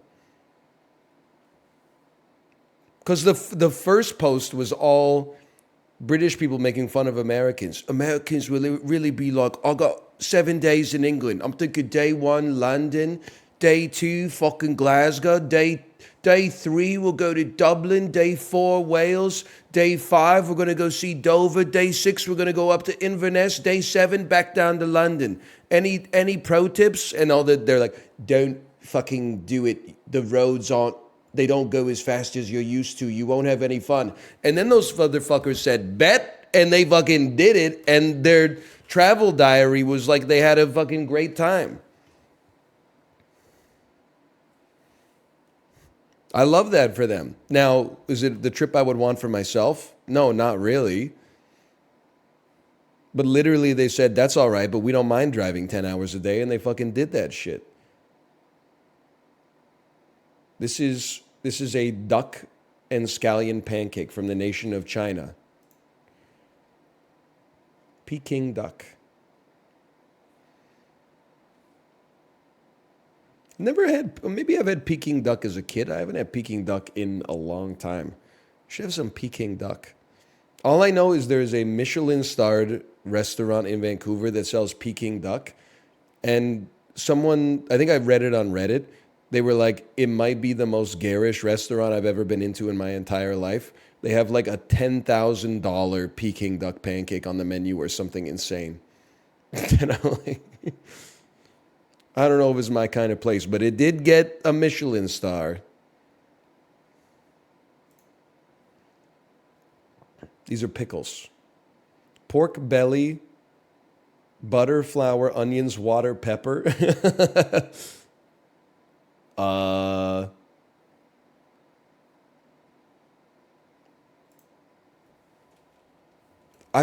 fucking hate this shit, bro.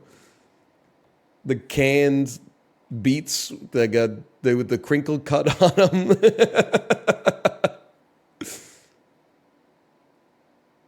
I have no idea.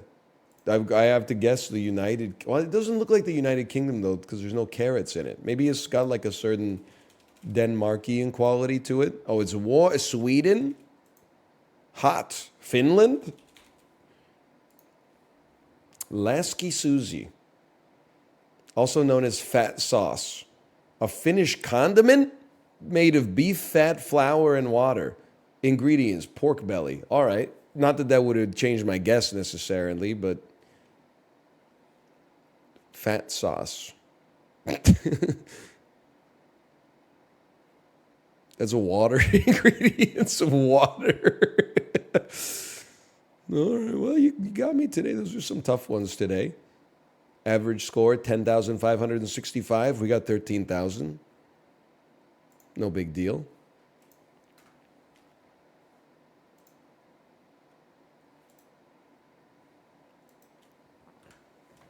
Scarlett Johansson, Sam Rockwell. Did people complain that it was getting too hard? It's Jojo Rabbit, bro. What do you mean, please select a valid movie title? Okay, it's fucking Iron Man 2. More valid than Jojo Rabbit confirmed? I don't. What do you want me to say? These are two A-list actors, bro. That's so true. Mickey Rourke. Probably one of the best actors who's ever played Ivan Venko. I want my board. Ivan, I want my board. Benko.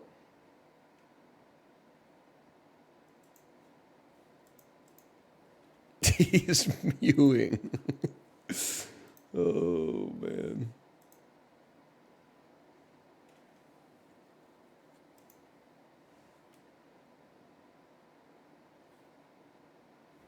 Take me to actorial fill the... No, because actorial fill the grid was too fucking hard, man. Am I really done with the dolls today? Am I going to resort to Puck Doku?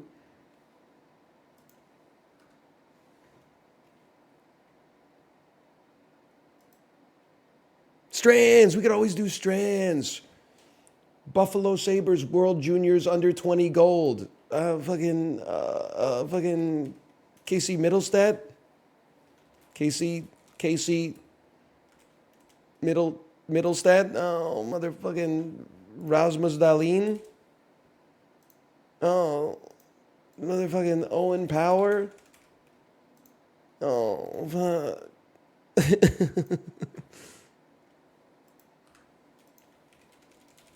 Buffalo Sabres ass.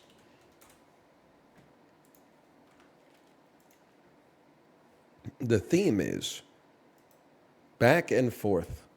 Okay? Back and forth, of course. Have to say first. Tail.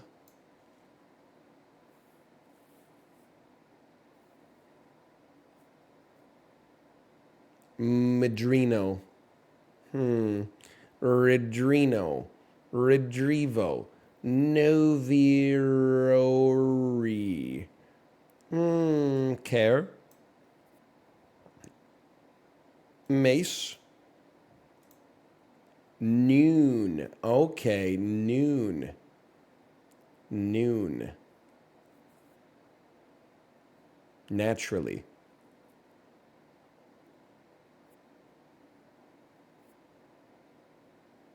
I still need more hints.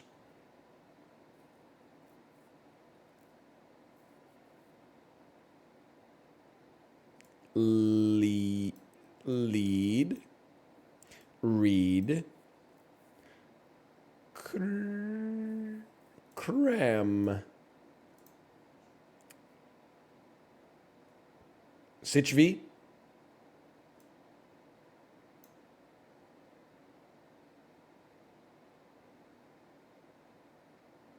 Ikvich. Civic. I was like, the game is broken. Civic Noon. I feel like I have no idea, bro. I still have no idea.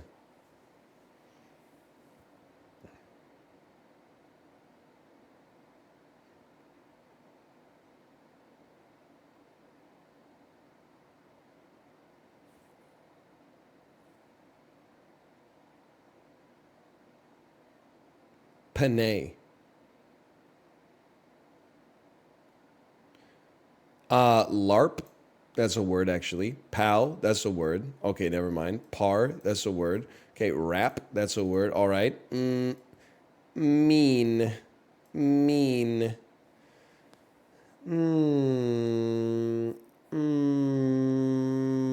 Meal. Dame. Madame. Civic. Noon, madame. Today's is tough, man.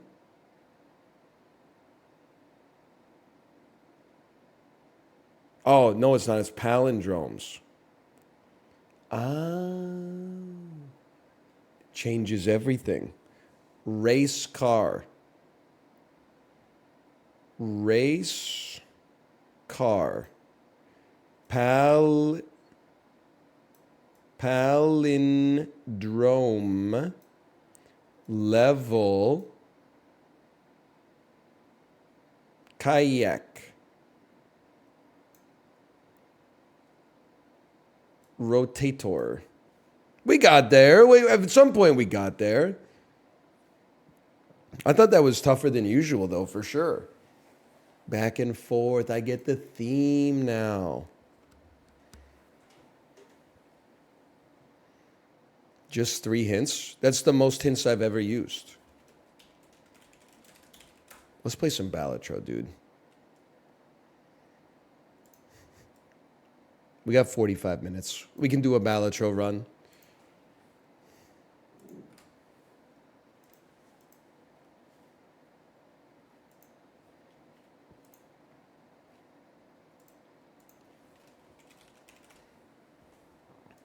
You know the song where they go, so what we get drunk, so what we smoke weed? You ever see the changed lyric panel for it where it says, so what we get sober, so what we smoke nothing?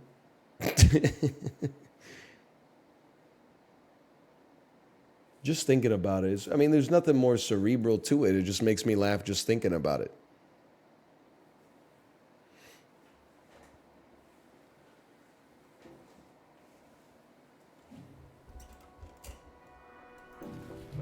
The Kids Bop version. Alvin and the Chipmunks version of Party Rock Anthem. Party Rock is in the club. Looking for your girl. She hit my heart. Yeah.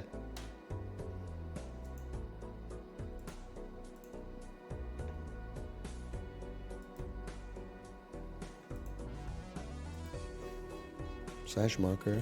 Balatro. You tricked me. We're playing Balatro. We're playing Balatro. Can you look at your Joker collection first?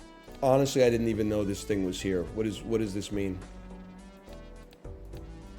Is that enough for you? Got a couple of locked boys still. We got a locked legendary. We got a locked Andrew right here. A few locked Andrews right there. A couple locked Andrews still back here. Play me. I gotta be honest with you. I do like a green deck. Shops can have eternal jokers. Just give it a try. Look at what you're missing. You're missing it. As far as I'm concerned, I'm not missing anything right now.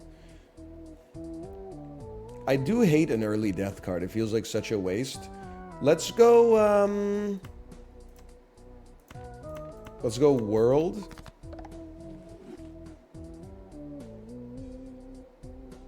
And Hanged Man. Sorry to have done it. What's your highest stake? I believe I'm on orange stake with the checkered deck.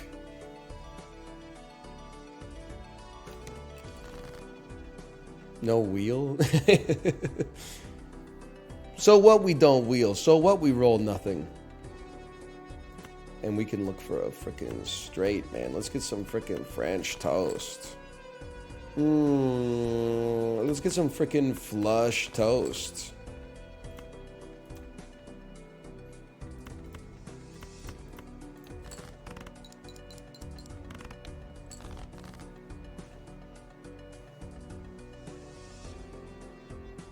Let's get some freaking full house toast. Okay, it's not gonna happen. That's fine. What's the biggest steak you've ever had? It's a good question. I don't know in terms of ounces, but I did have a steak at a San Francisco steakhouse that was like the size of a dinner plate. You know, the kind of steakhouse where like when you order a steak, it doesn't come with anything. And then you're like, what the fuck? This is just a steak.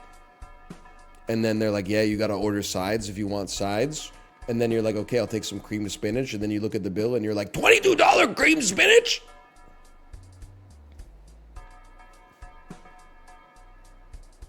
Okay, Jupiter me.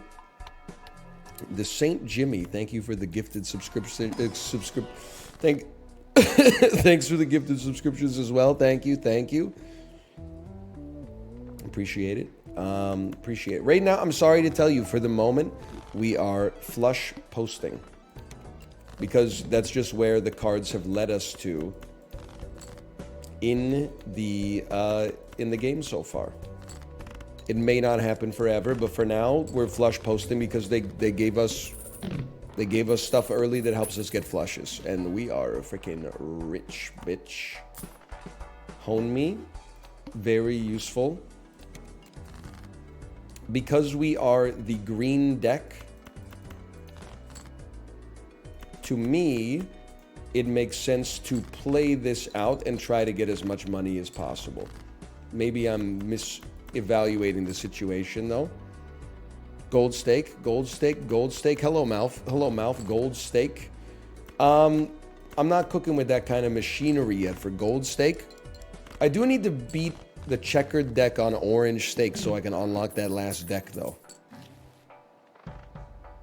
I also this is me personally, I find Balatro a little bit more fun when the game actually gives you some jokers. Not everybody's into it. I don't want to like push my lifestyle choices on you, but for me, I like to have jokers on my run.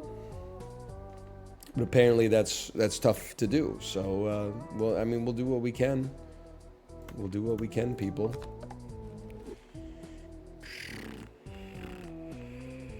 Is gold stake no joker? No, I'm just saying, like, because I don't have one yet, even though I keep going to every shop. I don't know, man. I don't know. Lucky Jack.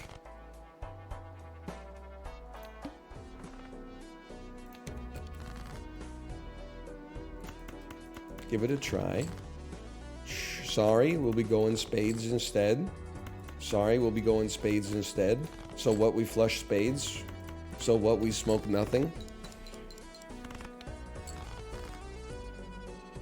Got some bad news for you, gamers. I think we might be in a little bit of trouble. What if we just drew 5 extra spades? This is a GG situation. I don't feel that bad about it, though. Like, we didn't get any jokers that do anything. Like, what are you supposed to do? Like, God himself said you will not win this Balatro run. It's the cost of doing business, man.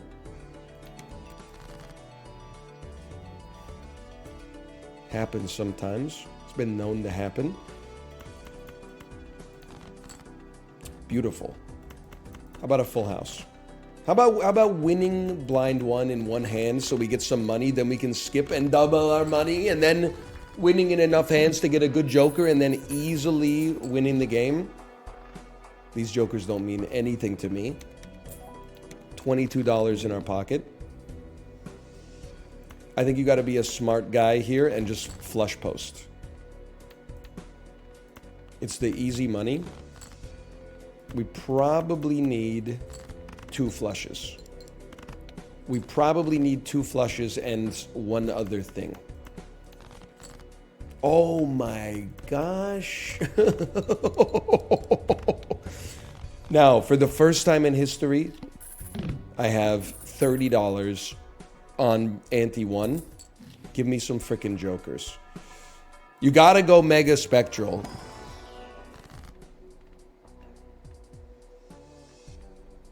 Okay, I would not pay $31 for a joker, so I'll get 2 enhanced aces. And then make the steel one also have a blue seal. Then, do I really want Lusty Joker for life? For life? I need something. I need something. It's that simple.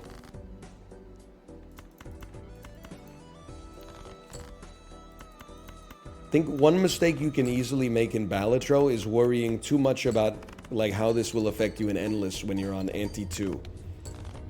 If I could just win on ante 8, I would be pleased enough. About 4 of these. 4 of these? What are you saying? So what, we flush hearts. So what, we smoke nothing. You know how it goes. Are you kidding me?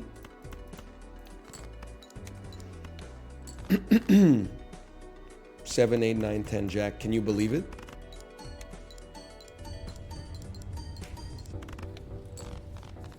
Second straight flush of the game so far. Bro, shut up and you do the Jenna Ortega bit. Whoa, whoa, whoa! I can't do the bit. I need to have the video. Because I can't do AI Jenna Ortega voice. Yes, hi, I'd like to place a KFC delivery, please. Can I have 2 buckets of original chicken, 2 Mountain Dews, 2 original duo chicken sandwiches, and a 0 Coke? Yes, can you please provide your address details? The address will be provided in a text. Wait a minute. I know that voice. You're Jenna Ortega. I will prepare your order for free. How's that?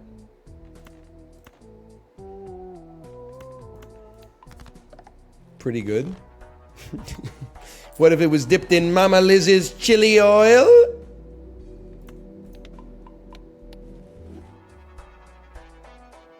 Why not? It pays for itself pretty quick. But I don't think I care about hanging Chad. Let's keep it running here. Ooh! I guess I do like ice cream.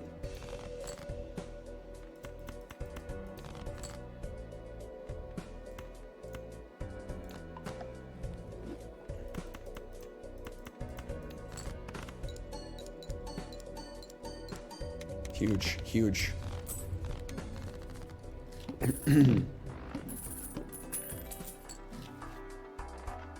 I like banana as well. Me when I'm Coco the gorilla. I think you stand no reason to be here.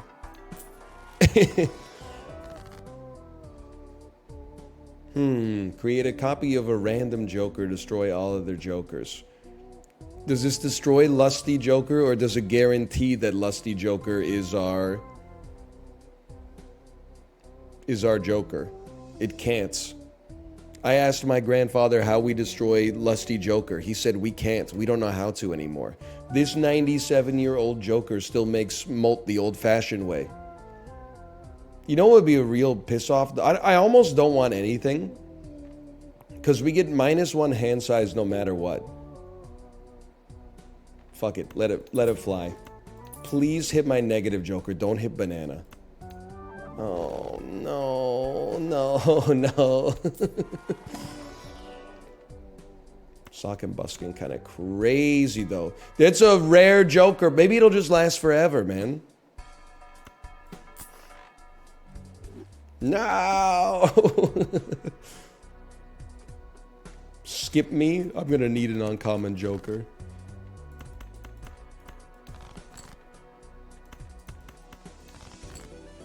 Huge, huge.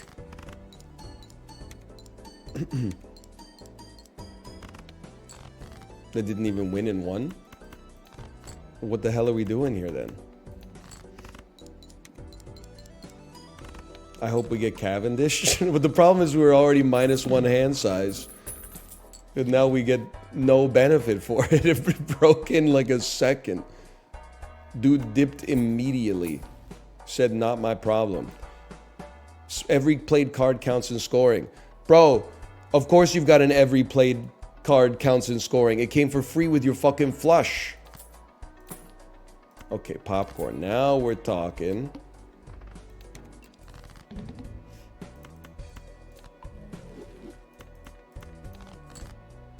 Face cards, please. Sure. All right. I see. I see.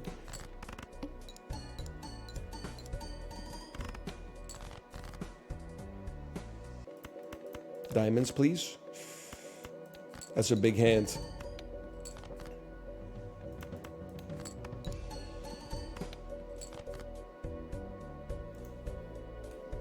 Let's be honest. This one was kind of cooked from the start.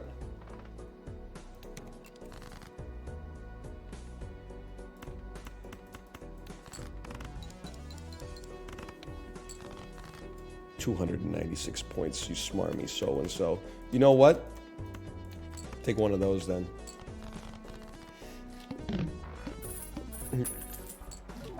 $11. 130 chips if you got a flush. Who says no, brother? That's not so bad to start with.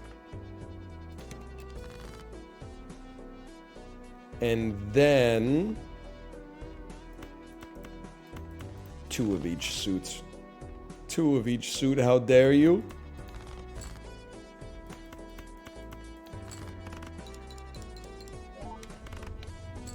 They keep giving me good flush opportunities, man. How can I not flush when everything's pointing in the direction of flushing? Now here, I love Vagabond. Now the run can actually be fun. I do love Superposition as well. It comes with 10 mult. I'm going to give it a chance. I'm going to give it a chance. Now we can have some fun. 4 jokers at the first boss.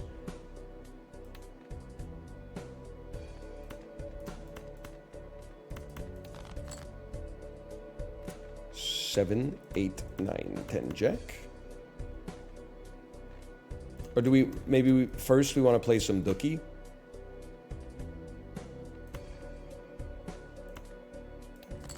Play some Dookie first. Doesn't count, you must play 5 cards. Alright, you know what? How about you eat me then? Hello, Chibli, hello. Chibli, you ever been to Central Otago, New Zealand? I was there today. Not to brag. I need to spend money, idiot. It's a pretty great hand, though.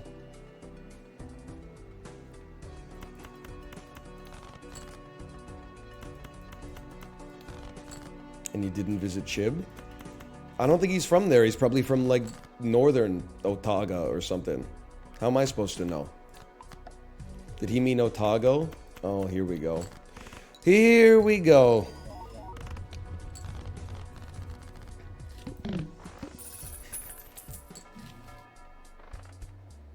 You just can't win, can ya? We go next. I need to spend money!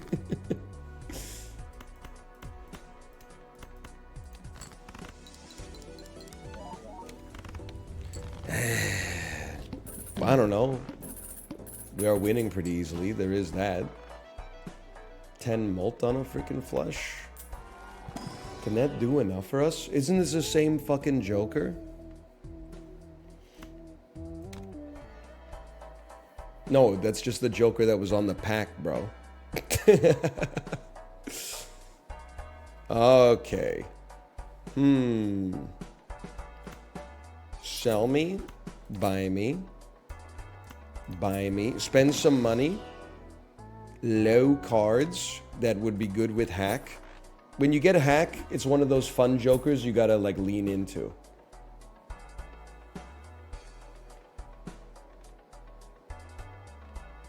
Apologies to the droll joker. We need to lower our money so Vagabond works.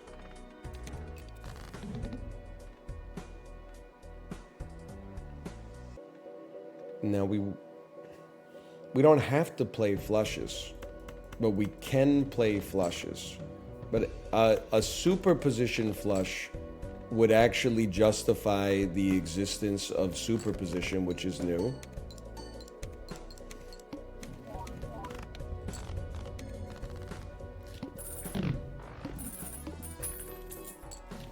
I don't know how to feel about it yet, to be honest with you.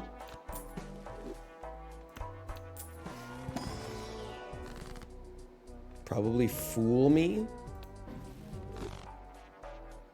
Hermit me once more. 32 bucks in my pocket. Go mega standard. Good low cards. Honestly, the cards are pure ass. I don't even want to talk about them.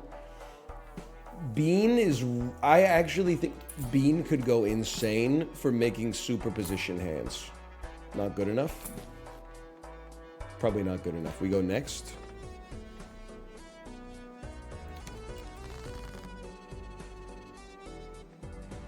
I'm gonna make you steal.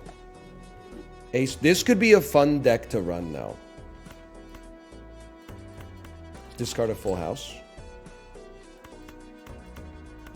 Discard a bunch of detritus. Ace, 2, 3, 4. Ace, 2, 3. Freaking 2, 3, 4, 5, 6, 7, 8. Ace, 2, 3, 5, 10. Moon and Fool. Hopefully we get a good tarot card in the shop. Because I don't care for a moon card.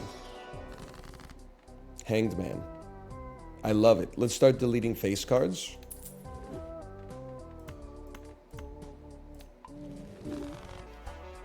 You might be asking, NL, what's the theme of the run? The theme of the run is hack.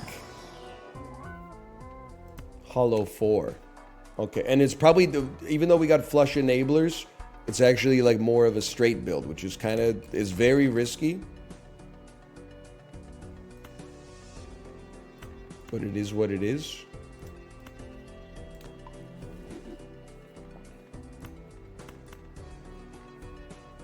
Still pretty good. Still pretty good. Ace, 2, 3, 4, 5. Here we go, brother.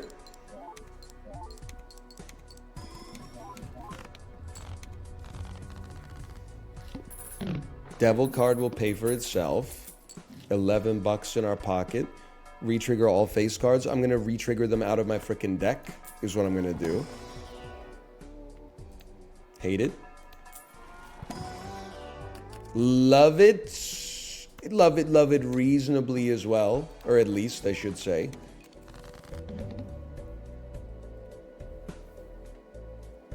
Well, we do have 2, 3, 4 already. We do have 2, 3, 4, 5. We do have ace, 2, 3, 4, 5. Magician on a 5. Might as well make a hackable card gold, because those are the only cards we know we're going to keep in our deck. Now we have some cookery. That fucking sucked ass.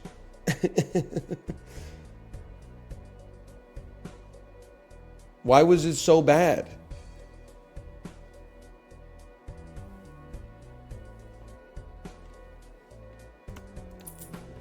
Lucky didn't trigger? Well, yeah.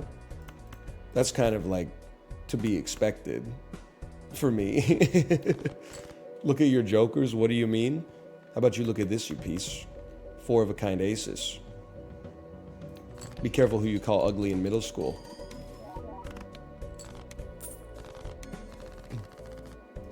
So you're saying at some point it might be nice to get some jokers that get some score. I see what you're saying. I see what you're saying. I have $4. That's a horrible amount of money for us to have. You know, in that case, I'm going all in. Kill me. Kill me. Skip the blind to get 2 jokers that'll save our lives.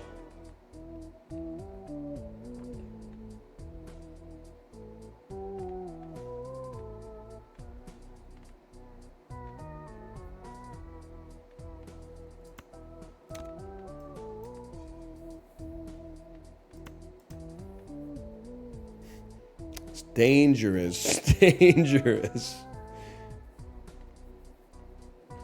I don't think the aces give us enough. I think you take the flash card and nuke it.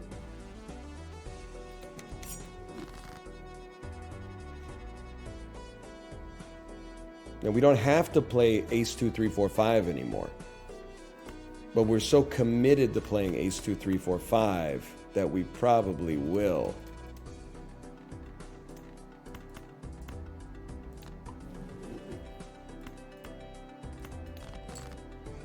And it's going to be easy enough to get, which is dangerous. There it is right there. Ace, 2, 3, 4, 5. Let me get a trigger on that. No, that's fine. Let me get 20 bonus mult because of hack. I had 2,000 points. They were by far my best cards. Okay, we're in hell. There's not even any, I don't even know what we'd be looking for here. Nothing is going to save us. How did we get into this position where nothing could save us? I killed the wrong joker. I kept flashcard alive for no reason. It has 0 mults. Okay. Good. Good. Well done.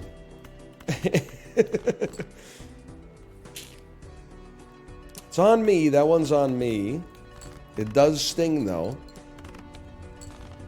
I'm not going to deny that.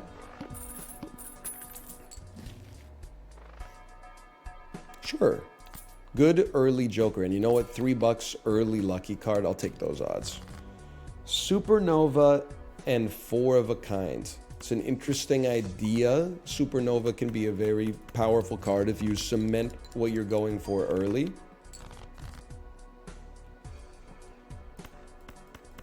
We don't yet know what we're going for, but that's okay. I mean, 4 of a kind would be nice, but it's not really realistic early.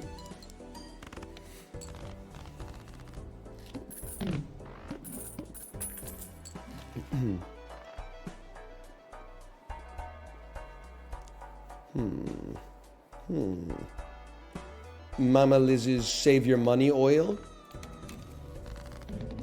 is actually kind of sick. Plus 2 chips for each card in deck. Played even cards give rank when scored. Give mult when scored. I can't read.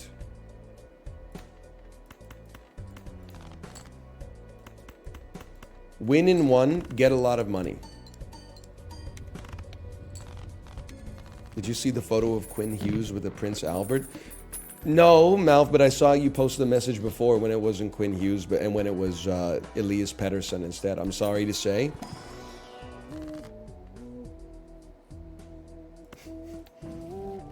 He bumped it.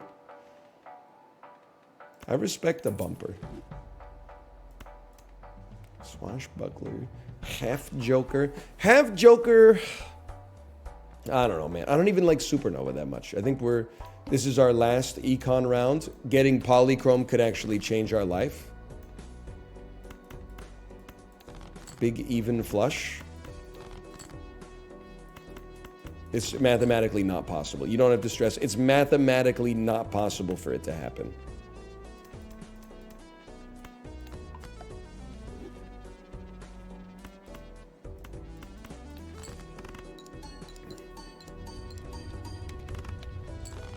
$5,000 points. Now we're talking.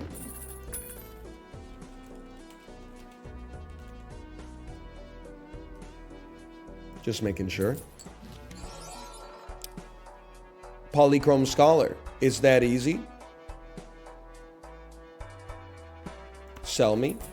Sell me. Polychrome Scholar. Add as many aces to the deck as possible. Re-trigger aces. Upgrade your Mercury for now.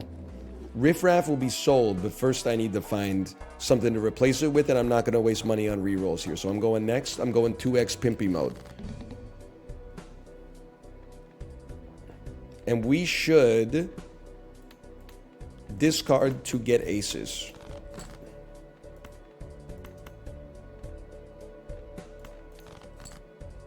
Nice. Nice, nice. Okay. Go ahead, debuff my full house. See if I care.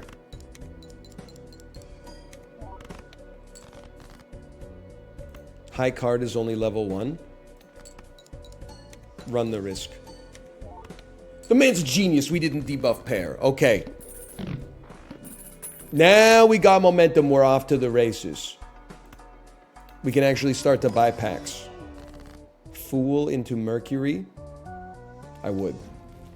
I understand that some stone might have value on a pair build, but maybe we're not going pair build. Ooh. Maybe we're going pair build until we get access to flush 5s. Maybe we're going 2 pair build. What do I know?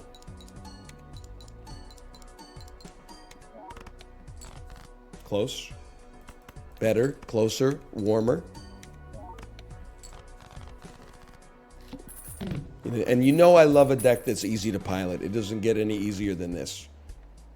We will not be spending our money on Square Joker. We will be spending our money on Emperor with no kings to use a strength with. Can live with it. Uranus, Pluto? Pluto? Okay, we'll Pluto this. What archetype did you play in Magic the Gathering? Blue-black, also known as the Aristocrats. One day, one day.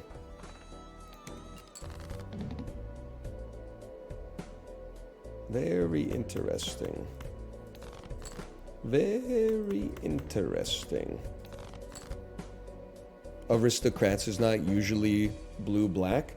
I guess your ass probably would have washed out of SCG Atlanta 2015, though. Shows what you know.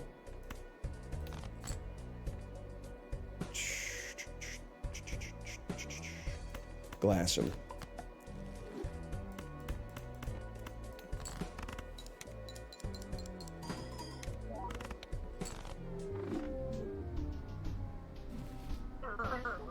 Probably should have put the lucky card at the front of that one. I didn't think it could go wrong, man. He was not locked in.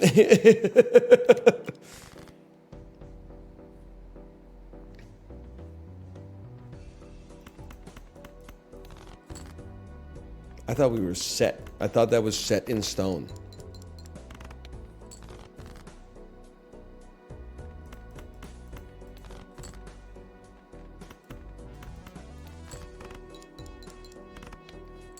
How do I find the name of the Jace card I used to play with in 2014? It's Jace the Mind Sculptor. It's Jace Vern's Prodigy. You're welcome, DL Guiga.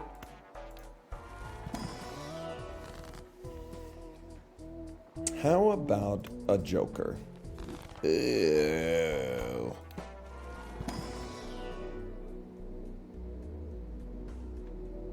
I'm gonna go easy flush mode still. For the queen. Shoot the Moon goes crazy. I don't tend to, well, okay, I mean, immediately this is just like an unbelievable hand. Oh, except you discard the frickin' queen. It still got there, I guess. Yes. I don't like playing with cards that require me to care what I have in hand.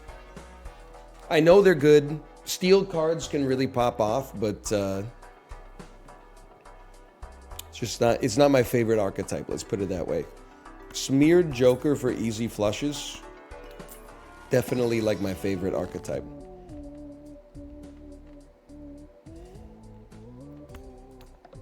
Worth a try.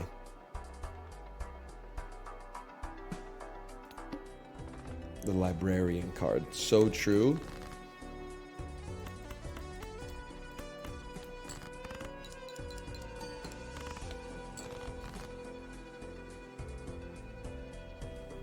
So true. Well, we should not even be bothering playing straights. We should just play red flushes as long as we have Greedy Joker. It's free points. We'd be stupid not to. Now, I gotta get rid of this loyalty card simply because I can't be trusted with it. Don't even be mad at me. Don't be mad at me. I'm not taking Stencil Joker. I know where it leads. For me, Stencil Joker leads to, there's no way I could ever lose this run. Anti-7. I have now purchased 3 Jokers that are better than Stencil Joker, and Stencil Joker is doing X2. And I'm like, okay, well, what do I do? If I sell the X2, I lose. If I sell any of the other Jokers, I lose. I gotta, it doesn't fit. It's a trap for me. For me, it's a trap.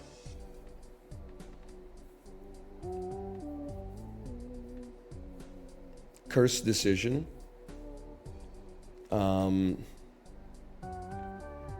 I don't really want to make like one more red card. That seems kind of insane to me. Maybe at some point we'll get rid of Smeared Joker and that will have done something for us.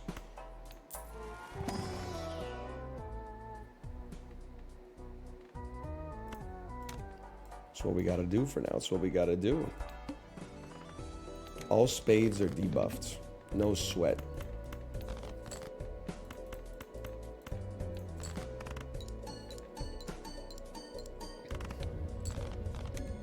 I love picturing NL getting crushed by Siege Rhino back in the day.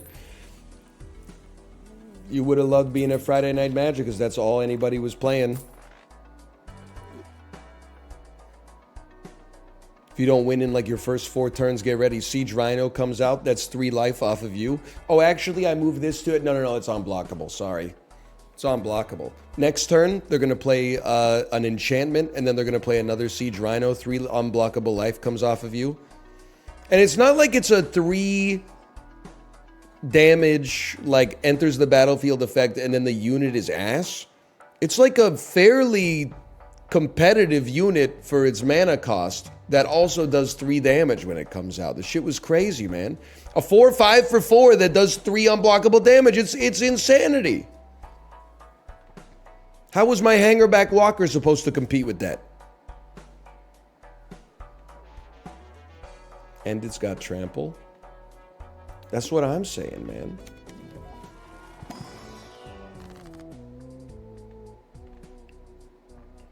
Okay. Aura on an ace. That's the best thing we ever could have asked for. Me personally, I'd like to stay alive.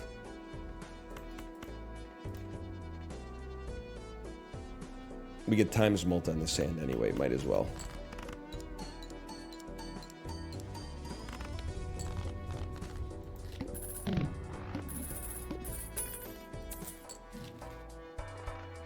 Now, I like not dying.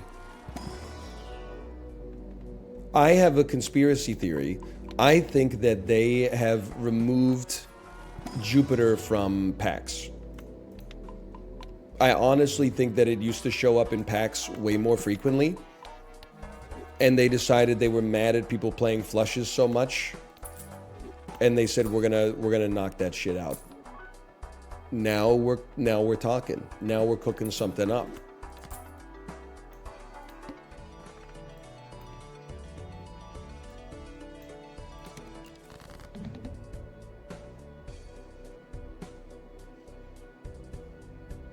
Man, fuck you.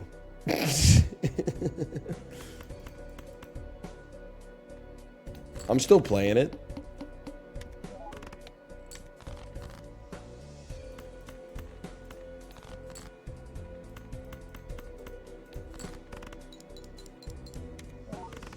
It's like that. They're basically equal.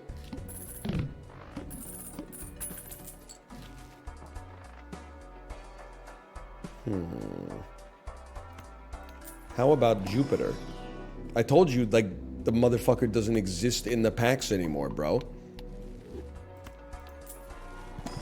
Because, oh, never mind. There it is. Next, base edition shop Joker becomes foil. I'd rather send it. I'd rather send it. What the heck is this? So Bloodstone gives us 5 chances to double the mult. Every single... Yeah, this seems extremely good.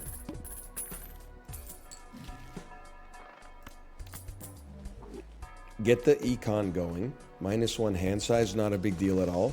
The econ is out of control. It's the easiest to pilot deck of all time.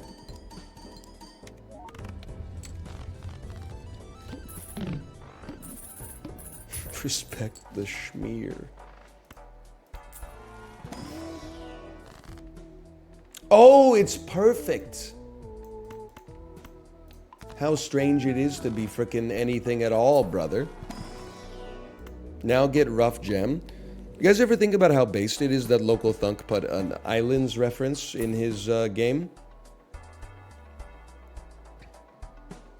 I thought me and the CEO of Pitchfork Media in 2006 were the only motherfuckers who knew what Islands was.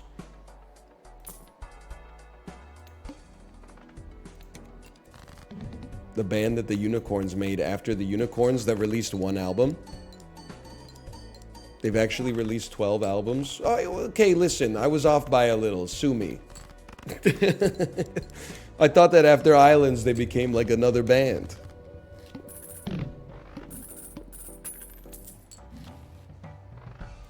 Kings into aces. More consumable slots. What would you say is your spice limit? We go through this a lot. With this chat specifically.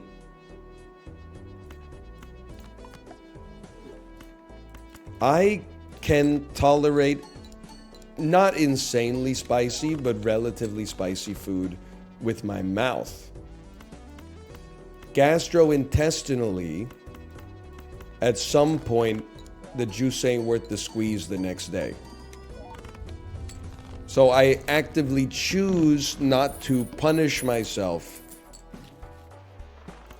by ordering food that is so spicy that it will cause me problems in the bathroom the next day.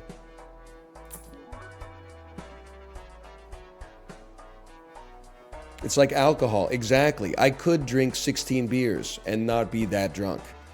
But, you know, I got stuff to do tomorrow, so I usually keep it to like 8 to 10.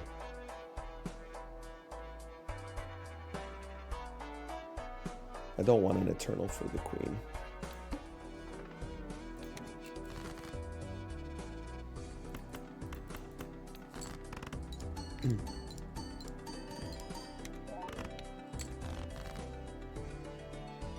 Get this out of here. Why does he disrespect standard pack? I don't like buying standard pack unless I have Hone. And I'm not saying I'm right. I'm just saying that is the way I choose to think about it right now. Because I feel like sometimes you pay $4 or $6 and then you crack open like 3 basic cards and you're like, what am I supposed to do with this? It's like when you buy Austin Powers International Man of Mystery trading card packs, you open it up and you get the hot dog vendor and maybe like your best card is a Frau Farbissina and you're like, what the fuck? I didn't even get Astronaut Felicity Shagwell. I'm not even talking about Austin Powers, Dr. Evil, Mini-Me, Fat Bastard. I didn't even get NASA Drip Felicity Shagwell. The pack was like $5.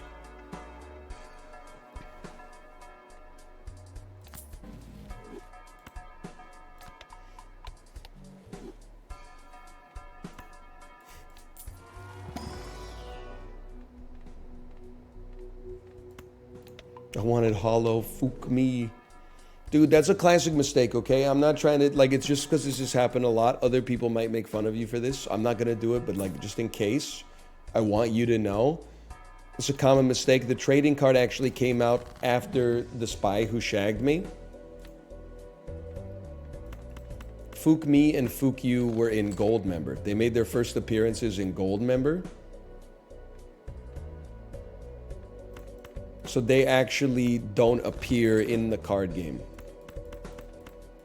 I just don't want you to be embarrassed in case it ever comes up again. Okay, this is the way. Hi, Tomo. Well, as always, Bloodstone is just straight up pure ass, huh? I have another conspiracy theory, and I'm embarrassed to say that my conspiracy theory is something I really believe. The percentages on, the probabilities on Bloodstone and the probability on Space Joker fucking lies to you. The Space Joker one pisses me off because so many times I've had Space Joker and Blueprint triggering on Space Joker. So that should work like fucking, I don't know. Roughly 50% of the time you play a hand, that hand should be leveling up. Then you're like, why am I losing? And you're like, oh, I played 43 of a kinds. And my 3 of a kind is like level 12. You're like, how the fuck does that happen? It's like a 0.07% chance to be that low.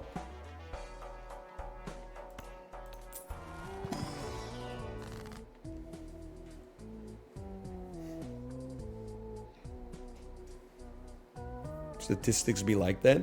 Yeah, or maybe they fucking cook the books, Enron.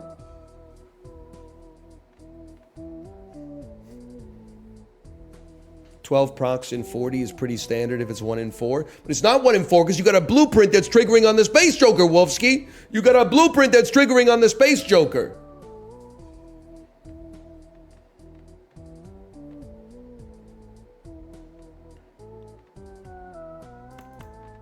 Hanged man me. Humans are bad for getting a feeling for statistics. Me, when I've committed accounting fraud at my Fortune 500 company, Oh, excuse me, CFO, can you explain these discrepancies? The human brain is really bad at dealing with large numbers, so I can understand why you would be confused, but I assure you that everything is completely on the record, and I won't show you how. I will now be pleading the Fifth Amendment. That's what you sound like right now. Just show me the code. If the math is right, then show me the code. Code don't lie.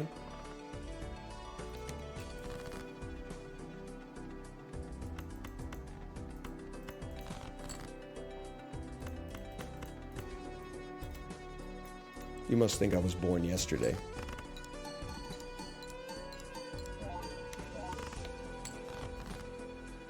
Thank God. Please, I just want to see like a 3 bloodstone polychrome hit. Imagine that, a one bloodstone polychrome. Beautiful, beautiful. Yeah, 1 in 3, 1 in 3. We played 10 hearts, so it worked 2 times. Okay, yeah, no, that's what you could expect that in 37% of the situations. Well, could you expect it every fucking time because that's what's happening? Doesn't make any fucking sense, bro. Death card, that's what we need. Temperance me?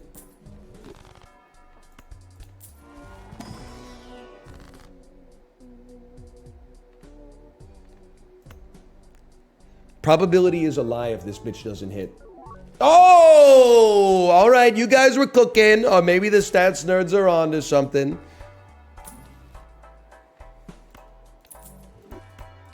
We will now be bullying the dice rolls into doing what we want.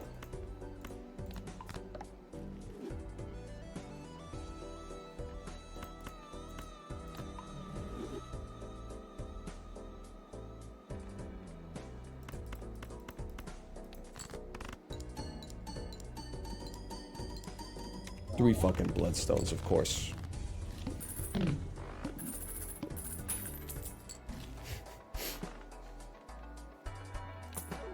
Perfect timing.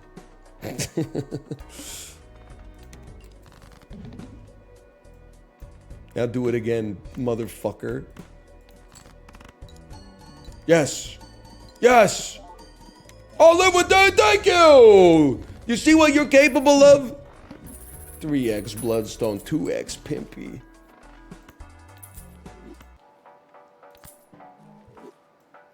Local thunk hot patching the shit because I'm onto his ruse. Exactly. Yes!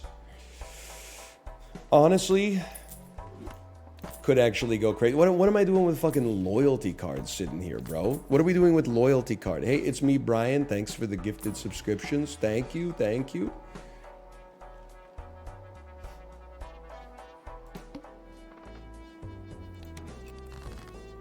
Give me my ace.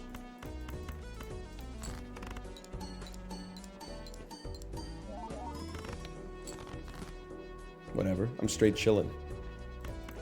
I'll throw Dookie down mid. I don't care. I'm not just to keep ramen chunking. Absolutely. Doesn't bother me in the slightest.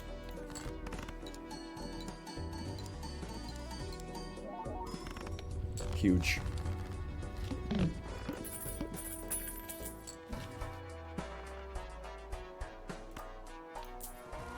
Good card, please. Not good enough. Jupiter, please. Like, this is a slap in the face.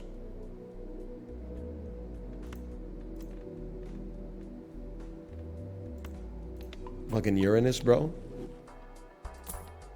Penis. Oh, I don't even want it, but we have money. Sure, let's send it. There may come a time when that actually matters. If we can duplicate our aces enough. Similarly, that's why I'm grabbing this. You can hold it for now.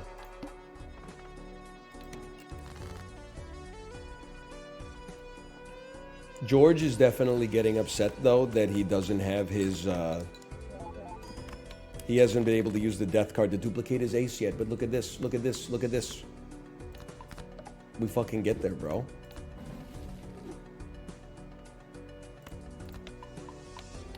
Oh, I do have 3 slots for consumables. You're not telling a fib. This is now where the deck can pop.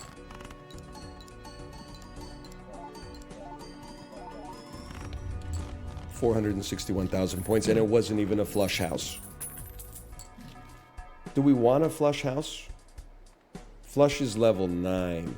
It's pretty good. If we play a flush house and we level it, we could outpace it pretty quick.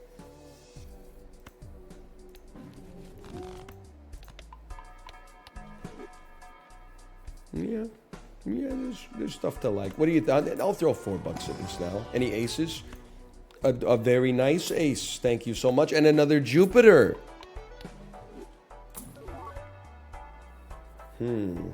Banana. This is literally never going to happen. Sorry to you. Give me the banana. To get the Cavendish is probably the easiest joker to make work in this game.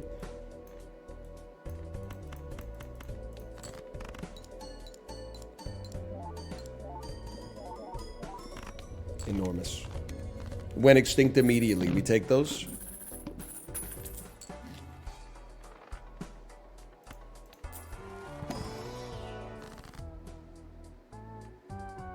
Blue seal. What the hell do I care? Yeah, that's the other thing. You're absolutely right. You're going to tell me that Space Joker and the banana breaking trigger at the same rate? 1 in 4? You must literally think that we're stupid. That we're just going to swallow that narrative. That's not going to happen.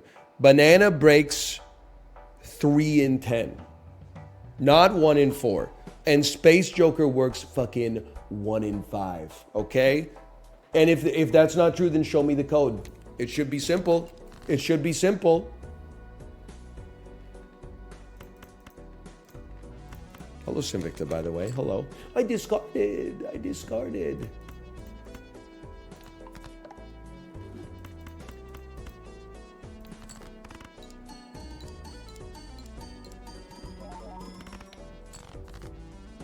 Pretty good. We got a pretty good thing going for us here.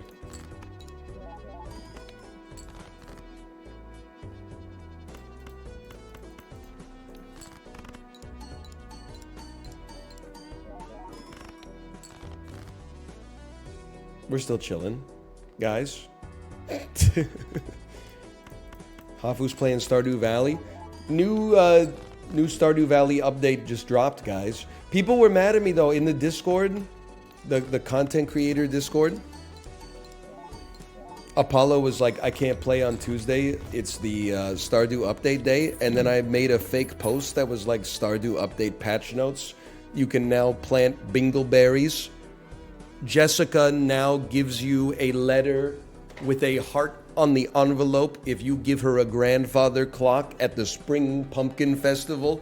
Fucking nobody laughed at all. Everybody resented me for making fun of their favorite game. This is the greatest combination we ever could have asked for. Holy. Did you bump it? I should, but they're talking. Wow! They're talking about like some other shit now, so it would be awkward.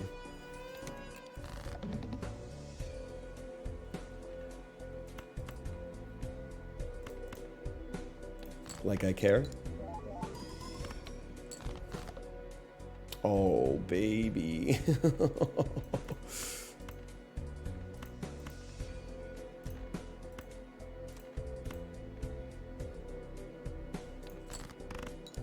One in 1,000, get ready, motherfucker. Don't put that evil on me. Okay, we have to go endless. I'm just gonna send a message to my wife. I'm gonna say, oh, she already started her stream. Good. Because this run actually has endless potential. You gotta give it a chance to roll.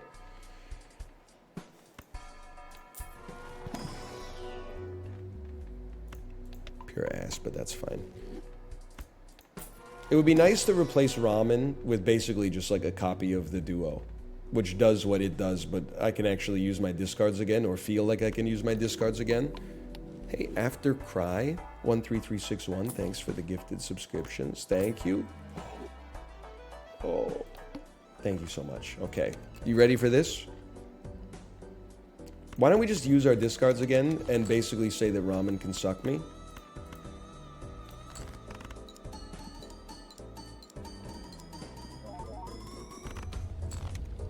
Huge.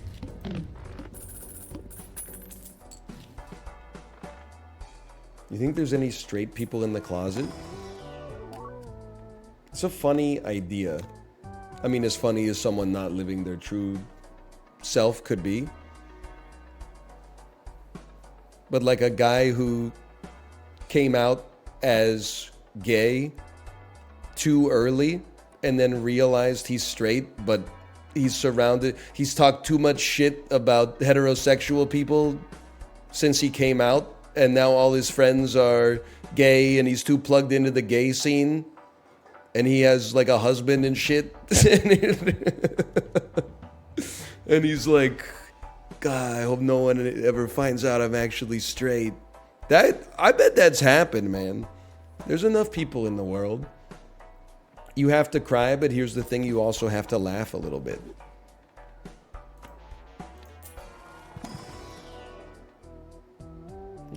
Nah, it's just Wild. I don't get out of bed for Wild anymore. Too pedestrian.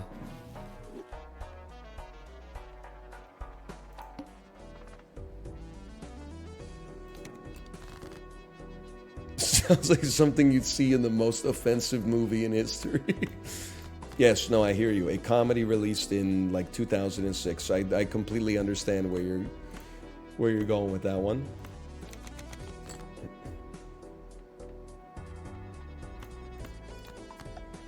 Made $172 million at the box office in 2011. In 2016, people started unironically saying you can't make that shit these days. Polychrome's got to go at the end, bro. Yeah, no problem. 0 bloodstones. We win regardless.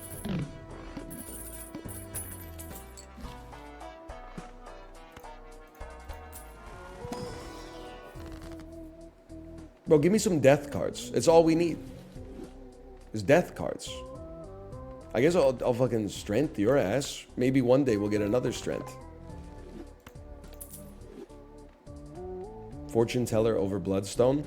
I am never going to leave bloodstone. You just have to keep it. I wish you didn't have to keep it, but you gotta keep it. I just don't like steel. The negativity. Every single person is my enemy. You are absolutely right. Given the opportunity, I should play Flush House one time.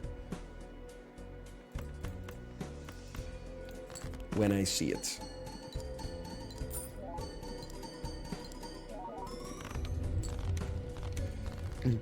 Flat, molten, endless, what?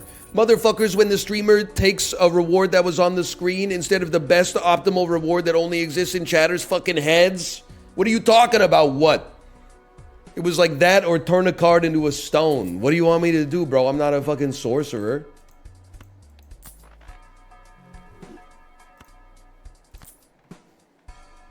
Cut me some damn slack here.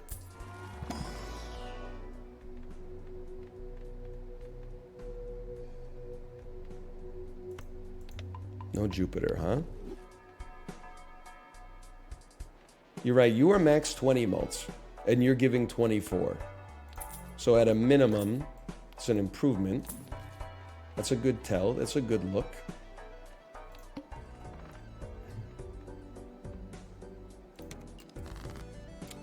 I love it. I love it. Let's discard these. I know it's crazy, but I wanted to get more cards to Hanged Man. How about a little flush house? How about a little flush house? All right, whatever. I'll see myself out.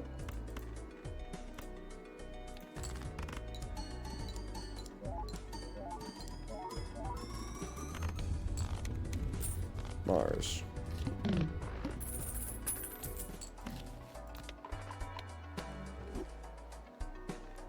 Polychrome and Bloodstone are dead now. How so?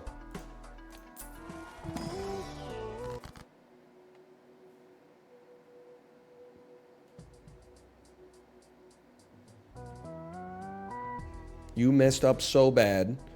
Polychrome and Bloodstone are screwed up now.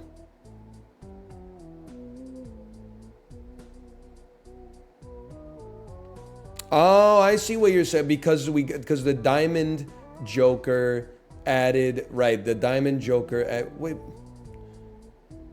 Yeah, I know you're, because the Diamond Joker added them at runtime. I see what you're saying. I see what you're cooking with. Instead of like when at the end when you add it all together. I don't think maybe it is a big deal. I don't know. Either way, I'm getting rid of these. Chatter is right, but so what? They did write "you messed up big time," which is like one of the funniest starts to a sentence you could ever make. That doesn't take away from the fact that they were correct. But "you messed up big time" is just a very funny expression. So for that 600-second timeout.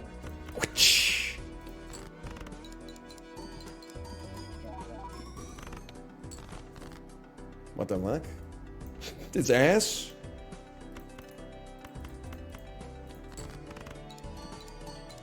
Oh, because I don't have any pairs or triplicates, bro. You gotta get some pairs or triplicates there.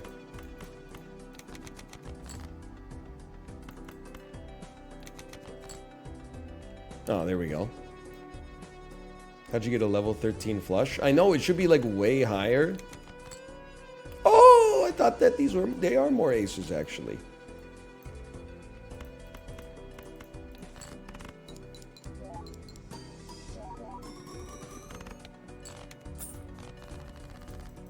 I fucking did mess up big time, bro. It's back! I'm sorry!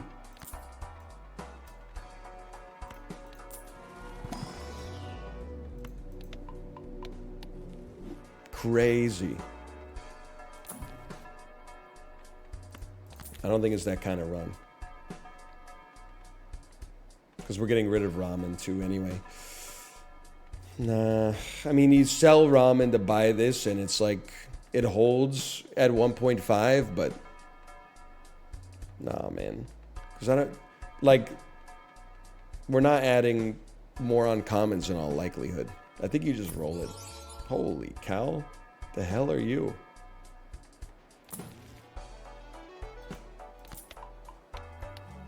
It's adding 3x. Well, it would be, yeah, it would be adding 2.25. You're right, it is better than ramen. Alas. This would be a great opportunity to do flush houses and not set our money to 0. But even if our money goes to 0, what the frick do we care, bro? Yes, so what we get sober. So what we smoke nothing. Huge. Flush house!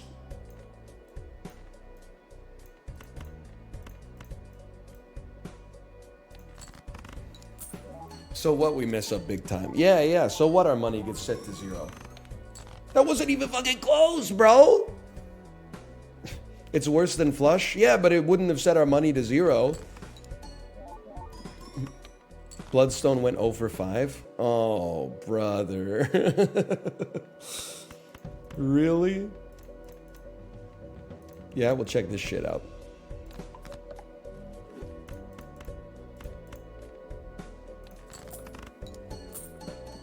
Yes. Bloodstone went 1 for 5? 0 for 5 into a 1 for 5? And you're going to tell me it's a 1 in 3 chance. Okay, sure. Yeah. Sure. No, yeah, I believe you. Makes perfect sense. Oh, you're going to suck me. This is going to pay for itself immediately. Upgrade flush by 3 levels. Yes, I think I will.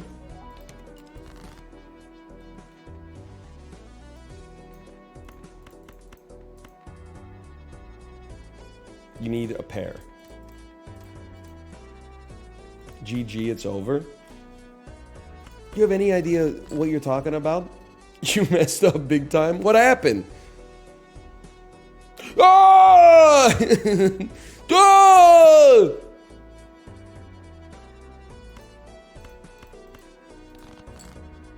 Two in 1,000 chance. Oh, man. Imagine though. We don't want a flush house until it's leveled. It's the simple truth of the matter.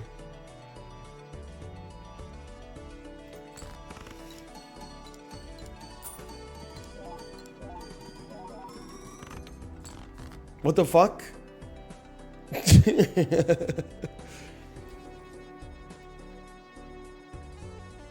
Why is Bloodstone so fucking ass, bro? How many times did it work on this one? It worked the one time? It went 2 out of 5. Oh my god.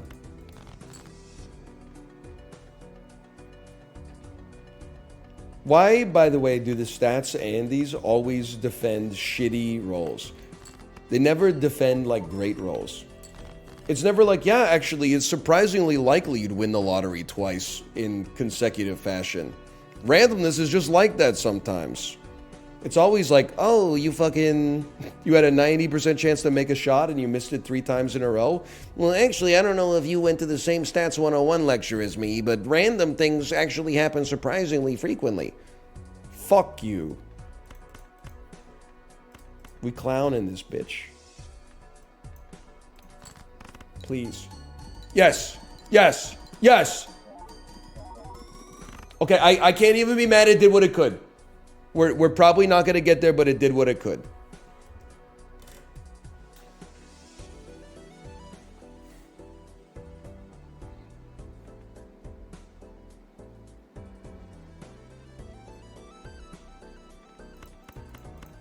You need a pair. If you don't have a pair, you lose. But we're not going to get it on this one, so you got to send it.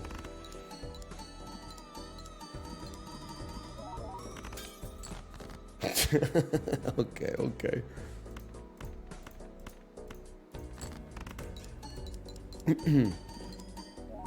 It's still a good run. All right, I'm going to send you over to my wife's stream. Good Balatro run. I will see you tomorrow. Goodbye. Bloop.